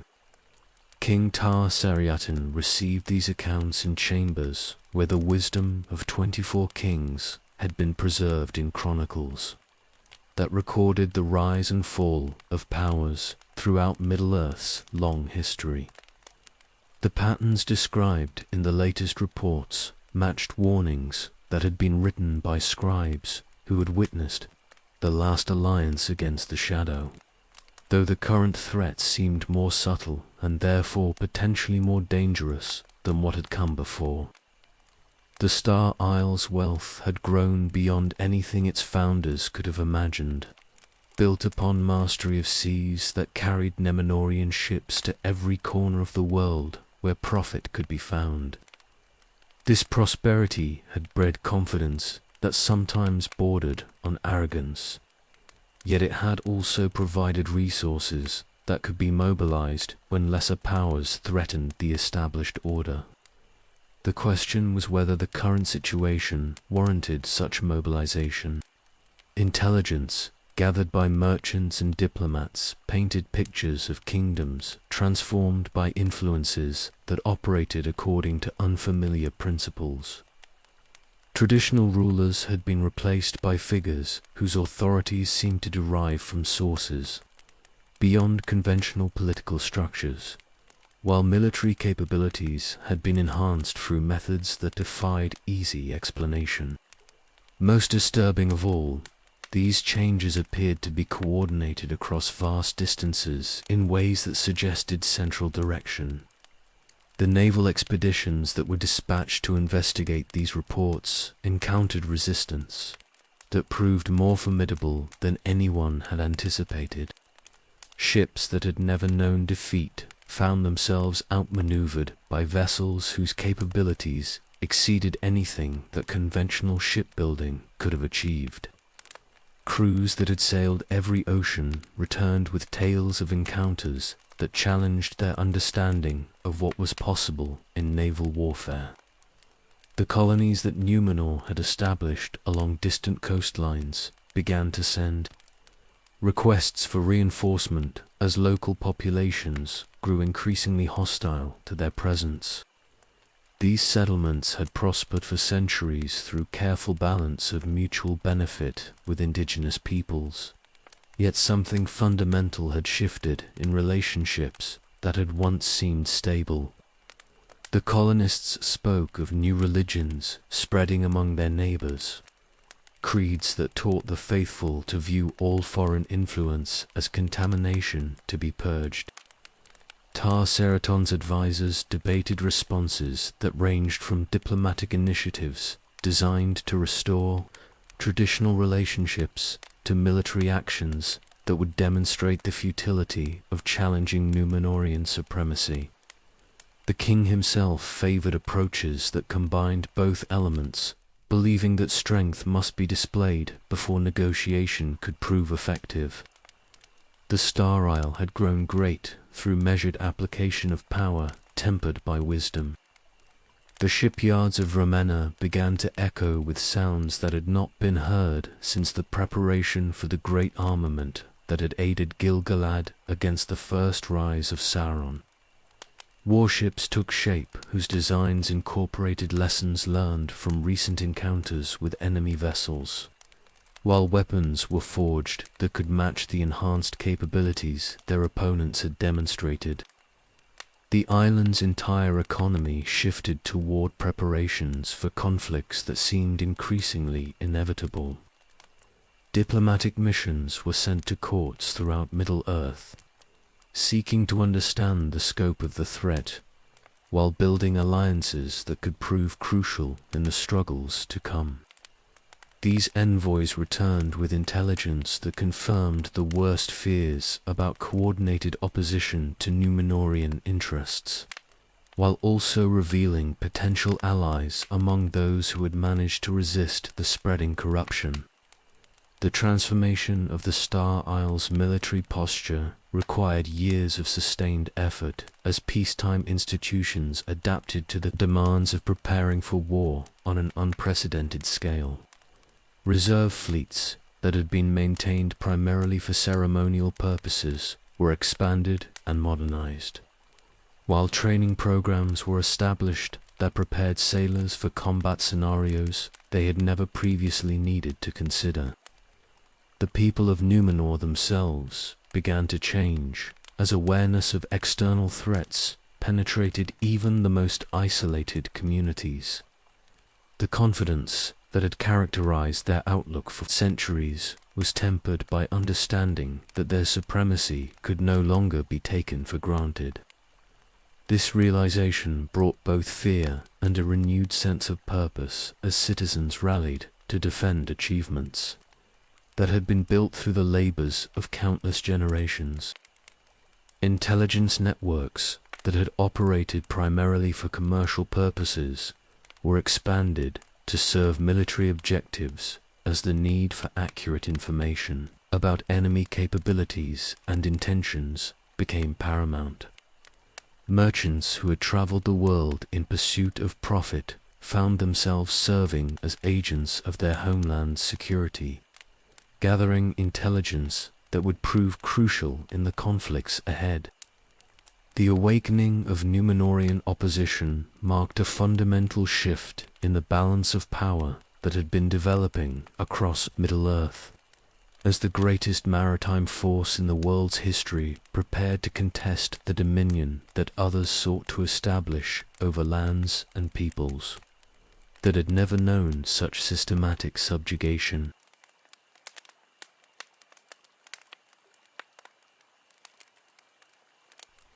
The first Númenórean colony to fall was a trading post built on cliffs that had seemed impossible to assault from either land or sea.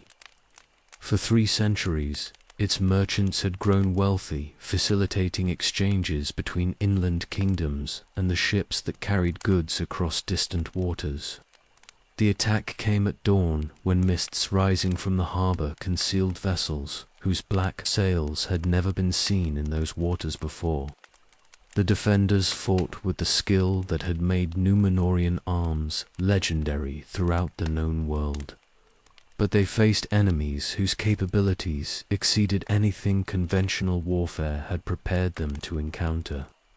Scaling ladders reached heights that should have been beyond the range of any siege engine, while arrows struck targets through gaps in armor that seemed impossibly small. The assault was over before the sun had fully cleared the horizon. Similar attacks followed along coastlines where Númenórean influence had grown strong through generations of careful cultivation. Ports that had never needed more than token garrisons found themselves besieged by armies that seemed to appear from nowhere and disappear just as quickly after completing their work. The pattern was always the same: swift, brutal assaults that left no survivors to report on the methods employed against them. The naval battles that erupted as Númenórean fleets rushed to defend their threatened colonies proved even more disturbing than the land-based attacks. Ships that had ruled the waves for centuries found themselves outmatched by vessels whose design principles seemed to violate basic laws of physics and seamanship. Enemy warships moved against the wind with speed that no conventional sail could have provided, while their weapons struck at ranges that should have been impossible to achieve.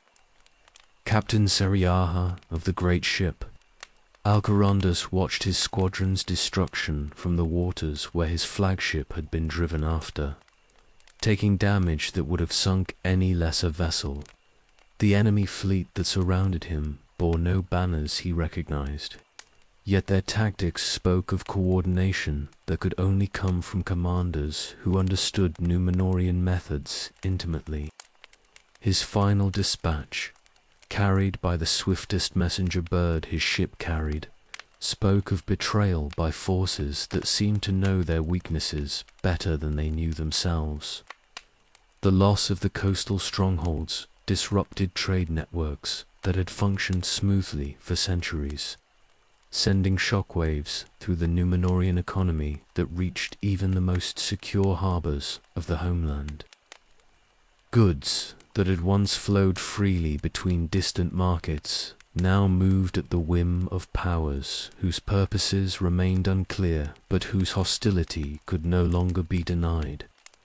The Star Isle's prosperity, built upon mastery of sea lanes that connected every corner of the world, suddenly seemed vulnerable in ways that had never been contemplated before.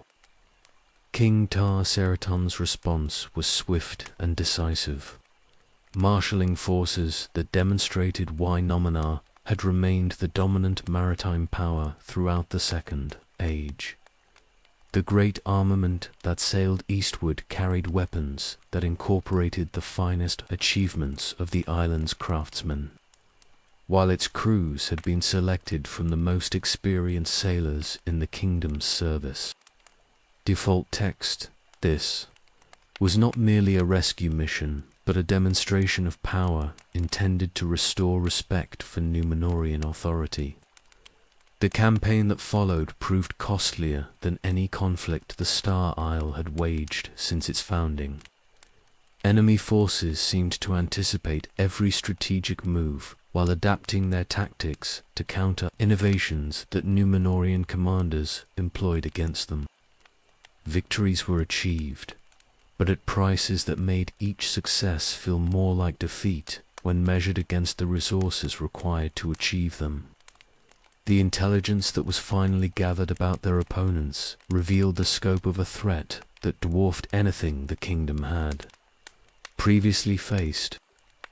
The attacks on coastal settlements were merely the visible manifestation of a campaign that encompassed territories and populations across vast reaches of Middle-earth. The enemy was not some upstart kingdom seeking to challenge established authority, but a power whose influence had been growing for decades, while remaining hidden from those it intended to destroy. Diplomatic efforts to forge alliances with other threatened kingdoms met with limited success, as many potential partners had already fallen under enemy influence or were too preoccupied with their own survival to commit resources to broader coalitions. The Númenóreans found themselves fighting a war whose scope they were only beginning to understand, against an enemy whose true strength remained largely concealed. The coastal campaigns transformed from what had initially seemed like routine suppression of piracy into something approaching total war between civilizations that embodied fundamentally different visions of how the world should be ordered. Each battle revealed new aspects of an enemy whose capabilities seemed to expand to match whatever challenges they encountered. The scattered survivors who made their way back to friendly harbors brought tales that would haunt Númenórean councils for years to come.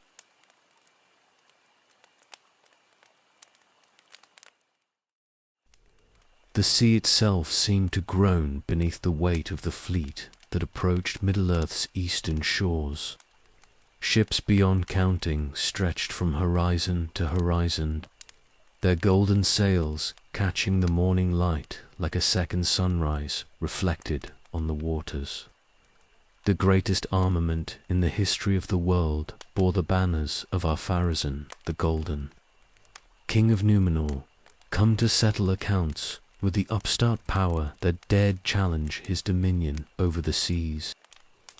The vessels that formed the vanguard of this mighty host were floating cities in their own right, their decks capable of accommodating entire battalions, while their holds contained supplies sufficient to sustain campaigns lasting years.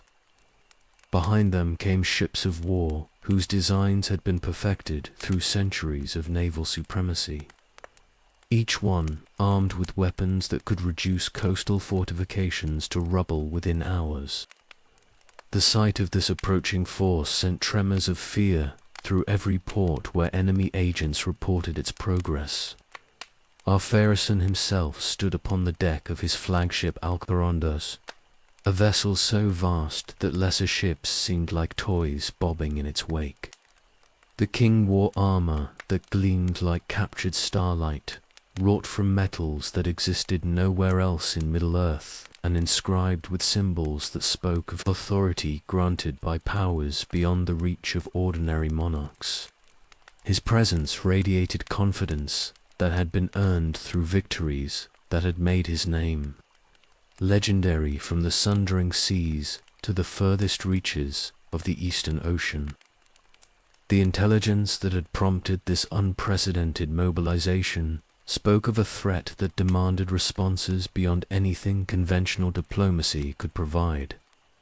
Númenórean colonies had been destroyed, trade routes disrupted, and ancient treaties violated by forces that seemed to operate according to no recognized laws of warfare or statecraft.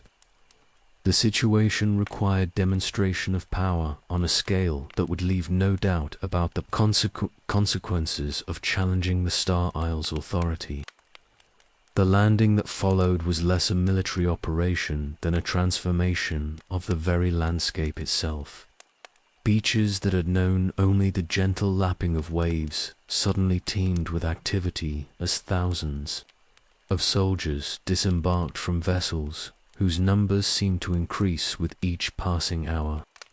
Supply lines were established with efficiency that spoke of long experience in projecting power across vast distances, while defensive positions took shape according to principles that had been refined through generations of successful campaigns. The local populations fled inland before this overwhelming demonstration of force, carrying word of an invasion that dwarfed anything their histories recorded. Entire cities emptied as inhabitants sought refuge in territories that seemed likely to remain outside the zone of immediate conflict. The roads leading eastward became rivers of refugees whose numbers grew with each mile they traveled from the coast. Sauron's coastal garrisons found themselves facing odds that made resistance appear suicidal rather than heroic. Fortifications that had seemed impregnable were revealed as insignificant obstacles when viewed against the resources the Númenóreans had brought to bear. The choice presented to defending commanders was stark: surrender immediately or face annihilation by forces whose superiority was absolute and undeniable. The advance inland proceeded with methodical precision that reflected the king's understanding that this campaign would be won through demonstration of overwhelming power rather than clever tactics. Each mile gained was consolidated with fortifications that could support the entire army if retreat became necessary, while supply lines were protected by forces sufficient to defeat any conceivable counterattack. Nothing was left to chance in an operation whose success would determine the balance of power throughout the known world. Word of the great armament's progress reached every corner of Middle-earth, as messengers carried reports of victories that seemed almost effortless in their execution. Cities that had submitted to Sauron's authority found themselves facing new choices as the tide of conquest was reversed by forces whose capabilities exceeded anything they had previously witnessed. The psychological impact of these developments proved as significant as any military advantage the invasion provided. The eastern kingdoms that had served as the foundation of Sauron's power structure began to waver as their rulers recognized that they faced opposition on a scale they had not imagined possible. Alliances that had seemed permanent when the alternative was destruction now appeared less attractive when survival might be achieved through different means. The great game of loyalties and betrayals that characterized politics among mortal kingdoms began to shift in directions that favored the approaching Númenórean forces. The refugees streaming eastward brought tales that grew more fantastic with each telling, speaking of armies whose numbers could not be counted and ships whose sails covered the sea like a moving continent. Fear preceded the actual military advance, weakening resistance before any battles could be fought, and creating conditions that favored the invaders' strategic objectives. The greatest show of force in mortal history had achieved its intended effect before the real fighting had even begun.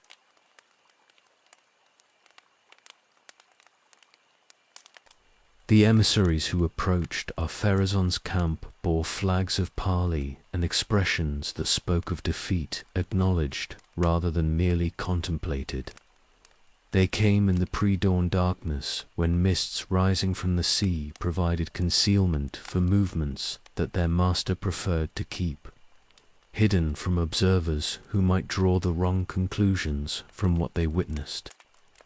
The message they carried was simple enough to seem genuine. Their lord sought audience with the great king whose power had proven superior to his own.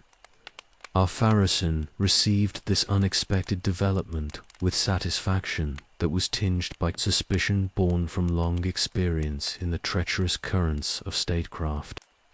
Victory had come more easily than his most optimistic projections had suggested, yet something in the manner of surrender felt calculated rather than desperate. The king's advisers argued among themselves about whether this represented genuine submission or merely the opening move in some deeper game whose rules remained hidden. The being who was brought before the Golden King in chains bore little resemblance to the terrible power that reputation had painted in such dark colors. Here was a figure of striking beauty whose form radiated wisdom and authority even in captivity, whose eyes held depths that spoke of knowledge accumulated across ages that dwarfed mortal understanding. When he knelt before Ar-Pharazôn's throne, the gesture seemed to acknowledge not defeat, but recognition of a worthier master. The performance was flawless in every detail, from the carefully calculated degree of defiance that remained in his posture to the timing of his apparent capitulation to the overwhelming force arrayed against him. Sauron had studied the psychology of conquest through centuries of both inflicting and receiving defeat.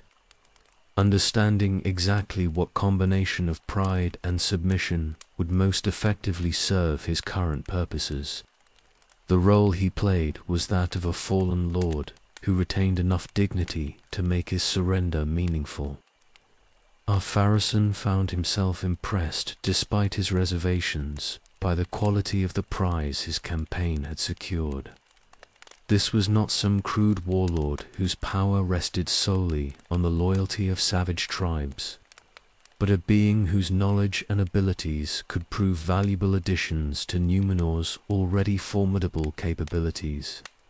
The decision to spare such a captive's life seemed not just merciful but wise, offering opportunities that simple execution would have foreclosed forever. The chains that bound the prisoner were wrought from metals that could contain even supernatural strength, yet they seemed somehow decorative when worn by one whose submission appeared voluntary rather than enforced. Sauron moved through his captivity with grace that suggested comfort rather than constraint, as though the bonds were merely ceremonial acknowledgments of his new status, rather than genuine limitations on his freedom of action. The journey to the ships proceeded according to arrangements that accommodated the dignity due to a prisoner of such significance while maintaining the security that prudence demanded. The great armament that had crossed the ocean to secure this, victory now prepared to transport its prize back to shores, where his ultimate fate would be determined by powers greater than any that existed in Middle-earth itself. The departure from the eastern coastlands was marked by ceremonies that celebrated the success of the most ambitious military operation in Númenórean history. Banners flew from every mast, while horns sounded fanfares that echoed across waters that had witnessed the demonstration of power no earthly force could challenge. The king's satisfaction at having resolved the threat to his realm's interests seemed entirely justified by the results achieved. Yet among the celebrating crews were those whose observations of their prisoner raised questions that they dared not voice aloud.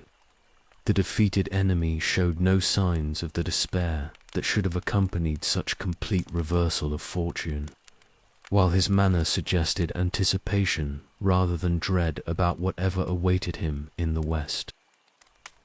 These troubling impressions were dismissed as imagination by those who reported them, yet they lingered in minds that had learned to trust instincts sharpened through long service in dangerous waters.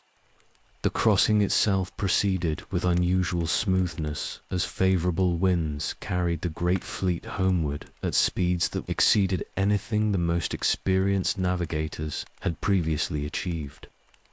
Whether that should have delayed their progress seemed instead to hasten their journey, while currents that might have forced detours instead carried them directly toward their destination. Fortune appeared to smile upon the expedition's success with generosity that left even skeptics convinced of divine approval. Sauron observed the sea and sky around him with satisfaction that he took care to conceal behind, expressions appropriate to his assumed role as conquered prisoner. The winds that filled their sails responded to influences that none aboard these vessels suspected, while the very waters beneath their hulls carried them according to purposes that served his designs rather than theirs. The greatest armament in history had become the instrument of its passengers, will without any of its crew realizing what was occurring.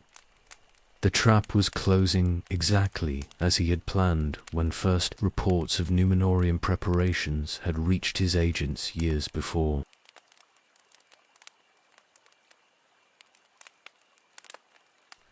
The fleet returned to Númenor in triumph, and the island's shores blazed with torches that lit the harbors like a festival of victory. The people had never seen such a host return from the east, nor such a prize brought in chains before their king. Trumpets sounded from the quays, and garlands were strewn upon the ways where Pharazôn would walk. Yet among the rejoicing throng there were whispers that the prisoner did not seem broken, for his carriage was proud even as he bowed before the Golden King. When Sauron was led through Menelaus, the crowd looked upon him with awe, for he bore himself not as one undone, but as one who chose to be where he was. His beauty shone even beneath the iron links, and his gaze met the eyes of nobles who found themselves turning aside as though before a greater majesty. The common folk cried aloud the name of their king, yet many among them carried away the memory of the stranger who seemed more glorious in chains than they had ever seen him in power. Pharazôn received his captive in the great hall where golden lamps blazed, and the pillars gleamed with gems mined from the ends of the earth. He set Sauron low before him, a trophy for his court to behold, yet the king's pride swelled the more he looked upon the mire, for no foe of such renown had ever knelt in Númenor. His counsellors pressed him with advice. Some urged execution, others counselled confinement, but more than a few spoke of the wisdom that might be gleaned from so ancient a spirit. And Sauron said little, yet in silence his presence worked upon them. When at last the king asked what he thought of Númenor's might, Sauron answered with words so measured that none could take offence. He praised the fleet that had crossed the sea, and the armies that none in Middle-earth could withstand, and he declared that only the Valar themselves might contend with such power. His chains rattled as he bowed low, yet the sound seemed more like ceremony than restraint. Pharazôn smiled, for the words pleased him, though he told himself they were no more than the flattery of a captive who sought to live. Days turned to weeks, and the prisoner was not kept in dungeons, but housed in guarded halls, where the nobles came to question him. He spoke of crafts long forgotten, of histories dim even to lawmasters, and of secrets that seemed small yet proved of sudden worth. A storm rose out of season upon the western seas, and Sauron counselled which harbours would hold safe anchorage, and the ships of Númenor were preserved. The court remembered this, and whispers grew that the prisoner's knowledge was a treasure not easily cast away. Pharazôn watched all closely, for suspicion was ever in his heart, but he found himself drawn to the wisdom that flowed from Sauron's lips.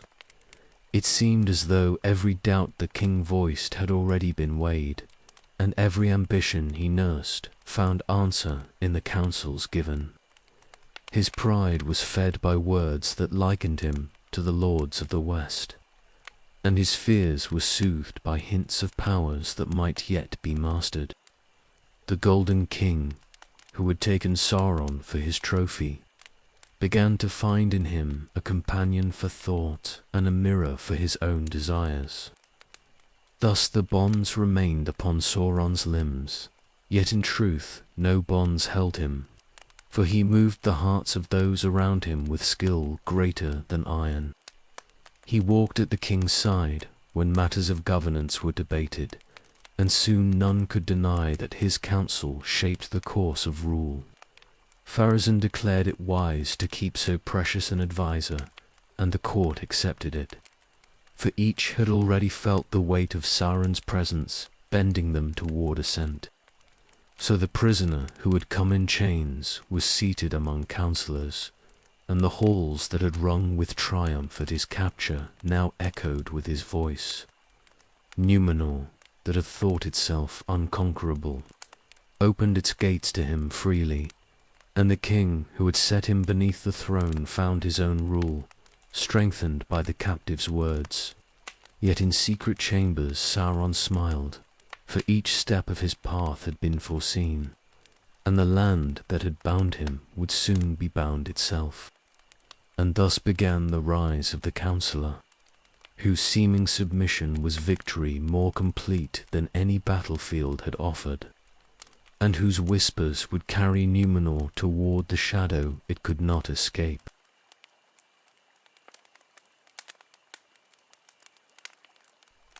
In the months that followed, the prisoner ceased to be spoken of as such, for though chains still circled his wrists in public, his hands shaped the affairs of the realm more surely than any counsellor born upon the island. Pharazôn sat high upon his throne in Armenelos, yet many who watched saw how often his eyes turned toward the figure at his right hand, and how much his decrees echoed counsel given in quiet chambers beforehand. Sauron had ceased to appear as a captive tolerated, and had become instead a presence indispensable. The mayor spoke little of himself, but much of the powers that ruled the world beyond Numenor seas. He told tales of the Valar, not as loving guardians, but as lords grown jealous of mortal strength.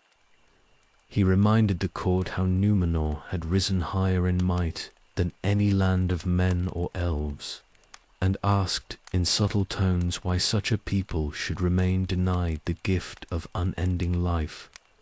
His words were framed as questions, yet they sank like seeds into ground already tilled by the pride of a king who had set foot in Middle-earth and returned with a god in chains. Pharazôn, who had long chafed under the ban that kept his people from the undying lands, began to nod more readily when such matters were spoken. He told himself that he remained master of his own heart, yet the flattery of Sauron's voice was like music that played the very tune he wished to hear. The courtiers, seeing which way the wind turned, repeated these notions in their own gatherings, until the air of Armenelos was thick with talk, that the Valar withheld immortality out of envy, not mercy. It was then that Sauron's words grew darker, though wrapped still in robes of seeming loyalty. He whispered of a power greater than any in Valinor, one who had bestowed gifts of knowledge in the ancient days and who would do so again if honored rightly. To speak the name of Melkor aloud was long considered forbidden, yet Sauron spoke it with reverence that made bold men tremble and weak men wonder. He told them that Melkor alone had the strength to lift mortals beyond death, and that the lords of the West had chained him not for wickedness, but because he threatened their dominion. First the whispers stirred among nobles eager for hidden wisdom. They gathered at night in gardens where torches burned low, listening to teachings spoken in half-veiled phrases. Sauron taught them to kindle fires in honor of the giver of gifts. and to pour out wine not to Iru who was unseen, but to the Lord who promised glory without end. These rites began in secret, yet secrecy soon became unnecessary. For Pharazôn himself gave ear to such ceremonies, and what pleased the king swiftly spread across the island. When the mayor suggested that a temple should be built, vast and terrible, to house the worship of this newly revealed power, Pharazôn declared it a noble undertaking. He said it would stand as proof that Númenor had outgrown the tutelage of the Valar, and would honor the might of its king as well as the majesty of Melkor. Craftsmen were summoned from every corner of the land, and stone was cut in mountains whose peaks had never before been broken. Day and night the work went on, and in Armaenelos a dark shape began to rise that cast long shadows even at noon. The people looked upon this labor with mixed hearts. Some marveled at the grandeur, for the temple's walls climbed higher than any tower of old, and its dome blazed with metals black and red as though forged from fire itself. Others shuddered, for the smoke of its offerings was bitter, and the cries of beasts slain upon its altars echoed through streets where once children had played. A few resisted, keeping to the old prayers and refusing to enter the courts of this new god. Yet they were mocked as cowards or denounced as traitors to their king. Sauron moved among the builders and priests as one guiding a work already foreseen. He wore his chains still, but none thought of him as bound. His eyes gleamed when the first sacrifices were offered, and he taught the chants that accompanied the burning. He told Pharazôn that Melkor smiled upon such worship, and that the strength of Númenor grew with each life given upon the altar. The king, drunk on the sight of his people bending to his will, proclaimed that their realm was now greater than any since the world began. Thus fear began to take root where once joy had dwelt. The marketplaces no longer rang with laughter but with whispers, for spies of the king listened at every stall. Families were divided, as sons joined the rites of shadow while fathers clung to the faith of their ancestors. The sea that had long been a friend to Númenor now seemed hostile, for storms gathered oftener, and sailors murmured that the waves themselves recoiled from the smoke drifting westward from the temple's fires. Yet none dared speak openly, for to question the new worship was to invite ruin. In the halls of Armanelos the golden lamps shone as brightly as before, yet their light seemed cold, for the heart of the island had grown dark. Pharazôn sat robed in splendor, certain that he ruled in wisdom greater than any who had come before him. And beside his throne stood Sauron, the chain upon his wrist now more ornament than bond. From his lips flowed counsel that always ended in fire and blood, and from his presence spread a shadow that no song of elves could dispel. So Númenor, fairest of realms, began its descent into corruption that could not be undone. The temple rose in black majesty, the smoke of its offerings staining the sky, and the people walked beneath it as beneath a mountain of doom. Those who remembered the light of the west kept silence, for they knew their words would be drowned by the roar of flames and the voice of the counselor whose victory was already complete.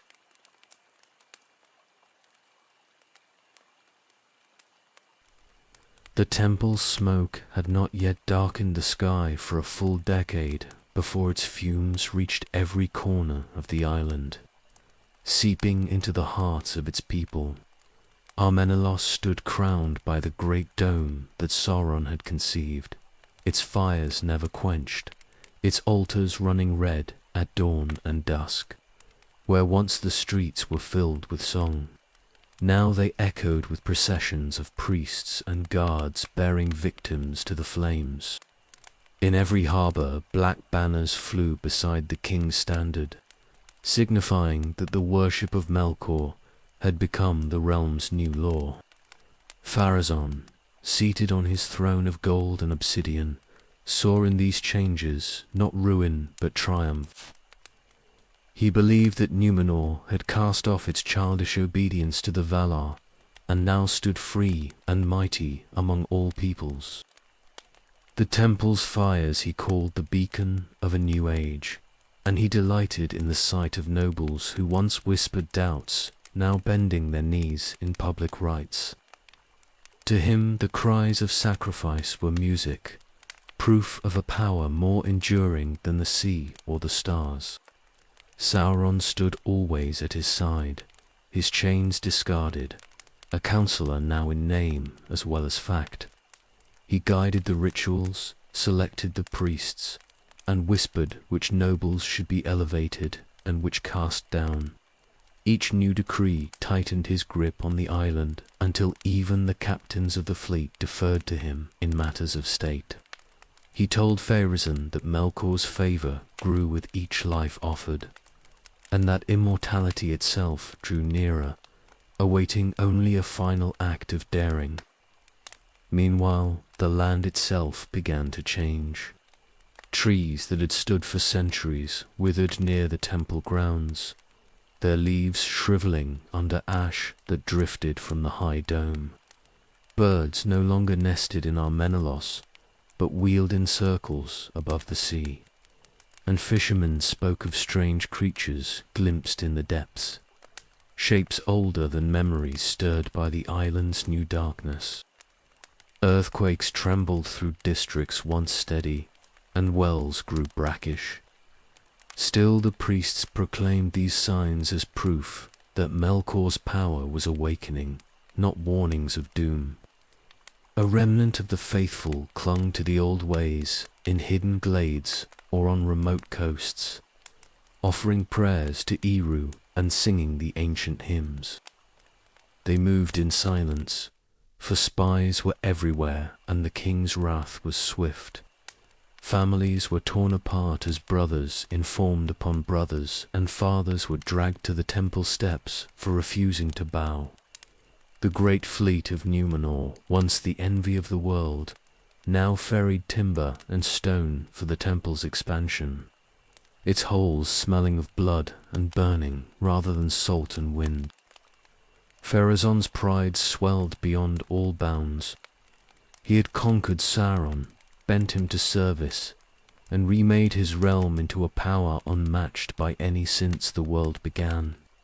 Yet in secret councils the Maiar spoke of a glory yet to come. Why should the king of Númenor remain mortal, he asked softly, when Melkor, the true lord of the world, would raise him to undying kingship? Why should the ban stand, when a host such as Númenor's could cross the seas and wrest the gift of immortality from the Valar themselves? The thought, first planted as a question, took root as destiny. Thus began the preparations for an armament greater even than the one that had subdued Middle-earth. Shipyards thundered day and night as forests fell, and smithies poured forth weapons not for defense but for conquest of the undying lands. The priests proclaimed this endeavor holy, the fulfillment of Melkor's promise, and the people labored with fervor born of fear and hope combined. Those who doubted were silenced. Those who resisted vanished into the temple's smoke. The island groaned under the weight of its own ambition. Harbours filled with black proud ships, whose sails bore the sigil of the giver of gifts. The seas turned restless, storms rising without warning, and sailors whispered of voices calling from the deep. Yet the king, blinded by visions of endless life, took these portents as omens of victory. He no longer consulted the stars, but only the counselor at his side, whose smile never faltered. In Armanelos, the last festivals of the old faith were outlawed, their altars torn down and their priests slain or driven into hiding. Statues of the Valar were toppled and cast into furnaces, their metal recast into idols for the new god.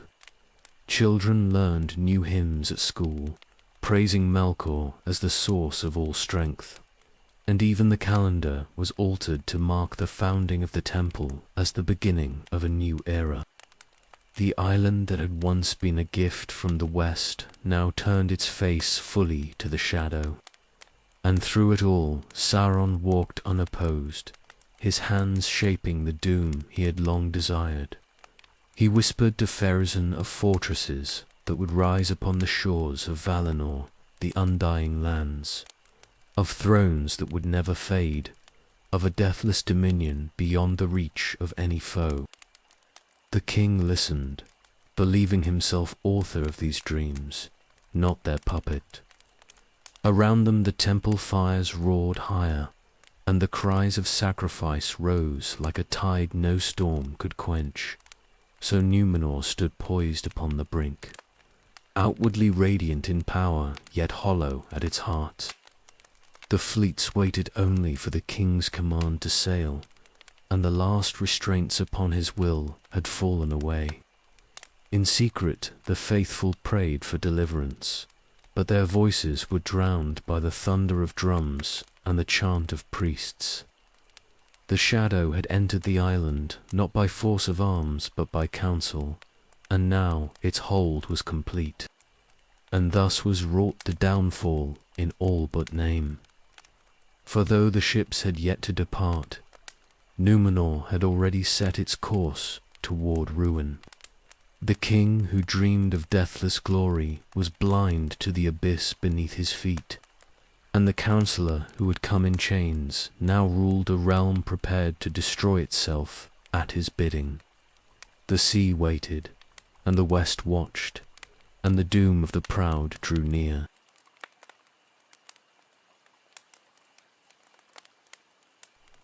The fleets stood ready in every harbour of Númenor, their black sails furled and their prows carved with the sigil of the giver of gifts. Trumpets rang through Armanelos, and the streets filled with men summoned to join the greatest armament ever mustered by mortal hands. Pharazôn had proclaimed that death itself would be conquered, that the undying lands would be theirs, and none dared dispute his word. The temple fires burned without ceasing, smoke curling upward as though to mark the path westward across the sea. When at last the king gave command, the fleet departed in a thunder of oars and a blaze of banners. The sound of drums rolled over the waters, and the island shook with the weight of so many vessels leaving its shores. The people left behind gathered upon cliffs and harbours, watching their strength vanish into the horizon. Some cried aloud with pride, while others wept in silence, for a foreboding pressed upon them that they dared not name. Sauron stood upon the steps of the great temple as the fleet vanished into distance, his face lifted toward the sky.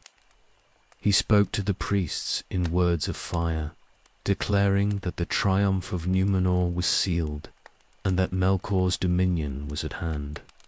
The priests shouted praises, and sacrifices were multiplied, their cries rising above the roar of flames. Yet in his secret thought Sauron laughed, for he had no need to sail. His victory had already been accomplished, and the doom of the island was certain. Far to the west the Valar beheld the coming of the armament, black as storm clouds across the seas. Long they had endured the pride of Númenor, and long they had held back their hand, but now their patience was spent. They called upon Eru, and the world was changed. The seas opened with a rending sound like mountains breaking, and the waters drew back in terror as the west was removed forever from the reach of men. Numenor was left upon the edge of a chasm that no bridge of ships could cross. Then the great wave rose. It towered higher than the cliffs of the island, higher than the dome of the temple, higher even than the mountains that had long crowned the land. Darkness fell as its shadow covered Armanellos, and the people cried out in despair. The earth heaved beneath their feet, walls cracked, and towers fell before the waters even touched them. The dome of the temple split with a thunderclap, and the fires within were quenched as the wave descended. The fleet that had sailed was caught in the upheaval of the seas.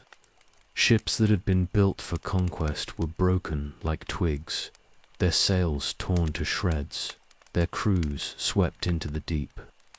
Pharazôn, seated in his golden armor upon the deck of his flagship, saw Valinor rise before him, fair and deathless, and for a moment believed his victory complete. But the land was veiled from mortal sight, and the mountains closed against him, and he was buried beneath falling hills, never to return. Upon the island itself, the ruin was beyond telling. Valleys filled with water in an instant, and mountains toppled into the sea. The harbours that had borne so many fleets became graves for their ships, and the palaces of Armanellos sank beneath foaming tides. The cries of the people were swallowed in the roar, and the proud island that had stood for thousands of years vanished beneath the waters, leaving only storm and silence. Sauron, caught in the ruin of his own design, was swept into the abyss.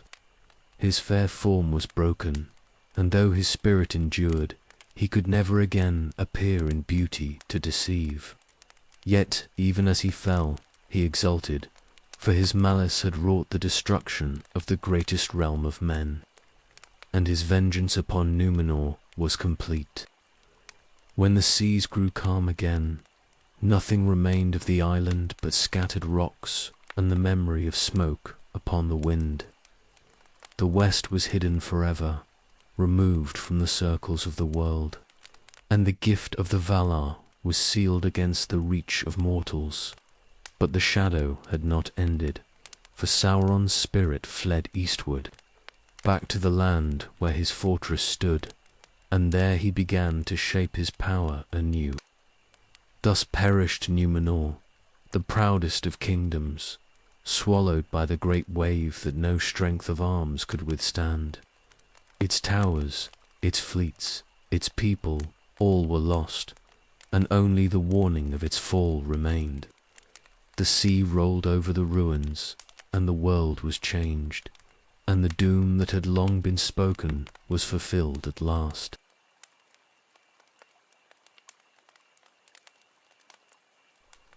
When the waters had closed over Numenor and the sea lay heavy upon its ruins, the world was remade. The west was veiled beyond reach, and the shape of the earth was bent so that no mortal ship could ever again find its hidden shores. Silence followed in the wake of thunder, and the waves rolled as though nothing had disturbed them.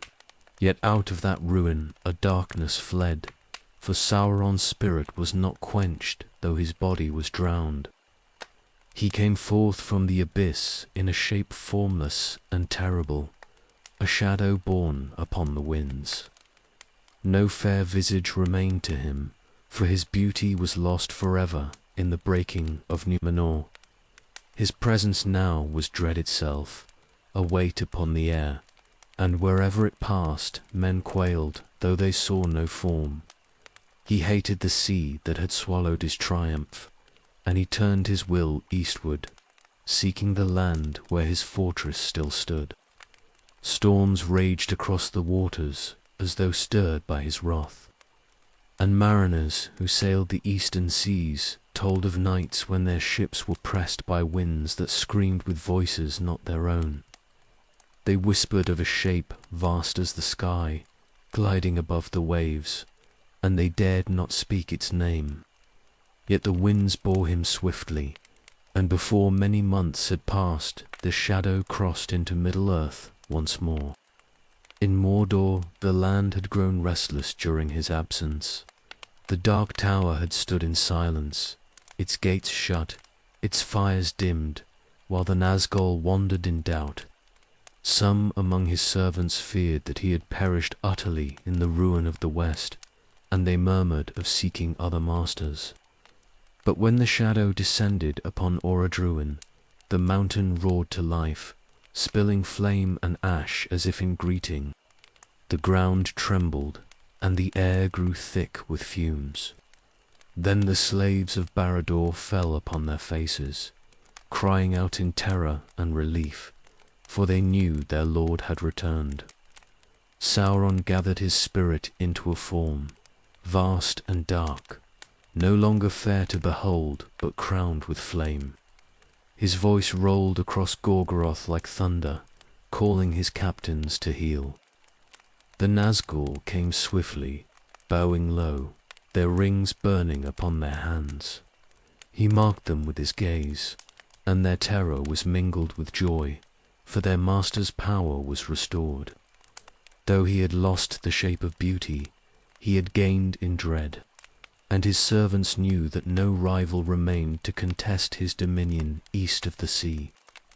From the ashes of Númenor he drew new strength, for he proclaimed that the West itself had feared him enough to destroy its mightiest servant. He told his followers that the Valar had betrayed men, casting down the proudest of their kin, and that only in Mordor could true power endure. Thus, the ruin of the island became his greatest weapon, a tale twisted into proof that the West was weak, and that the shadow alone was strong. In secret he brooded over the loss of his body, for the fair form that had deceived kings and lords was gone beyond recall. Never again could he walk among elves and men as a friend or counselor. Now his guise was that of a tyrant, tall and black, terrible to look upon. Yet in this he found new advantage, for his servants trembled the more, and his foes could no longer mistake his nature. The mask had fallen away, and only the Lord of the Rings remained. So the shadow that had drowned in the deeps of the sea arose once more in fire and darkness. His will stretched forth across Middle-earth, summoning allies old and new, binding the lands of the east and south to his cause. From the ruin of Númenor, he had learned that even the proudest of kingdoms could be broken, and he swore that all who opposed him would share the island's fate. And in Mordor the furnaces were kindled anew, and the smoke of Orodruin climbed unending into the sky, heralding that the Dark Lord had returned.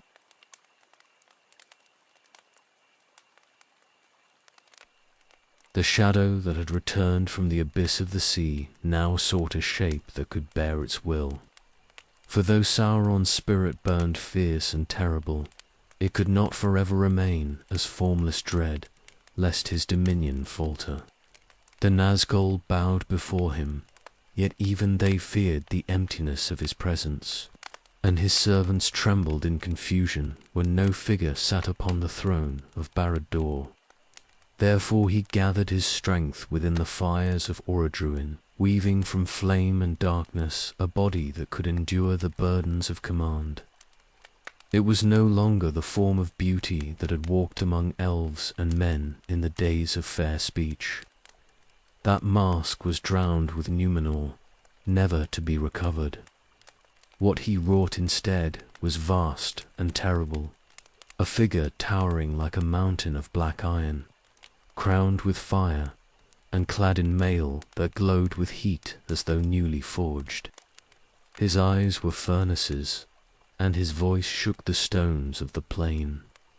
No deception lingered in this guise, for it was dread made flesh, a form that proclaimed dominion rather than persuasion. The forging of this body was not swift, for his spirit had been wounded in the ruin of the West. Long he brooded within the chambers beneath Orodruin, summoning to him shadows from the deep earth and flames from the mountain's heart. The Nazgul kept watch upon the dark tower's walls, and rumors spread among men that a fire greater than the sun had been kindled in Mordor. Smoke rose without ceasing, staining the sky for many leagues, and the air grew foul across the vales of Anduin. Yet in the furnaces of the mountain the shape of a new lord was fashioned, until at last he strode forth clad in a power both seen and felt. When first he revealed himself, the earth shook beneath his tread, and the slaves of Mordor fell upon their faces, unable to look upon him. His enemies had feared him when he was fair.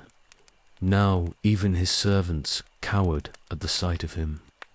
Yet they rejoiced, for the strength of his presence drove away all doubt, and the order of his dominion was re-established in an instant. The Nazgul came to his feet like hounds to their master, and he named each anew, binding them with words of fire that deepened their bondage beyond escape. With his form restored, Sauron turned his thought to the world beyond Mordor's borders.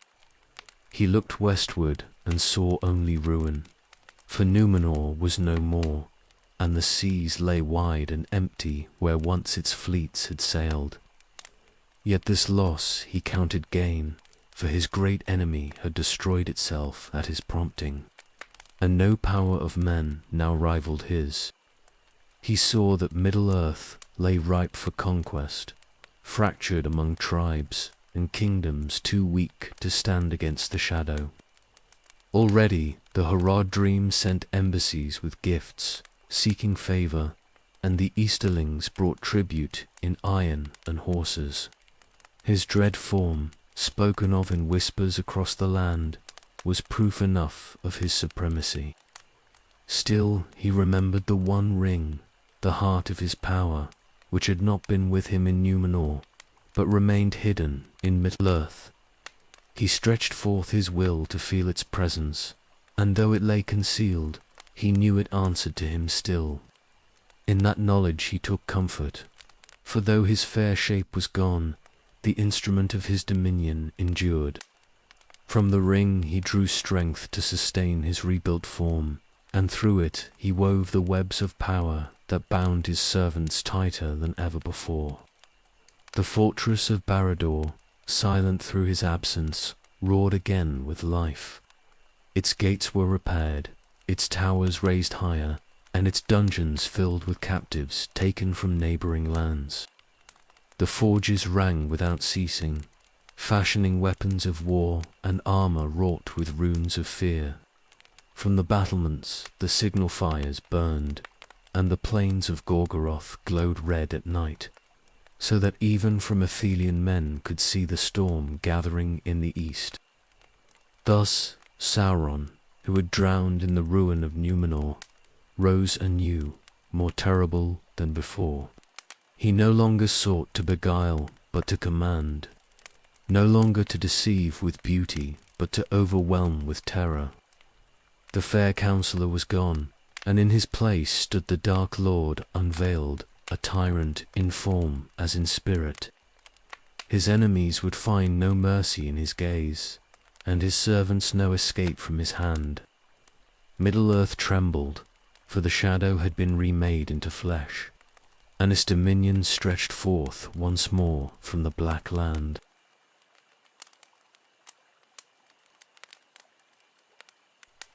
The world had changed with the drowning of Númenor, and in its ruin a silence fell upon the seas.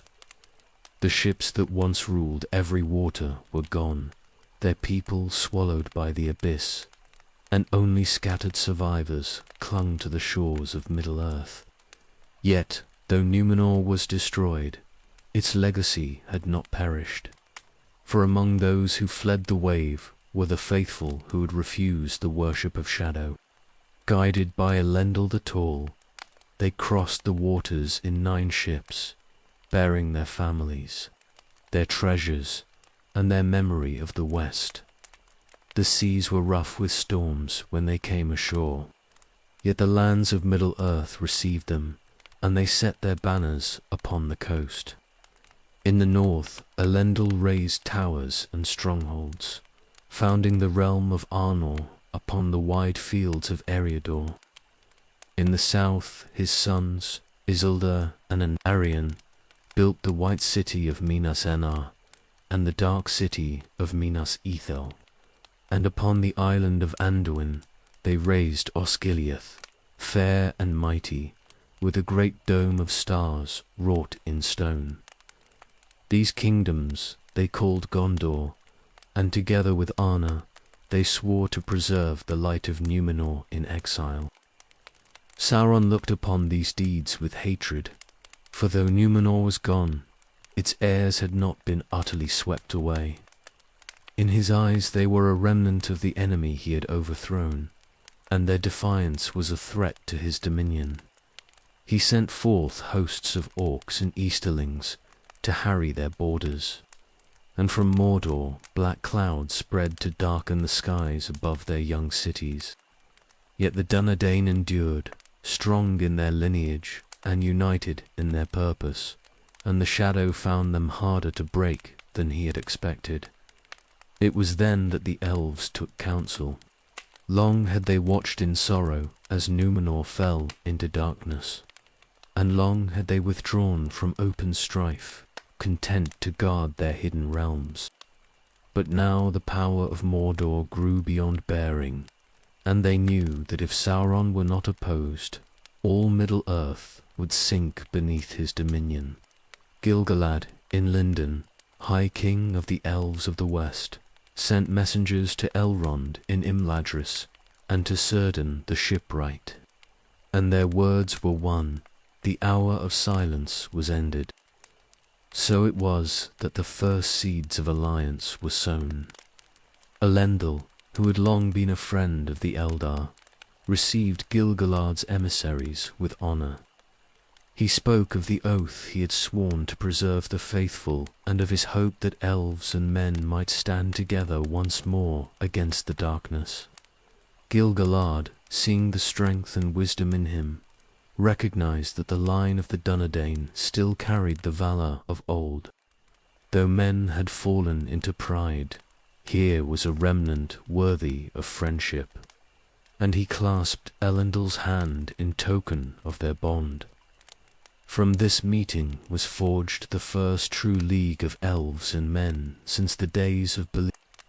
They gathered in secret councils, devising war against the Dark Lord.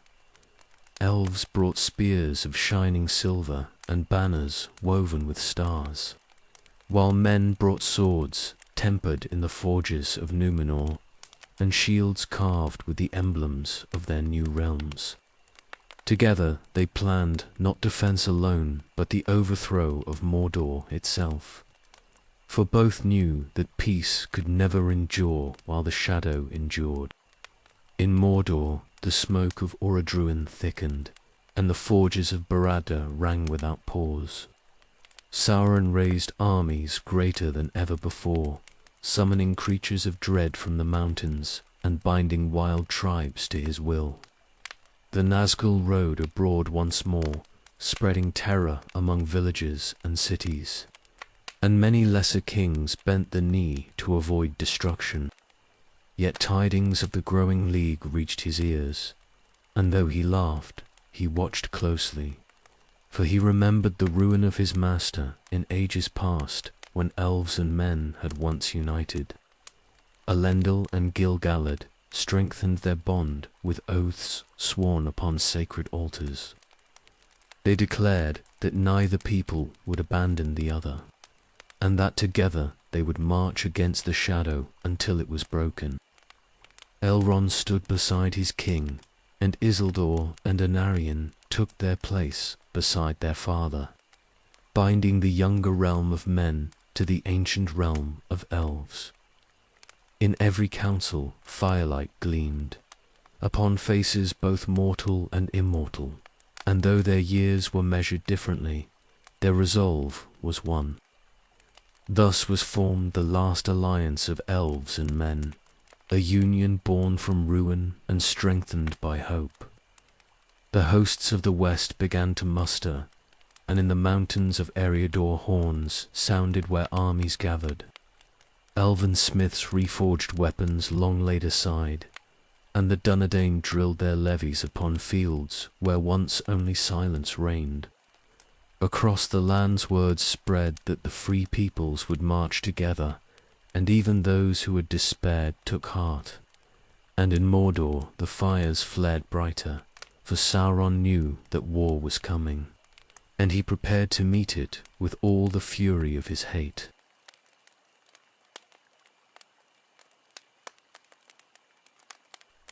The hosts of the Alliance marched eastward, a river of banners flowing across the plains.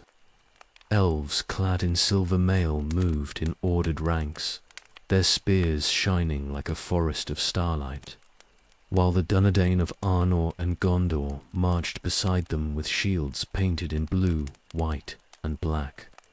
From the mountains came horns that echoed against the cliffs, and the sound of their passing shook the valleys of Eriador.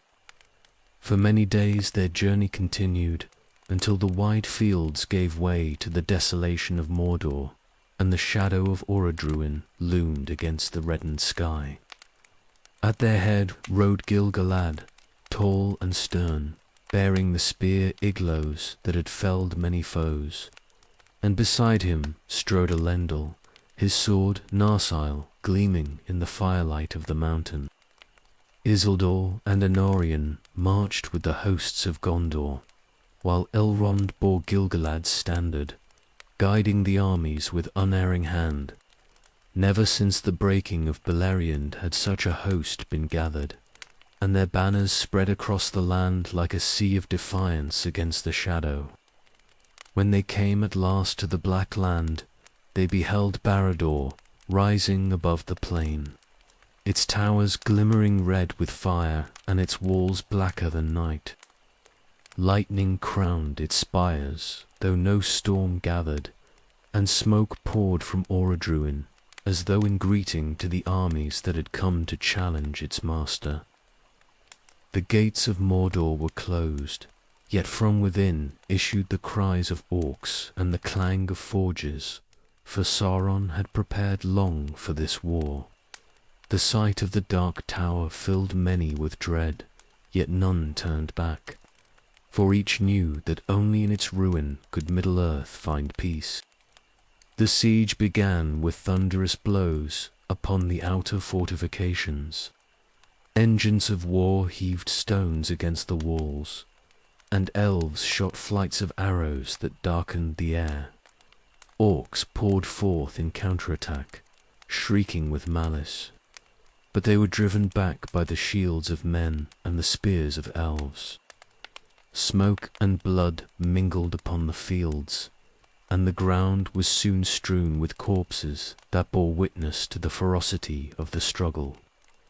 Yet, for every foe struck down, another rose in his place, for Mordor's hosts were countless. As the months passed, the Alliance encircled Barad-dûr with trenches and palisades. Camps stretched for miles, lit by thousands of fires that glowed against the black sky. Elves sang laments beneath the stars to strengthen weary hearts, while men sharpened blades and told tales of home. Supplies were brought from distant lands, yet hunger still gnawed at the soldiers. For Mordor's darkness blighted the fields, and little grew in the poisoned soil. Disease crept through the camps, and healers toiled without rest to preserve the strength of the armies. Within the walls, Sauron mocked their labor. He sent forth raids by night, orcs creeping through the trenches to slay in silence, and trolls battering the palisades with their fists. The Nazgûl circled above on fell steeds, their cries piercing the hearts of the bravest, until even seasoned warriors shuddered at the sound. Yet the captains of the Alliance held firm, rallying their troops with words of iron. Gil-galad walked among the lines, his presence a shield against despair, while Elendel's calm voice carried authority that steadied the trembling. Years lengthened into decades, for the fortress of Barad-dûr could not easily be taken. Its walls were strengthened by sorcery, its gates forged from steel that no ordinary fire could melt. The mountain roared with eruptions, casting rivers of flame that scorched the plain, yet still the alliance endured. Children grew to manhood within the camps, knowing no life but the siege. Graves multiplied upon the hills, and the names of the fallen were carved into stones that weathered beneath ash and rain. Winter brought snow even to the plains of Gorgoroth, a strange sight beneath the red glare of Orodruin. The soldiers wrapped themselves in cloaks stiff with frost, and fires sputtered in the poisoned air. Yet in those nights elves lifted their voices in songs of the west, and men joined with them, weaving hope out of harmony. Thus the camp endured through long darkness, and though despair whispered often, it was never allowed to master them. From time to time Sauron himself appeared upon the battlements, a vast figure wreathed in flame. His voice rolled across the plain like thunder, mocking his foes, promising death without end.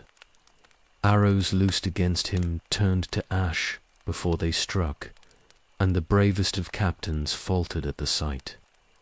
Yet the leaders of the alliance answered with defiance, raising their banners higher, and the siege continued. Each day a struggle of will as much as of arms. The years of toil wore upon both sides, yet the alliance held the plain, and Barad-dûr remained hemmed in. The rivers of supply that fed Mordor's armies grew thin under constant assault, and the creatures within the fortress began to starve. The walls still stood, but cracks formed in the foundations of Sauron's power, for the free peoples would not yield. The plain of Gorgoroth, once barren, became a graveyard of broken weapons and bones, a testament to the endurance of those who fought. So the siege endured, unbroken and unyielding. It was a trial of generations, a long defiance against shadow, and though the end was not yet written, the resolve of elves and men burned steady as the watchfires that ringed the dark tower. All knew that the day of reckoning must come, when Sauron would at last be forced to leave his fortress and meet his enemies in open battle. Until that day, the armies of the West held their ground, steadfast in purpose, bound together by oath and by hope that the darkness could yet be broken.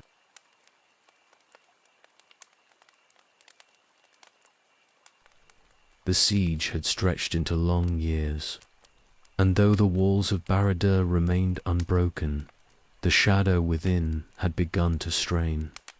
Sauron's armies, countless though they seemed, suffered from hunger and unrest, for the fields of Mordor yielded little, and the supply lines that once brought tribute from the east were cut by the vigilance of the alliance.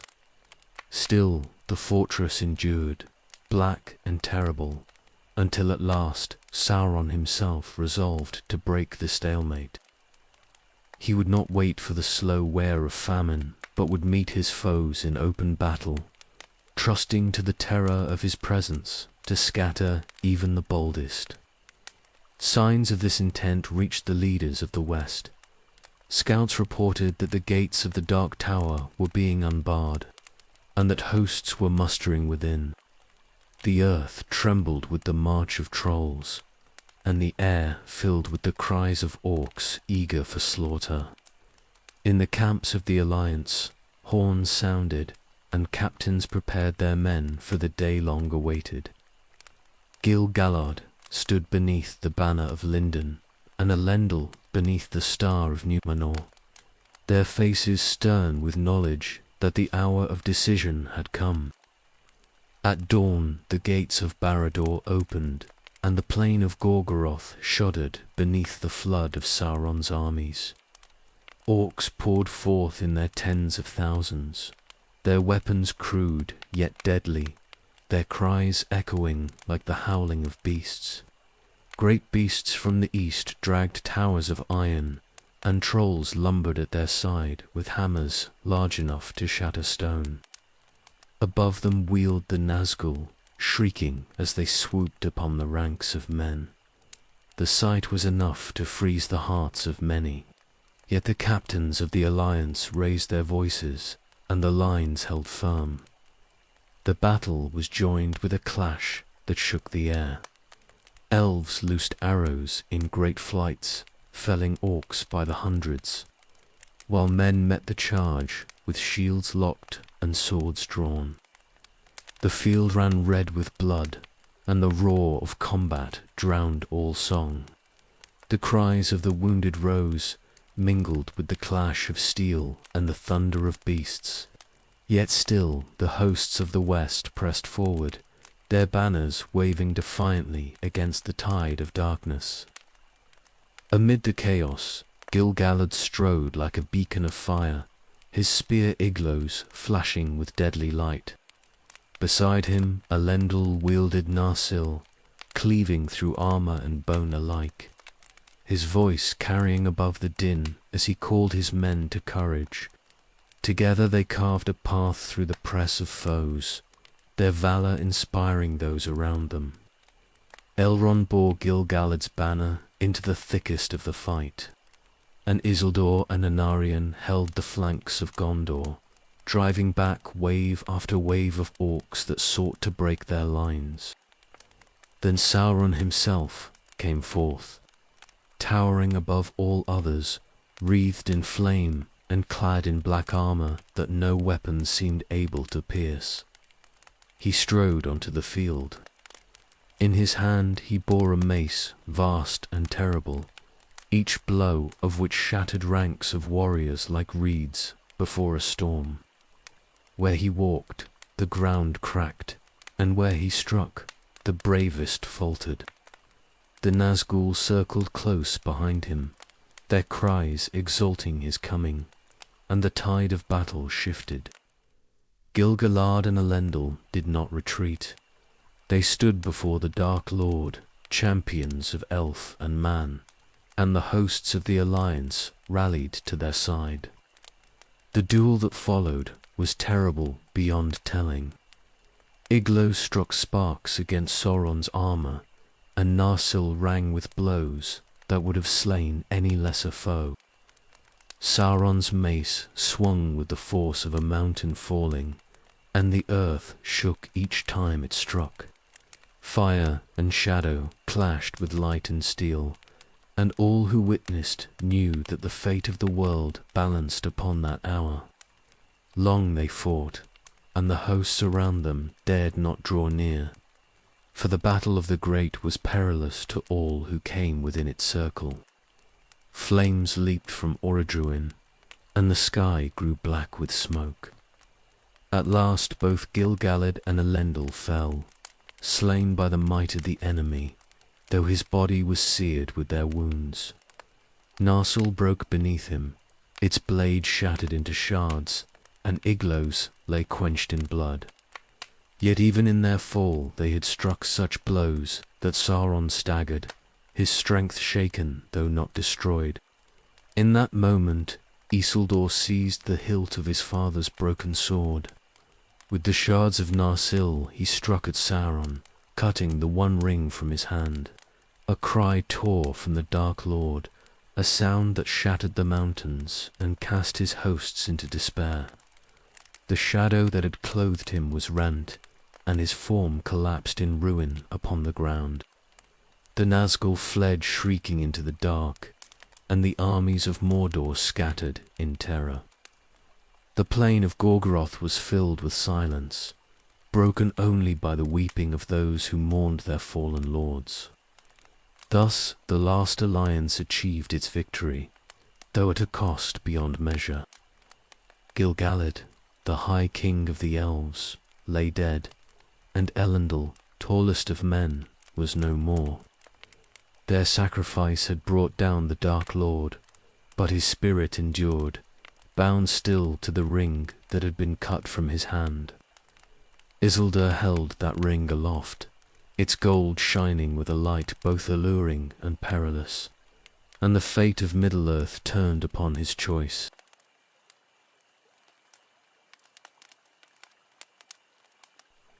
The field of Gorgoroth lay silent at last, though the silence was heavy with sorrow. The cries of battle had faded, leaving only the groans of the wounded and the crackle of fire upon the plain. Smoke drifted low across the earth, carrying the stench of blood, ash, and ruin. Where once armies had clashed in fury, now lay a graveyard of elves, men and orcs alike, their bodies mingled in death. Among them the captains of the Alliance moved slowly, their hearts weighed down with grief for what had been won and for what had been lost. At the heart of the battlefield the bodies of Gil-galad and Elendil lay still, fallen together at the climax of the struggle. Around them their guards had gathered, weeping openly, for no victory could ease the loss of such lords. The High King of the Elves, who had held his people steadfast through ages of exile, was no more. Elendil, tallest of men and bearer of the last hopes of Numenor, had been struck down beside him. Their deaths marked the cost of breaking the Dark Lord's strength, a price paid in blood and valor. Nearby lay the ruin of Sauron's vast form, its armor cracked and its body scorched by the blows of the great duel. The fire that had clothed him was quenched, and his shadow no longer towered above the plain. Yet none doubted that his malice lingered, for an unseen dread seemed to hang over the battlefield, a chill in the very air. All eyes were drawn to a single object glimmering upon the ash. The golden band that had been cut from his hand when Narsil's shards struck their final blow. Isildur, kneeling beside his father's body, reached for the hilt of the broken sword. The blade lay shattered, yet its shards still gleamed faintly in the firelight of Orodruin. In grief and fury he had wielded them to sever the ring, and now he beheld the prize that had fallen at such cost. To him it seemed more than gold, more than mere treasure. It was proof that the enemy was defeated, the ransom for his father and brother, and the symbol of his house's survival. He stooped and lifted it from the earth, and in his hand it shone with an allure none could deny. Elrond came forward, his face grave, and with him Círdan the shipwright. Wise among the Eldar, they beheld the ring and felt their hearts darken, for they knew its nature. They urged Isildur to cast it into the fires of Orodruin, for only there could it be unmade, and only thus could Sauron's spirit be quenched forever. They spoke of the peril of keeping it, warning that the Dark Lord's essence was bound within, and that, so long as it endured, his will endured also. But Isildur's heart was already ensnared. He gazed into the ring's surface, and saw a light that seemed woven of memory, power, and promise. Grief clouded his judgment, for he mourned not only Elendil, but also Anarion, who had perished during the long siege. To him the ring whispered of recompense, telling him it was his by right as the victor and heir. He spoke aloud that it would serve as Wurgold for his kin, a token to ease his sorrow, and a remembrance of Numenor's glory. His words were proud, but his voice carried the weight of anguish. Elrond and Círdan pressed him still, pleading with urgency. They pointed to Orodruin, whose fires rumbled close at hand, and declared that fate itself had brought the ring within reach of destruction. They told him that no hand would again have such a chance, and that to falter now was to imperil all. Yet Isildur shook his head, and his eyes burned with a light not wholly his own. He declared before them all that the ring was his, the heirloom of his house and the seal of his kingship. None dared to wrest it from him, for he was their lord now, and the bitterness of his grief made his will unyielding. So Isildur claimed the ring. He slipped it upon his finger, and though to mortal eyes he did not vanish, a shadow seemed to fall upon his countenance, as though something unseen had settled over him. Those who looked away quickly could not say whether they had truly glimpsed such change or only imagined it, but unease spread among them.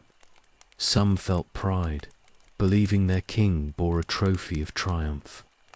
Others felt dread, perceiving that in his hand lay the seed of peril not yet ended. The battlefield, once filled with the roar of armies, now rang with silence broken only by lament. Soldiers of Gondor and Arnor gathered their dead, laying them in ordered rows, while elves lifted the fallen with songs of mourning that pierced even the smoke-filled sky. Fires were kindled to burn the carrion of Mordor, and the stench of corruption mingled with the scent of sacrifice. Yet, through all this labor, the ring gleamed upon Isildur's hand, a reminder that their victory was incomplete. When the armies returned to their camps, they bore their lords with honor. Gil-galad's body was shrouded in silver, Elendil's in cloth of black and white, and their standards were carried before them.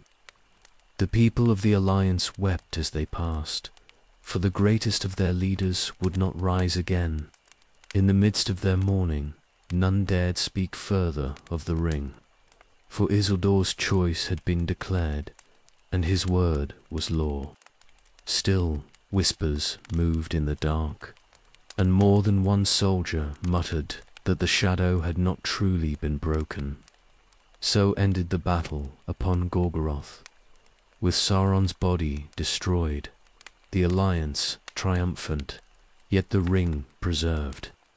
Its gold glimmered with a beauty that belied the malice bound within, and though many rejoiced in their deliverance, others felt unease that they could not name.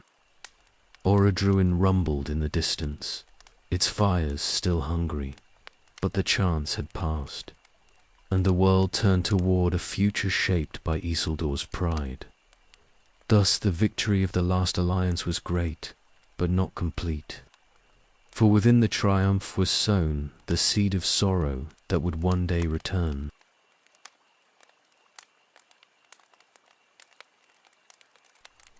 The camp of the Alliance lay quiet in the days following the battle, though the hush was born less of peace than of exhaustion.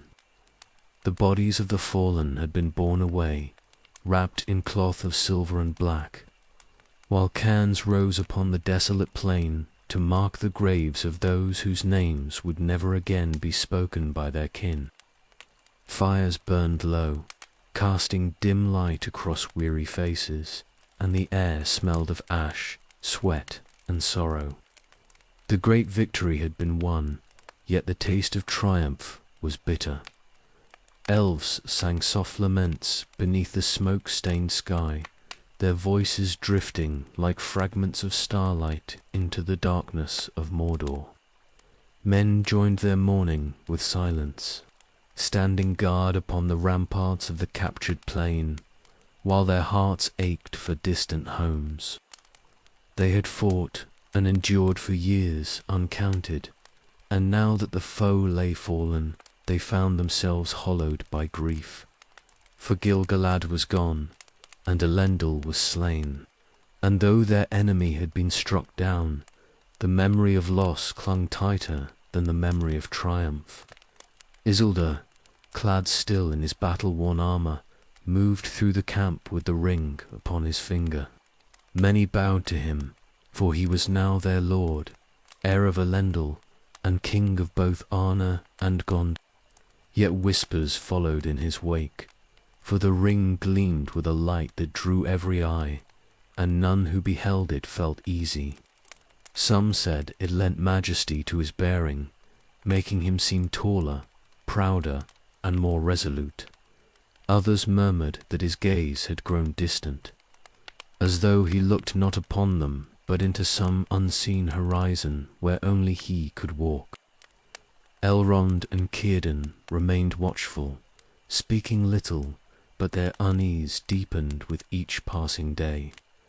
They had urged him to destroy the ring, yet his will had proved unyielding, and now they feared that the peril foreseen in their hearts would one day come to pass. Elrond walked often to the foot of Orodruin, gazing into its fire with a sorrow that no words could relieve, for he knew the hour of unmaking had passed forever. Círdan counselled patience, saying that time alone would reveal the truth of Isildur's choice. But even his voice carried no certainty. Within Barad-dûr, the ruins still smouldered, its walls cracked but not fallen. The sorceries of Sauron had forged it with strength beyond the craft of stone, and though its master's body was destroyed, the fortress endured as a black scar upon the land. None dared linger long within its shadow, for the very air whispered of malice. Strange lights flickered by night, and cries were heard in the deep chambers, though no living thing remained. The captains of the Alliance forbade their soldiers to enter, declaring that some remnants of the Dark Lord's power clung to the place. Yet all knew that the truest remnant of Sauron's will rested not in Barad-dûr, but upon Isildur's hand. The ring, small and flawless, gleamed with deceptive beauty. To some it seemed a token of hope, proof that the great war was ended and the enemy's strength broken forever. But to others it was a weight upon the heart, for they felt its presence in their dreams and saw its glimmer even when their eyes were closed. No one dared to speak openly against their king, but the unease spread like a shadow across the camp. In secret, the captains debated what was to be done. Should they press their lord to surrender the ring, or should they bear their doubts in silence for the sake of unity? None wished to divide the alliance at the moment of its triumph, and none had the strength to oppose the son of Elendil, who had borne so great a burden and lost so dearly. And so they remained silent, hoping against hope that Isildur's choice would not bring ruin. Isildur himself felt the pull of the ring with growing intensity. At first it had seemed to him a token of remembrance, a balm for grief. But as the days passed, he began to sense its whisper in the stillness of the night, urging him to hold fast to it, to treasure it as the seal of his kingship and the guarantee of his house's future. He told himself it was his by right, won in battle and sanctified by the blood of his kin. Yet beneath that thought stirred another, darker conviction that it belonged to him not merely by inheritance, but by destiny. When he walked through the camp, he noticed how others looked at him. Some bowed too quickly, others averted their eyes. A faint pride swelled in his heart, for he saw in their hesitation the proof of his new majesty. He did not yet recognize that this change came not from their reverence, but from the shadow clinging to the ring upon his hand. To Isildur it seemed only natural that they should look upon him with awe, for he bore the prize of the age, the symbol of Sauron's downfall, and the pledge of Númenor's enduring greatness. Meanwhile, the lands beyond Mordor stirred with unease. In the east, rumors spread that the Dark Lord had fallen, but few believed it fully. Tribes that had long paid tribute to him held back their allegiance, waiting to see whether the shadow would truly pass. In the south, chieftains whispered of omens, stars dimming, beasts fleeing the wild, and dreams filled with fire. Though Sauron's body was destroyed, his malice had not departed the world, and hearts far beyond Gorgoroth felt the tremor of its endurance. Thus, the victory of the last alliance was marred by uncertainty. The armies prepared to march home, bearing their dead with honor and their sorrow with silence. Yet even as they departed the plain of Gorgoroth, they carried with them the knowledge that the ring remained. Its gold shone bright against the gloom, a reminder of both triumph and peril. Sauron's body was gone, but his shadow had survived, bound within the circle of gold upon Isildur's hand.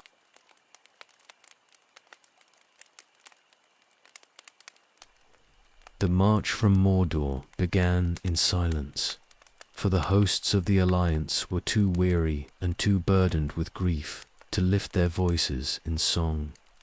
The plain of Gorgoroth, once filled with the roar of battle, lay empty behind them, its smoke curling like the breath of a dying beast.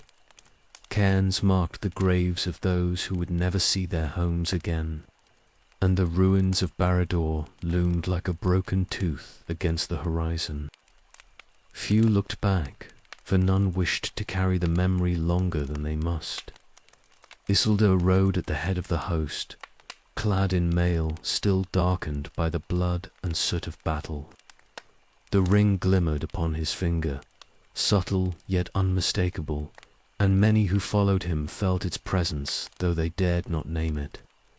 Some looked upon their king with pride, believing his triumph secured their future. Others looked with unease, sensing that the fate of their people rested upon something more fragile than steel or stone. None spoke openly, for grief and loyalty bound their tongues, but silence often carries weight heavier than words. The elves of Lindon marched apart, their banners furled, their faces solemn. For them, the loss of Gil-galad was a wound deeper than any arrow, and the songs they sang in mourning were laced with both sorrow and weariness. They had given their greatest king to the war, and though the shadow was broken, they knew their time in Middle-earth was waning. Elrond walked among them with quiet strength, bearing Gil-galad's standard and the memory of his final stand. Many looked to him for guidance, yet his gaze often lingered on Isildur, troubled by the golden band that gleamed too brightly in the dimming light. The men of Arnor and Gondor carried their dead upon wagons and biers, wrapped in banners of blue and white. Among them lay Anarion, son of Elendil, mourned by soldiers who had followed him through years of war. Their grief was raw and untempered, for his youth and promise had been cut short upon the plain. They looked to Isildur now as their rightful lord, yet in their mourning they found little comfort in the ring he bore. To them it seemed less a token of victory than a reminder of the blood price paid. As the armies wound their way through the black lands of Mordor, they passed fields still scarred by fire. The earth was cracked and barren, poisoned by the long dominion of the Dark Lord. Not even weeds stirred in the ash, and the silence of the land pressed upon them with unnatural weight. Many muttered that no living thing should linger there, and more than one soldier whispered prayers to ward away the lingering malice. By day the march was slow and heavy, by night the camps restless, haunted by dreams of fire and shadow. Crossing the mountains brought no relief, for the lands beyond bore scars of war as well. Forests had been hewn for timber, valleys churned to mud by armies passing, rivers fouled with the blood of the fallen. Yet, as they descended into Ithilien, they found signs of life again.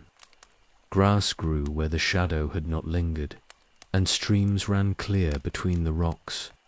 For the first time in many months, the soldiers felt a breath of hope, though the memories of Mordor clung to them still. When they reached the Anduin, the great river spread before them, glittering in the sun like a mirror of the sky. There they paused to rebuild their strength, for the journey south and west still lay long ahead. Elves crossed with grace upon crafted vessels, their songs rising once more, though tinged with melancholy. The men of Gondor looked upon their homeland across the waters with pride and relief, though they knew they returned not in triumph, but in mourning. The burden of rebuilding would soon fall upon them, for their lords were slain, and their cities awaited their return. Isildur looked often upon Minas Annar, its white walls gleaming in the distance, and felt the pull of destiny. He bore not only the crown of his father, but also the weight of the ring, which seemed to grow heavier with each passing day. In quiet moments he would turn it in his hand, watching how the light bent across its perfect surface. Thoughts of power stirred in his mind, visions of a realm greater than Numenor had ever known, of a house eternal and unconquerable. He told no one of these thoughts, yet they nestled close in his heart like embers awaiting flame. Elrond spoke with him by the river, urging him once more to consider the danger of the ring. He did not demand, for he knew Isildur's pride would not bear it, but he reasoned with care, pointing to the shadow that lingered even in victory. He warned that Sauron's spirit was not ended, that it still dwelt within the ring, and that in keeping it Isildur might bind his house to a curse. But Isildur answered sharply, saying that it was his right, the ransom of his kin, and the seal of his rule. His words carried the sting of finality, and Elrond spoke no more. So the armies continued, crossing the plains of Gondor, and returning at last to their cities. The people lined the roads to greet them, cheering with voices both joyful and sorrowful, for they welcomed their sons, yet wept for their lords. Bells rang in Minas Annar, and torches were lit in Osgiliath, proclaiming the end of the long war. Yet, even in the midst of celebration, a shadow remained. For all who looked upon the ring upon Isildur's hand felt a chill, as though the shadow of Mordor had followed them home. Thus the alliance dissolved, its victory complete in battle, but marred by doubt. The elves turned their faces westward, weary of Middle-earth, while men prepared to rebuild kingdoms born of ruin. And in the heart of Gondor, Isildur sat upon the throne of his father, the ring gleaming at his hand like a crown beyond all crowns. Sauron's body was gone, his armies scattered, yet his shadow endured in secret, carried unwittingly into the very heart of the realm that had struck him down.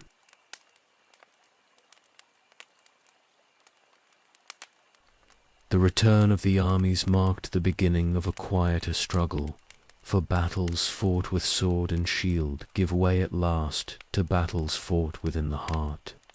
In Osgiliath the white towers shone once more, yet beneath their beauty lay grief that no triumph could conceal. Soldiers walked the streets with bowed heads, carrying the memories of Mordor in their eyes. Mothers embraced their sons with joy, but also with sorrow for those who would never come home.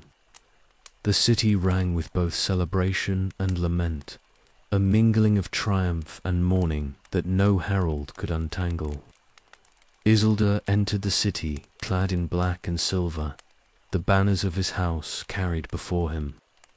The people acclaimed him as king, their voices rising in thunderous welcome, yet the crown upon his brow seemed almost less radiant than the ring upon his finger. Its gleam caught the sunlight, scattering golden fire across the stones, and many who saw it felt both awe and unease. The relic of the enemy, carried openly by their new lord, stood as a paradox, a token of victory and a seed of fear. The lords of Gondor came forth to swear fealty, but even as they knelt, their gazes lingered on the small circle of gold. Some murmured that it was a dangerous trophy to keep, others that it was proof of Isildur's right to rule. None spoke with open defiance, for he was heir of Elendil, and none could deny his valor. Yet in their hearts questions stirred, unspoken but sharp, like blades kept sheathed only out of necessity. At night the feasts began, as was the custom when kings returned from war. Wine flowed, musicians played, and halls glittered with torches. Yet the merriment felt strained, for the memory of the dead hung over every table. Seats stood empty where once had sat Gil-galad's envoys or Anarion-esque captains. When Isildur raised a cup in remembrance of his father and brother, his voice faltered only for a moment before pride steadied it. Still, those who watched him closely saw his hand linger on the ring more often than on the goblet. Elrond remained in the city only briefly, for his heart was restless. He spoke to Isildur once more, not as a commander to a king, but as a friend to a man burdened by grief. He urged him again to consider the danger he carried, reminding him that no treasure of the enemy could bring healing to the wounds of war. But Isildur's reply was curt.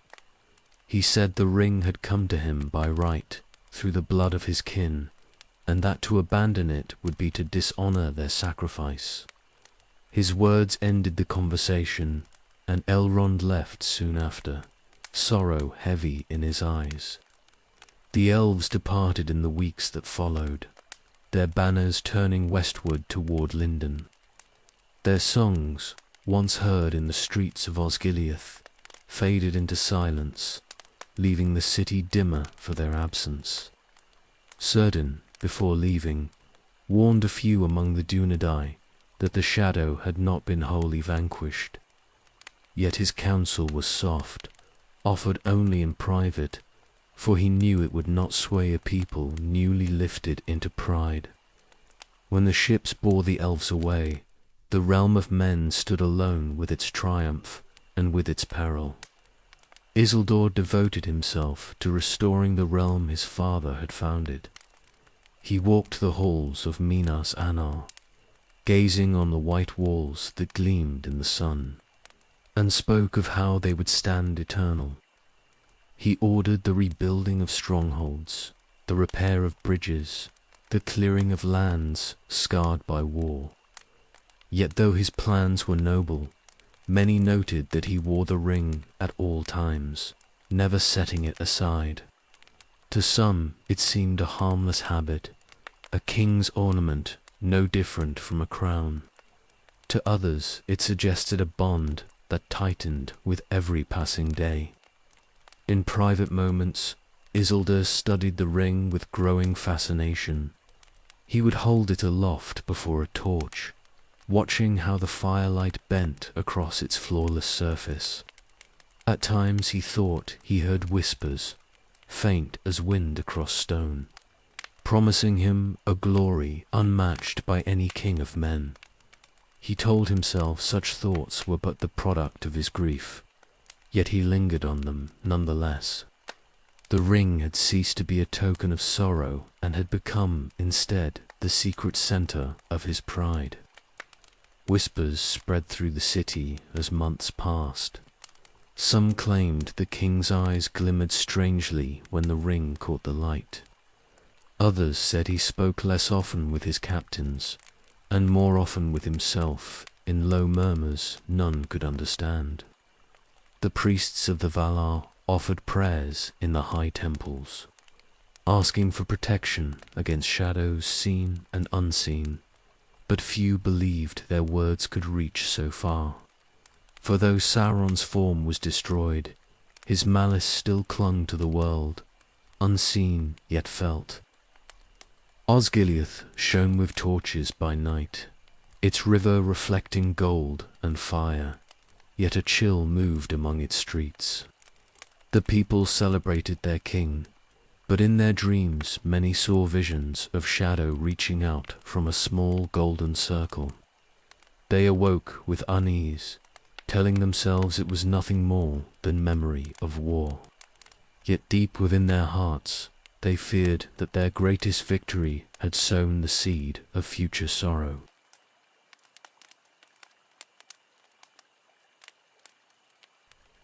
In the months after the war, Gondor sought to rebuild its strength, but victory brought with it burdens as heavy as the war itself. The cities welcomed their king with festivals and banners, yet beneath the songs of triumph lay the muted toll of grief. Entire lineages had been thinned, villages emptied of sons, and the fields surrounding Osgiliath still bore the scars of fire and ruin. Men ploughed where corpses had lain, and children played in streets where funeral processions still passed. The kingdom lived, yet it lived in shadow, and its heart could not wholly rejoice. Isildur bore himself with kingly pride, but always the ring was upon his hand. He wore it in council, at feast, and even in private solitude. Courtiers whispered that it lent him majesty, for when he spoke, his voice carried an authority that quelled dissent before it rose. Captains who once argued over strategy now found themselves falling silent under his gaze. What had once been persuasion now felt like command, and though none dared question him openly, unease settled like dust in the high chambers of Osgiliath. The ring's influence crept quietly, unnoticed by those who wished only for peace. To the people, their king was strong and resolute, and his hand upon the throne seemed to promise stability. Yet beneath the surface, the subtleties of his rule shifted. Old friends found him distant, less inclined to laughter or shared counsel. Decisions came more swiftly, often without consultation. His words carried certainty, but the warmth that once softened them had begun to fade. Elrond, long departed, left behind words that lingered in memory. He had warned that no victory was complete while the ring endured. Some among the wise repeated his counsel in hushed voices, but Isildur's authority silenced them. Few dared risk the king's displeasure, for his grief was still raw, and his valor beyond dispute. Yet in taverns and marketplaces, rumors began to circle that the shadow had not wholly been vanquished. People spoke of dreams filled with fire, and of strange unease when they looked upon the golden band upon their king's hand. In the high courts of Gondor, Isildur announced plans to strengthen the realm. He spoke of rebuilding the watchtowers of the north, of restoring fortresses along the river, and of uniting the fractured provinces. His vision was vast, a dream of a realm that would surpass even the glory of Númenor before its fall. Many cheered his ambition, for after long years of war, they longed for strength. Yet some sensed that his gaze reached beyond the needs of his people, toward an enduring dominion shaped not by wisdom but by will.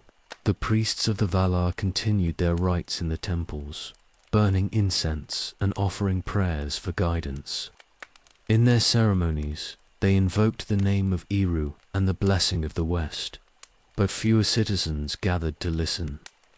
Many whispered that their king's authority outweighed the voices of distant gods, for he bore upon his hand a token that had overthrown the Dark Lord himself. The shift was subtle, yet it marked a turning of the heart of Gondor, away from humility and toward the dangerous allure of human pride. In the markets of Osgiliath, traders spoke of strange things.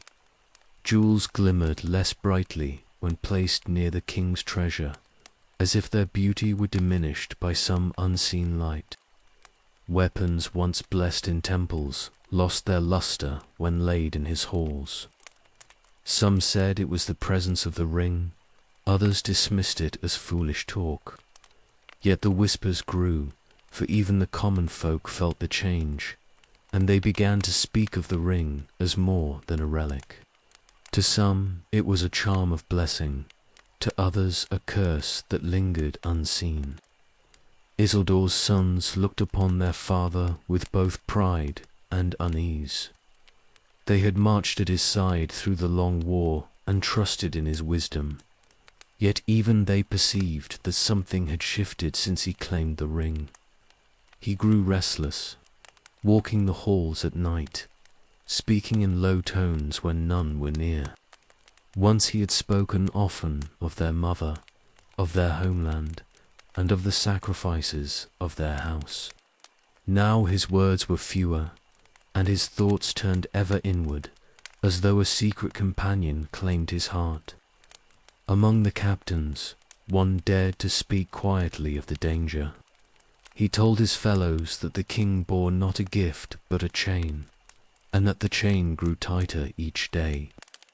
His words were met with silence, for none wished to voice agreement or risk treason. Yet his warning lingered, and more than one soldier wondered if the long war had truly ended, or if it had merely shifted into another form, hidden within their own halls. And so doubt began to root itself in Gondor, faint but persistent. The people celebrated their king, but in their hearts they carried unease.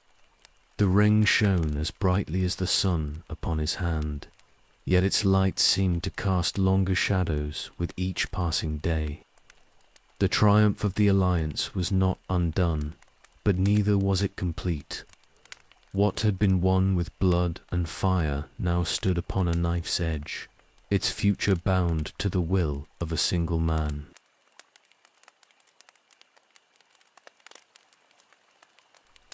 Winter settled upon Gondor, bringing sharp winds off the White Mountains and a hush over the river city of Osgiliath.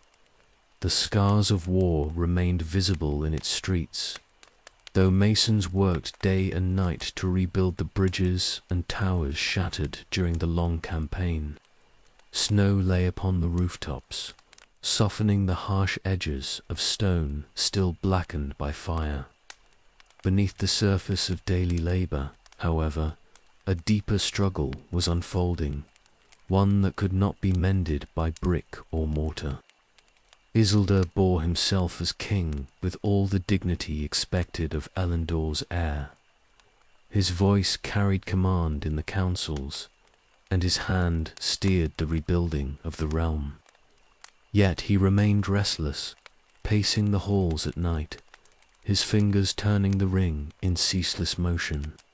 It gleamed like a captured star, and many who saw it believed their king was chosen by fate itself. Few dared admit that its quiet thus shadowed their admiration, for even in triumph there was something unnatural in the gleam of that band.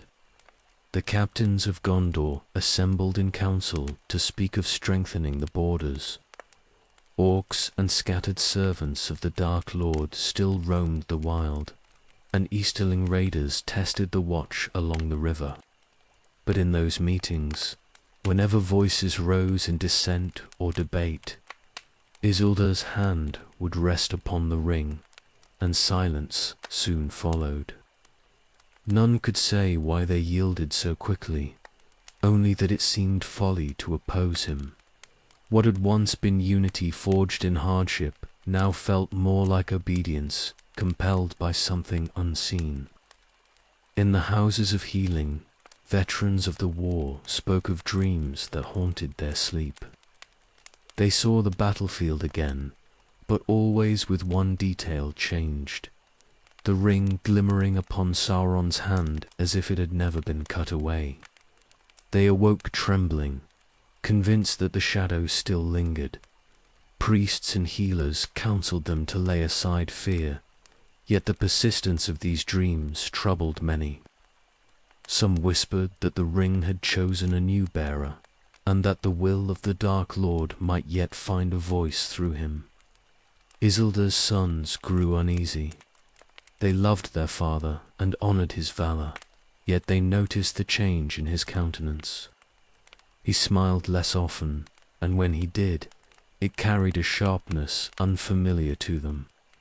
He spoke of future glories, of kingdoms strengthened, and of Numenor's line restored to greatness, but rarely of rest or peace. The burden of kingship weighed upon him, yet it seemed not merely the burden of rule, but something deeper, a weight unseen that he carried alone. Elrond, now returned to Imladris, wrote letters to his allies in the south, warning them in guarded words. He did not accuse Isildur, nor did he name the ring outright, but he urged vigilance and watchfulness, for he knew the peril had not been erased. Círdan likewise spoke to his mariners, saying that the shadow might rise again in ways unseen, and that the hearts of men were too easily swayed by gifts they did not understand. These warnings spread in fragments, reaching only a few, yet among the wise they found fertile ground. In Osgiliath, the common folk began to weave their own tales. Some said the ring granted their king foresight, for his decisions seemed always to anticipate need. Others muttered that it made him stern and distant, more statued than man. Children played games where one pretended to be the Dark Lord, another the king, and always the one with the pretend golden ring would command the others until the game collapsed into quarrel. The echo of the war lived on, even in play, reshaped into stories that carried warnings. Adults dared not speak aloud. The priests sought to counter these whispers with ceremony. They held processions along the river, offering prayers to the Valar and blessings upon the throne of Gondor. Isildur attended, wearing the ring openly, and when he raised his hand in the sunlight, the people cried aloud in awe. Yet the priests themselves exchanged uneasy glances, for the golden gleam seemed to outshine even the sacred symbols they carried. Some feared their authority was waning, eclipsed not by the crown but by the circle of power upon their king's hand. Spring thawed the snows, and Gondor's banners flew once more above its towers. The people looked to the future with hope, but beneath the hope lay uncertainty. The king was strong, the city was rising, and the scars of war were slowly fading. Yet, in quiet moments, many asked themselves whether the victory had been purchased at too high a cost. The ring was a reminder of triumph, but also of loss, and of a shadow that might not truly have been banished. The legacy of Elendil, bought with sacrifice, now rested on Isildur's shoulders. He bore it with pride, but pride alone cannot bear such a weight forever. The ring gleamed with promise, whispering of dominion without end, while the city around him whispered of doubt. The story of Gondor was beginning anew, but the seed of its trials had already been sown, hidden in the golden circle that had passed from Sauron's hand to the heir of New.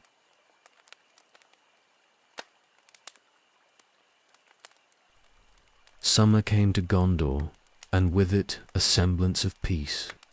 Fields once scarred by war now rippled with grain, and the Anduin ran bright beneath a sky cleansed of Mordor's ash. Merchants returned to the markets, children laughed in the streets, and for a time it seemed the realm might heal. Yet beneath the surface, unease lingered, for the memory of the Dark Lord's fall had not faded. and the presence of the ring upon the hand of their king cast a shadow that no season could dispel. Isildur ruled with vigor, restoring the strength of his cities and ordering the watchtowers rebuilt. He spoke often of unity, declaring that the scattered provinces would again stand as one realm under the banner of Ilandel's line. His vision was grand, his will unshakable, yet many who served at his side felt his rule had grown harsher.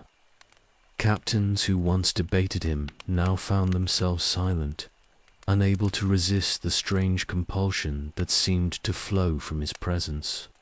In his eyes burned a light both fierce and unsettling, and though none dared defy him, whispers of doubt moved through the halls of Osgiliath. The ring never left his hand. It gleamed in council, on the battlefield, and even in private repose. When he spoke, his fingers turned it idly, as though the small band of gold anchored every thought. Courtiers told themselves it was merely a token of remembrance, a relic bound to the sacrifice of his kin. Yet others felt its power more keenly. They said his words carried weight beyond reason, that he could bend even stubborn men to obedience with a glance. Some wondered whether they obeyed their king or the ring itself.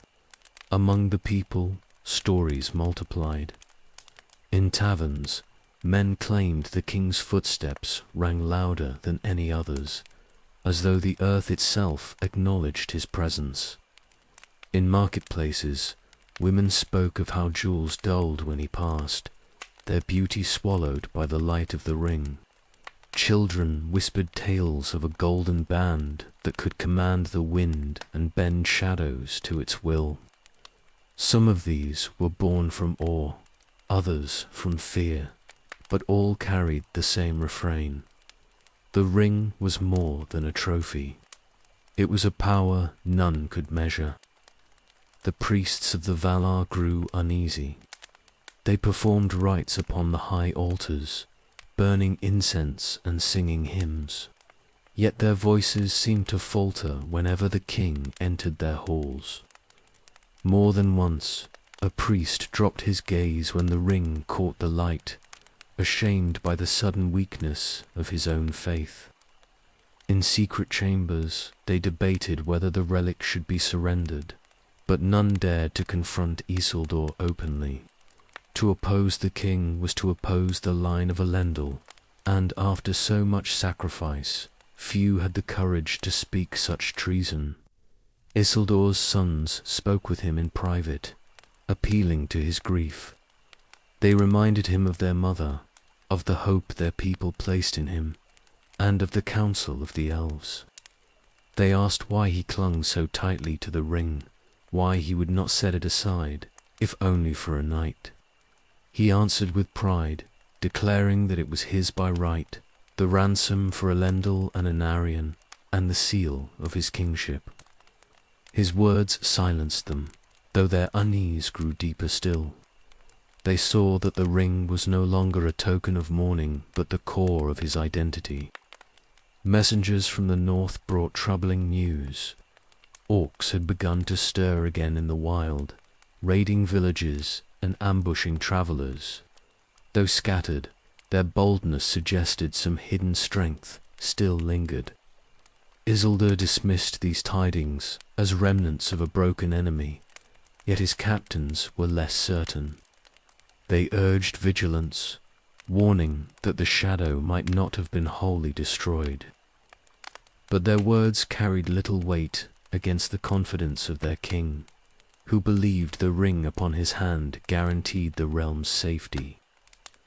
Elrond's letters, carried south by trusted riders, reached Gondor during these months. In careful words he repeated his counsel. The ring must be destroyed, or the shadow would endure. He did not accuse Isildur of weakness, but he spoke of peril that could not be mastered by strength alone. The letters were delivered with ceremony, but Isildur read them in silence and set them aside.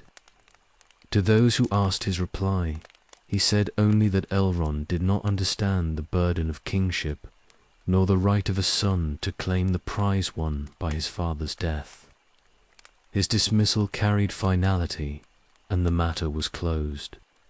So Gondor thrived outwardly, while unease deepened within. The harvest was good, the armies strong, the people loyal. Yet in the heart of their realm, the ring gleamed upon the hand of their king, whispering promises no mortal could resist. The warning of the wise had been given, but it was ignored, drowned out by pride and the fragile relief of peace. Victory had been won, yet already the seeds of its undoing had taken root, hidden in the very thing that seemed to secure it.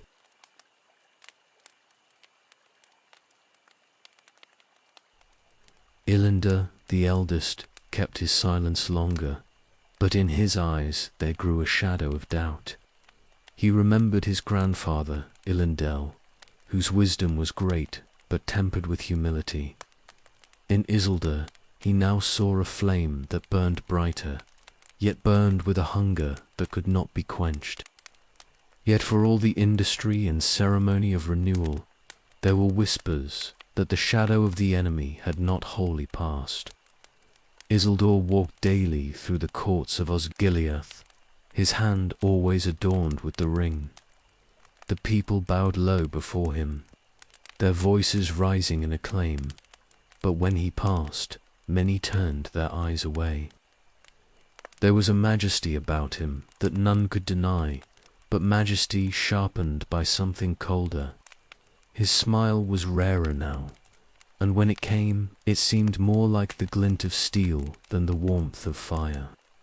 Yet none dared question his presence, for in him they saw the heir of Elendil, the victor of Dagorlad, and the man who had cut the Dark Lord down. In council chambers, captains and lords gathered to speak of watchtowers, fortresses, and garrisons. They argued over routes of patrol, the repair of bridges, and the provisioning of the armies.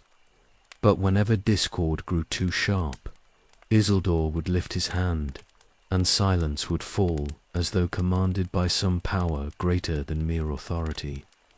Men who moments before had contested fiercely now yielded with sudden deference. None could explain why, only that it seemed impossible to resist the weight of his will. The ring gleamed upon his finger in those moments, its light falling across the polished tables like the mark of judgment. Isildur's sons were often present, seated near their father. They admired his strength, yet they were troubled by what they saw. Eretan spoke in whispers to Sirion, saying that their father's words carried a force that seemed unnatural. Elendil, the eldest, kept his silence longer, but in his eyes there grew a shadow of doubt. He remembered his grandfather, Elendil, whose wisdom was great but tempered with humility. In Isildur, he now saw a flame that burned brighter, yet burned with a hunger that could not be quenched. Beyond the city, rumors spread. Farmers claimed to see dark shapes moving at night along the riverbanks.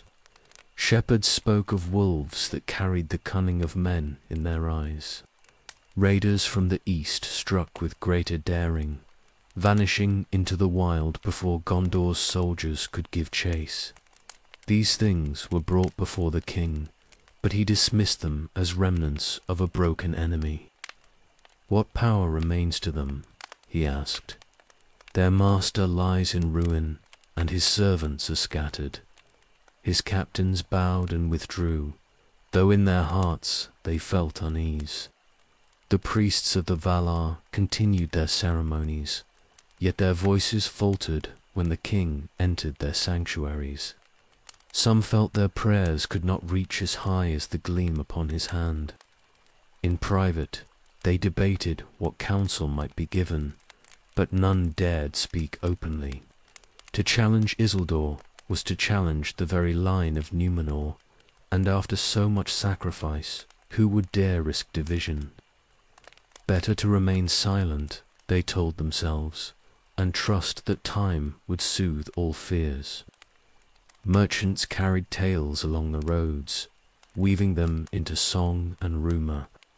They said the king's treasure outshone all others, that no gem could rival the light of the ring. Some claimed it brought fortune to those who glimpsed it, others that it drained the strength of all things near it. Children imitated their king in play, fashioning rings of bronze or carved wood, commanding their fellows to kneel. At first their parents laughed, but as the game spread, it became a source of unease. What had once been a symbol of victory was becoming a symbol of dominance, a shadow falling across every part of daily life. In the northern lands, where the fields stretched wide and villages had begun to repopulate, men still feared the dark.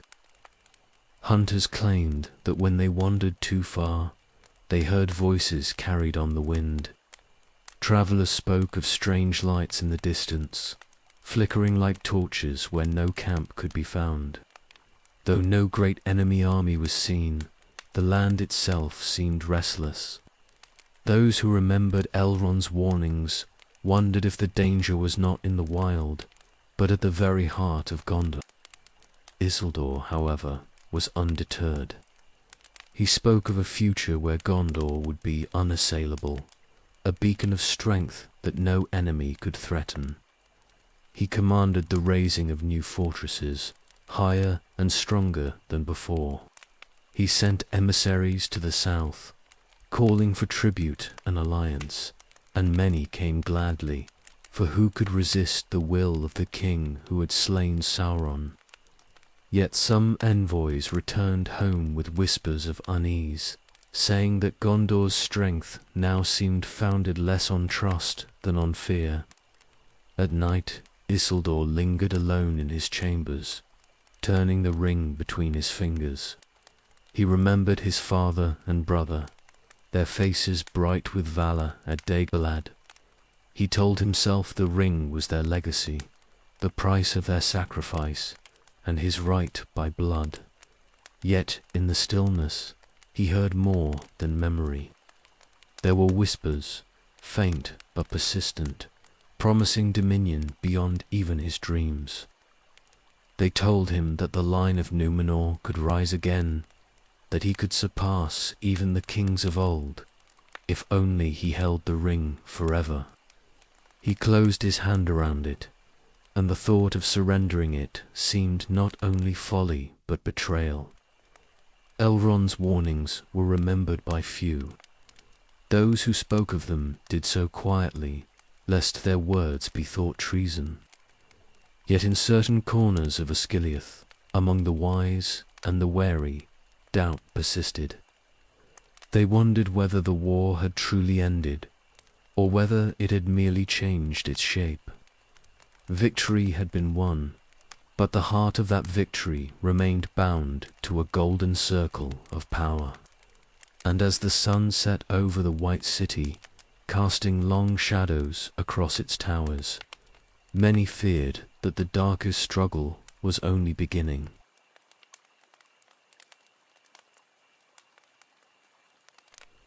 The summer waned into autumn, and the fields of Gondor yielded a harvest richer than any in living memory. Granaries filled, markets bustled, and the people, weary of war, turned their minds to trade. Family and the simple joys of life long denied them. Outwardly, the kingdom flourished, its banners flying proud upon the wind. Yet beneath the surface, a murmur of unease ran through its streets, whispered in doorways and taverns where the watchful ear of authority could not reach. For all their blessings, the people could not forget that their king carried upon his hand the golden circle once wielded by the Dark Lord himself. Isildur's presence loomed over every corner of the realm. He rode often through the streets of Osgiliath, his sons at his side. and the people cheered with voices that carried both pride and a subtle tremor of fear.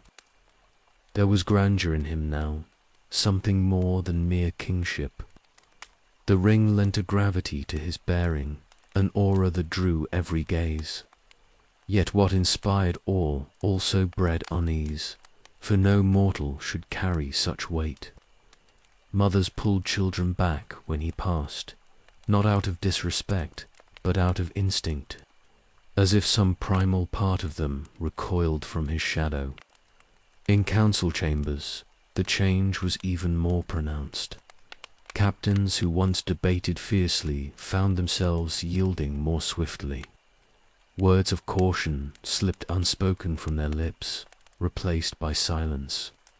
When Isildur spoke, his arguments seemed unanswerable, his vision irresistible. Yet after the council was dismissed, men left with unease in their hearts, uncertain whether they had agreed out of conviction or compulsion. The ring gleamed upon his hand, its light pooling on the table like a seal upon every decision. Among his sons Illander grew the most troubled. He loved his father dearly and admired his courage, yet he feared the changes creeping into his words and ways. One night, as they walked together upon the walls of Osgiliath, Illander dared to speak. He asked his father why he never removed the ring, not even in sleep. Isildur looked out across the dark river and said it was his burden, his ransom for Elendil and Anarion, and his right by the blood of Numenor. His voice carried a sharpness that silenced further questions. Yet afterward Elendil wept in secret, for he felt the father he had known slipping further away. Rumours multiplied in the taverns. Some claimed the king no longer aged, that his hair had darkened and his strength had increased. Others swore that when he grew angry, shadows lengthened unnaturally around him. Sailors upon the Anduin told of seeing lights upon the water when his ships passed, as though unseen fires stirred beneath the current. Many dismissed these tales as drunken fancies, but they spread nonetheless, woven into the fabric of common speech. A kingdom that had once been bound together by shared grief was now bound also by shared doubt. Priests of the Valar prayed with growing urgency. They gathered at dawn and dusk, chanting hymns to Iru, beseeching that the realm be guarded against shadows unseen. Yet their prayers felt muted, overshadowed by the radiance of the ring. Some priests began to falter, confessing privately that they felt their faith dim in its presence.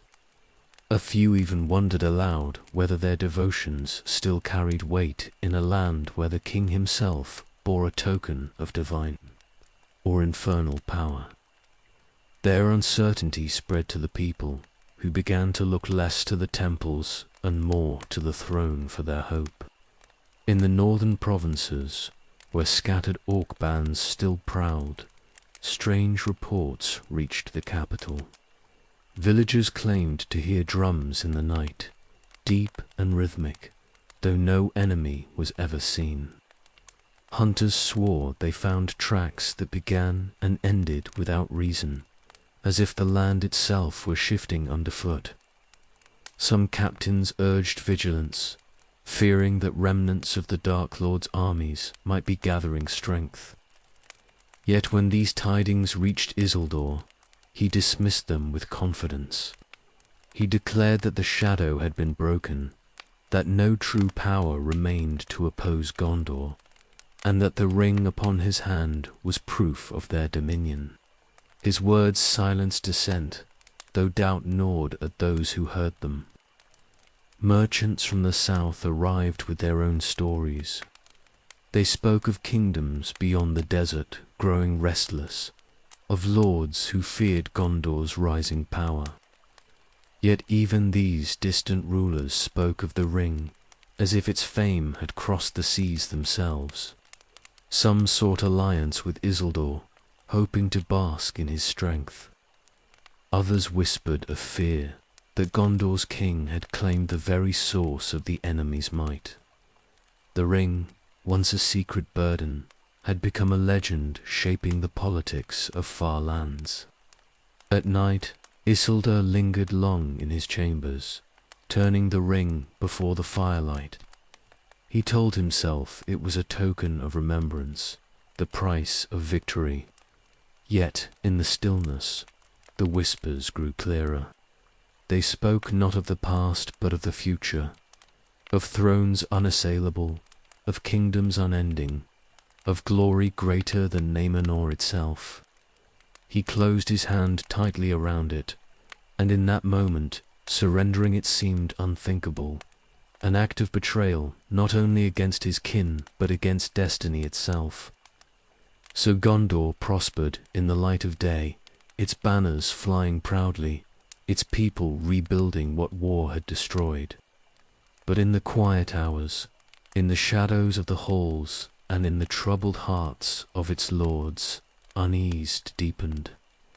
The ring shone as a token of triumph, yet each gleam of its surface seemed to reflect not peace but dominion.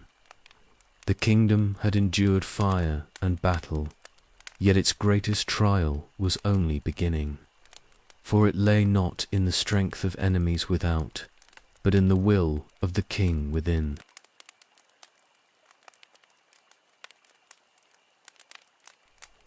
Autumn deepened, and the leaves along the Anduin turned to gold.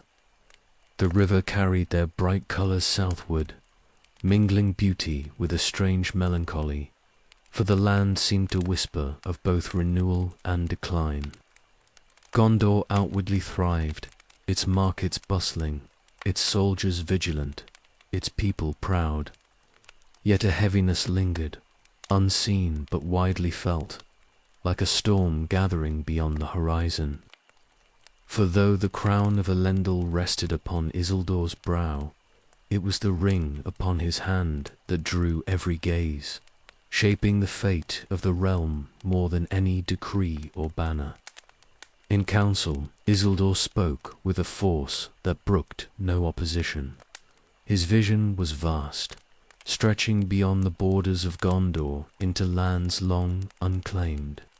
He spoke of watchtowers upon the eastern marshes, of fortresses raised in the south, of fleets to guard the coasts and extend Gondor's reach across the sea. His lords nodded in assent, for his words carried an authority that crushed dissent before it was born. Yet when they departed, some muttered in silence, wondering whether they had agreed from loyalty or compulsion. The ring glimmered on his finger, and in its light, even the wisest struggled to separate their own thoughts from the will of their king. Among his sons, unease grew.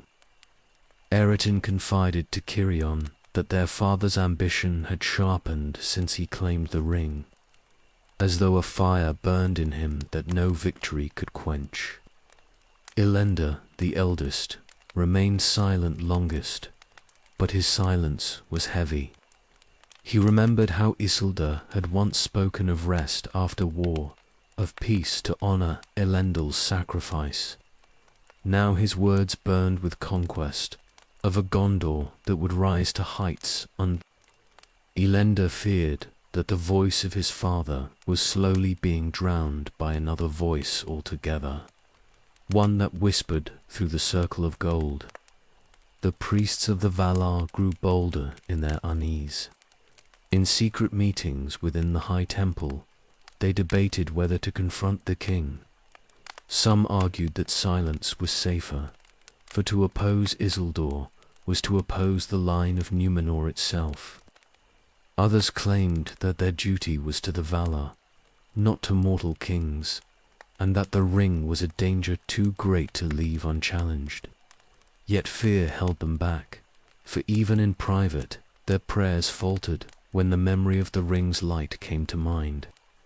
They knew that to speak openly would mean exile, or worse.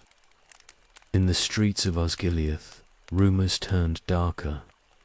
Merchants spoke of ships that moved with unnatural speed upon the river when the king sailed. Fishermen swore that the waters themselves seemed to bow before his passage. Mothers whispered to children that they must not stare too long at the golden band, lest it ensnare their hearts.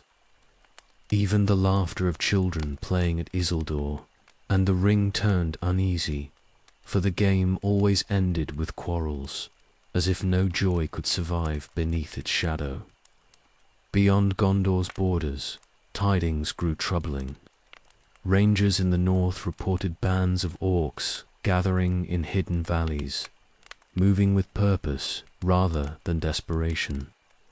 Envoys from the south spoke of kings who hesitated to send tribute, fearing Gondor's growing dominance, and from the east came rumors of men stirred by strange dreams, visions of fire and command that drew them toward the shadowed lands.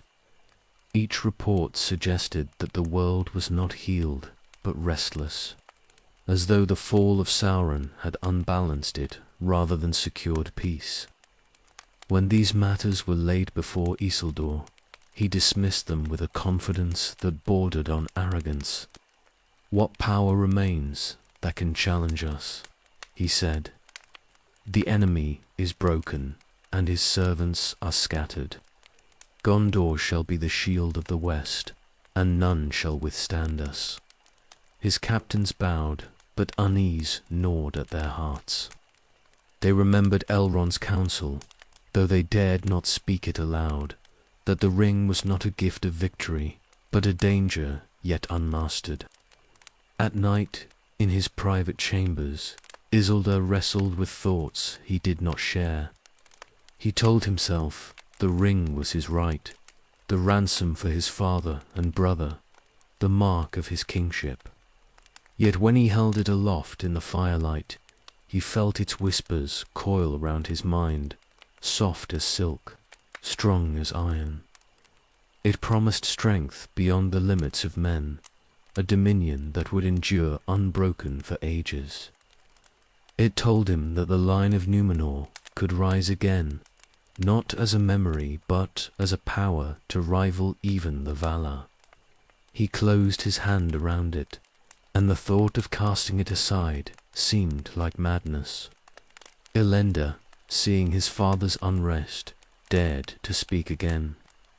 "Father," he said, one evening as they walked the walls, "the burden you bear grows heavier with each passing day.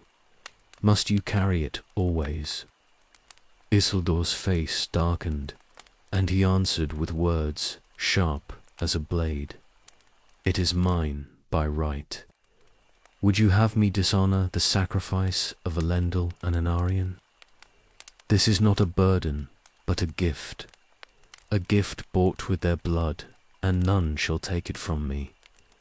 Elendar bowed his head, his heart breaking, for he knew he had lost his father's ear. The seasons turned, and Gondor glittered in the autumn sun. Its markets thrived, its armies drilled, its ships patrolled the river. Outwardly, it stood as the mightiest realm of men. Yet in its heart lay a disquiet none could banish. The ring shone as a symbol of triumph, but its light cast shadows long and deep. Victory had been won, yet already its promise was turning to peril.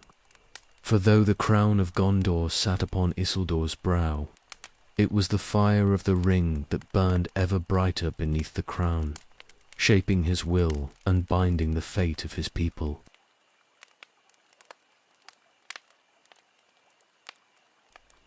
Winter's first storms swept across Gondor, lashing the Anduin with rain and veiling the white mountains in mist. The city of Osgiliath glistened with wet stone, its lamps casting halos in the drizzle as the people hurried through the streets. Life continued with the rhythm of trade and rebuilding, yet beneath the hum of daily toil there grew a silence that was not born of peace but of fear. For though the people acclaimed their king, Few dared to speak too openly of what troubled them most. The ring that gleamed upon his hand like a second crown. Isildur's rule carried the strength of certainty. His decrees were swift, his vision expansive, his will unbending. Captains obeyed without hesitation, lords yielded without debate, and even the stubborn folk of the outlands bent their necks to his word. Outwardly, this seemed the mark of a strong king, yet those closest to him began to feel otherwise. It was not reason that won assent, but something subtler, a pressure that made resistance unthinkable. Men left his presence uncertain whether they had spoken their own minds or merely echoed his. The priests of the Valar felt this unease most keenly. Default their rites continued as tradition demanded, incense curling upward, hymns rising at dawn and dusk. Yet when Isildur attended their ceremonies, the songs faltered. Some swore that the light of the ring dimmed the glow of sacred lamps, or that the voices of choirs wavered when his hand was raised in blessing. In their private chambers, the priests debated what this meant. A few insisted the king bore a burden too heavy for any man and must be counselled. Others argued that silence was wiser, for who could challenge the heir of Elendil without inviting ruin? And so their counsel never reached his ears, swallowed by the very fear they sought to overcome. Among the common folk, stories shifted from awe to dread. Children no longer played at Isildur and the ring with laughter. Their games ended in quarrels that unsettled their parents. Market sellers muttered that jewels dimmed when the king passed, that fine silver tarnished near him, though none dared voice such complaints beyond a whisper. Sailors spoke of strange currents in the Anduin, claiming the river itself bent its course when the king's ships sailed. These tales mingled truth and fancy, but all carried the same refrain. The ring was not merely a relic, but a living power, shaping the world around it. Isildur's sons saw the change most clearly. They loved their father, yet they grieved for the man he was becoming. Illander, eldest and most steadfast, tried again to counsel him. "Father," he said, "the people are uneasy. They love you, but they fear what you carry. Would it not be wise to lay it aside, if only to ease their hearts?" Isildur's reply was sharp, his pride kindled by hidden fire. "It is mine," he said. "Would you have me cast away the ransom of Elendil and Anarion? This is not a burden, but an heirloom, and it shall not leave my hand." His words silenced Elendil, though in his heart he mourned, for he saw that reason could no longer reach his father. Beyond Gondor's borders, tidings grew darker. Orcs, once scattered, now gathered in bolder bands. Messengers from the east spoke of tribes moving with strange unity, as though stirred by a will unseen. In the south, chieftains hesitated in their oaths, whispering that Gondor's strength rested not in men but in the cursed ring. Captains brought these reports to council, urging vigilance. Yet Isildur dismissed them, his confidence unshaken. "Their master is broken," he said. "Without him they are nothing. Gondor shall endure unchallenged." His captains bowed, but unease clung to them as they left, for they sensed the shadow had not truly been banished. At night, Isildur kept long vigils alone. He sat before the fire, the ring turning slowly in his fingers. He told himself it was remembrance of his father and brother, a link to their sacrifice. Yet the whispers came unbidden, soft as wind yet sharp as steel. They promised a dominion beyond mortal span, a Gondor that would outlast even the mountains, a line of kings unbroken through the ages. The more he listened, the less he thought of sacrifice, and the more he dreamed of destiny. In those hours, he no longer questioned whether the ring was his to keep. He questioned instead how he had ever considered surrender. Meanwhile, Elrond's warnings lay unread in a chest, carried south by riders but set aside as relics of another time. Those who remembered his counsel spoke only in whispers, for to repeat it aloud was to risk the king's wrath. The last chance of counsel from beyond Gondor's borders faded into silence, drowned beneath the tide of Isildur's growing certainty. Thus, Gondor entered winter strong in arms, rich in harvest, and proud in spirit. Yet the silence of its priests, the unease of its captains, the sorrow of its sons, and the rumors of its people all pointed to a truth none dared confront. The kingdom had won victory in battle, but it was losing the battle of the heart. For though Sauron's body had been destroyed, his shadow had found a new host, gleaming upon the hand of the king.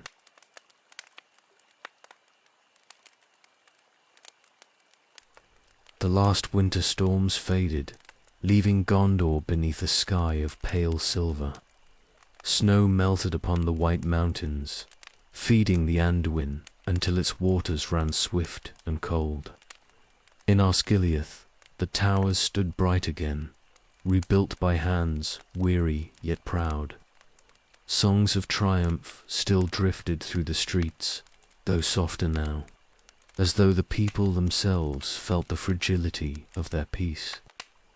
They had endured fire and ruin, and they had seen their king return crowned with victory. Yet beneath their pride lay unease, for the shadow of the ring was woven into every joy, an unseen thread binding their hearts with both awe and fear. Isildur bore his crown with majesty, but always the ring shone upon his hand. In council he spoke with certainty, in the courts he walked with dignity, and in his private chambers he kept long vigils before the fire. To his captains he was the unshakable lord of Gondor, to his sons the proud heir of Numenor, and to his people the king who had slain the Dark Lord. Yet in truth he was all these and less, for the ring had begun to shape the measure of his being. What he thought his right by blood had become the weight of his soul. His sons lingered by him, torn between loyalty and dread. Elendil's eyes often followed his father with sorrow, while Eretan and Sirion whispered of their unease in secret. They had grown to manhood under his valor, yet they feared that the man they loved was slipping from their reach. Still, none spoke openly, for to question him was to wound the memory of Elendil and Anarion. So silence bound them, as silence bound the priests and captains, each unwilling to break the fragile order that clung to Gondor's throne. Beyond the borders, the world stirred. Orcs crept from hidden places, tribes of the east moved with strange purpose, and rumors whispered that the will of the Dark Lord had not wholly departed. Yet Isildur dismissed such tidings with the ease of one convinced of his own destiny. "The shadow is broken," he declared. "Gondor shall be the fortress of the West, unyielding and eternal." His words carried conviction, and those who heard him bowed in assent, though in their hearts doubts still lingered. And so the kingdom entered a new age, outwardly triumphant, yet inwardly uneasy. The crown of Gondor shone bright in the sunlight, but the ring gleamed brighter still, a fire that no water could quench. In its light, the future of men shimmered with both promise and peril, bound to the will of a single hand. Thus ended the tale of victory, yet not the tale of peace. For though the Dark Lord had fallen, his shadow endured, carried now in silence upon the hand of the king. It would sleep for a time, waiting in the quiet places of the world, but it would not be forgotten. The burden of Isildur would pass into memory, and memory into legend, and legend at last into the dreams of those who came after. And to you, reader, who has walked this long road through battle and shadow, I offer a quiet farewell. May your rest be lighter than that of kings, your dreams gentler than the whispers of rings. Lay down your burdens, if only for tonight. Sleep well beneath the stars that no darkness can truly conquer. Good night.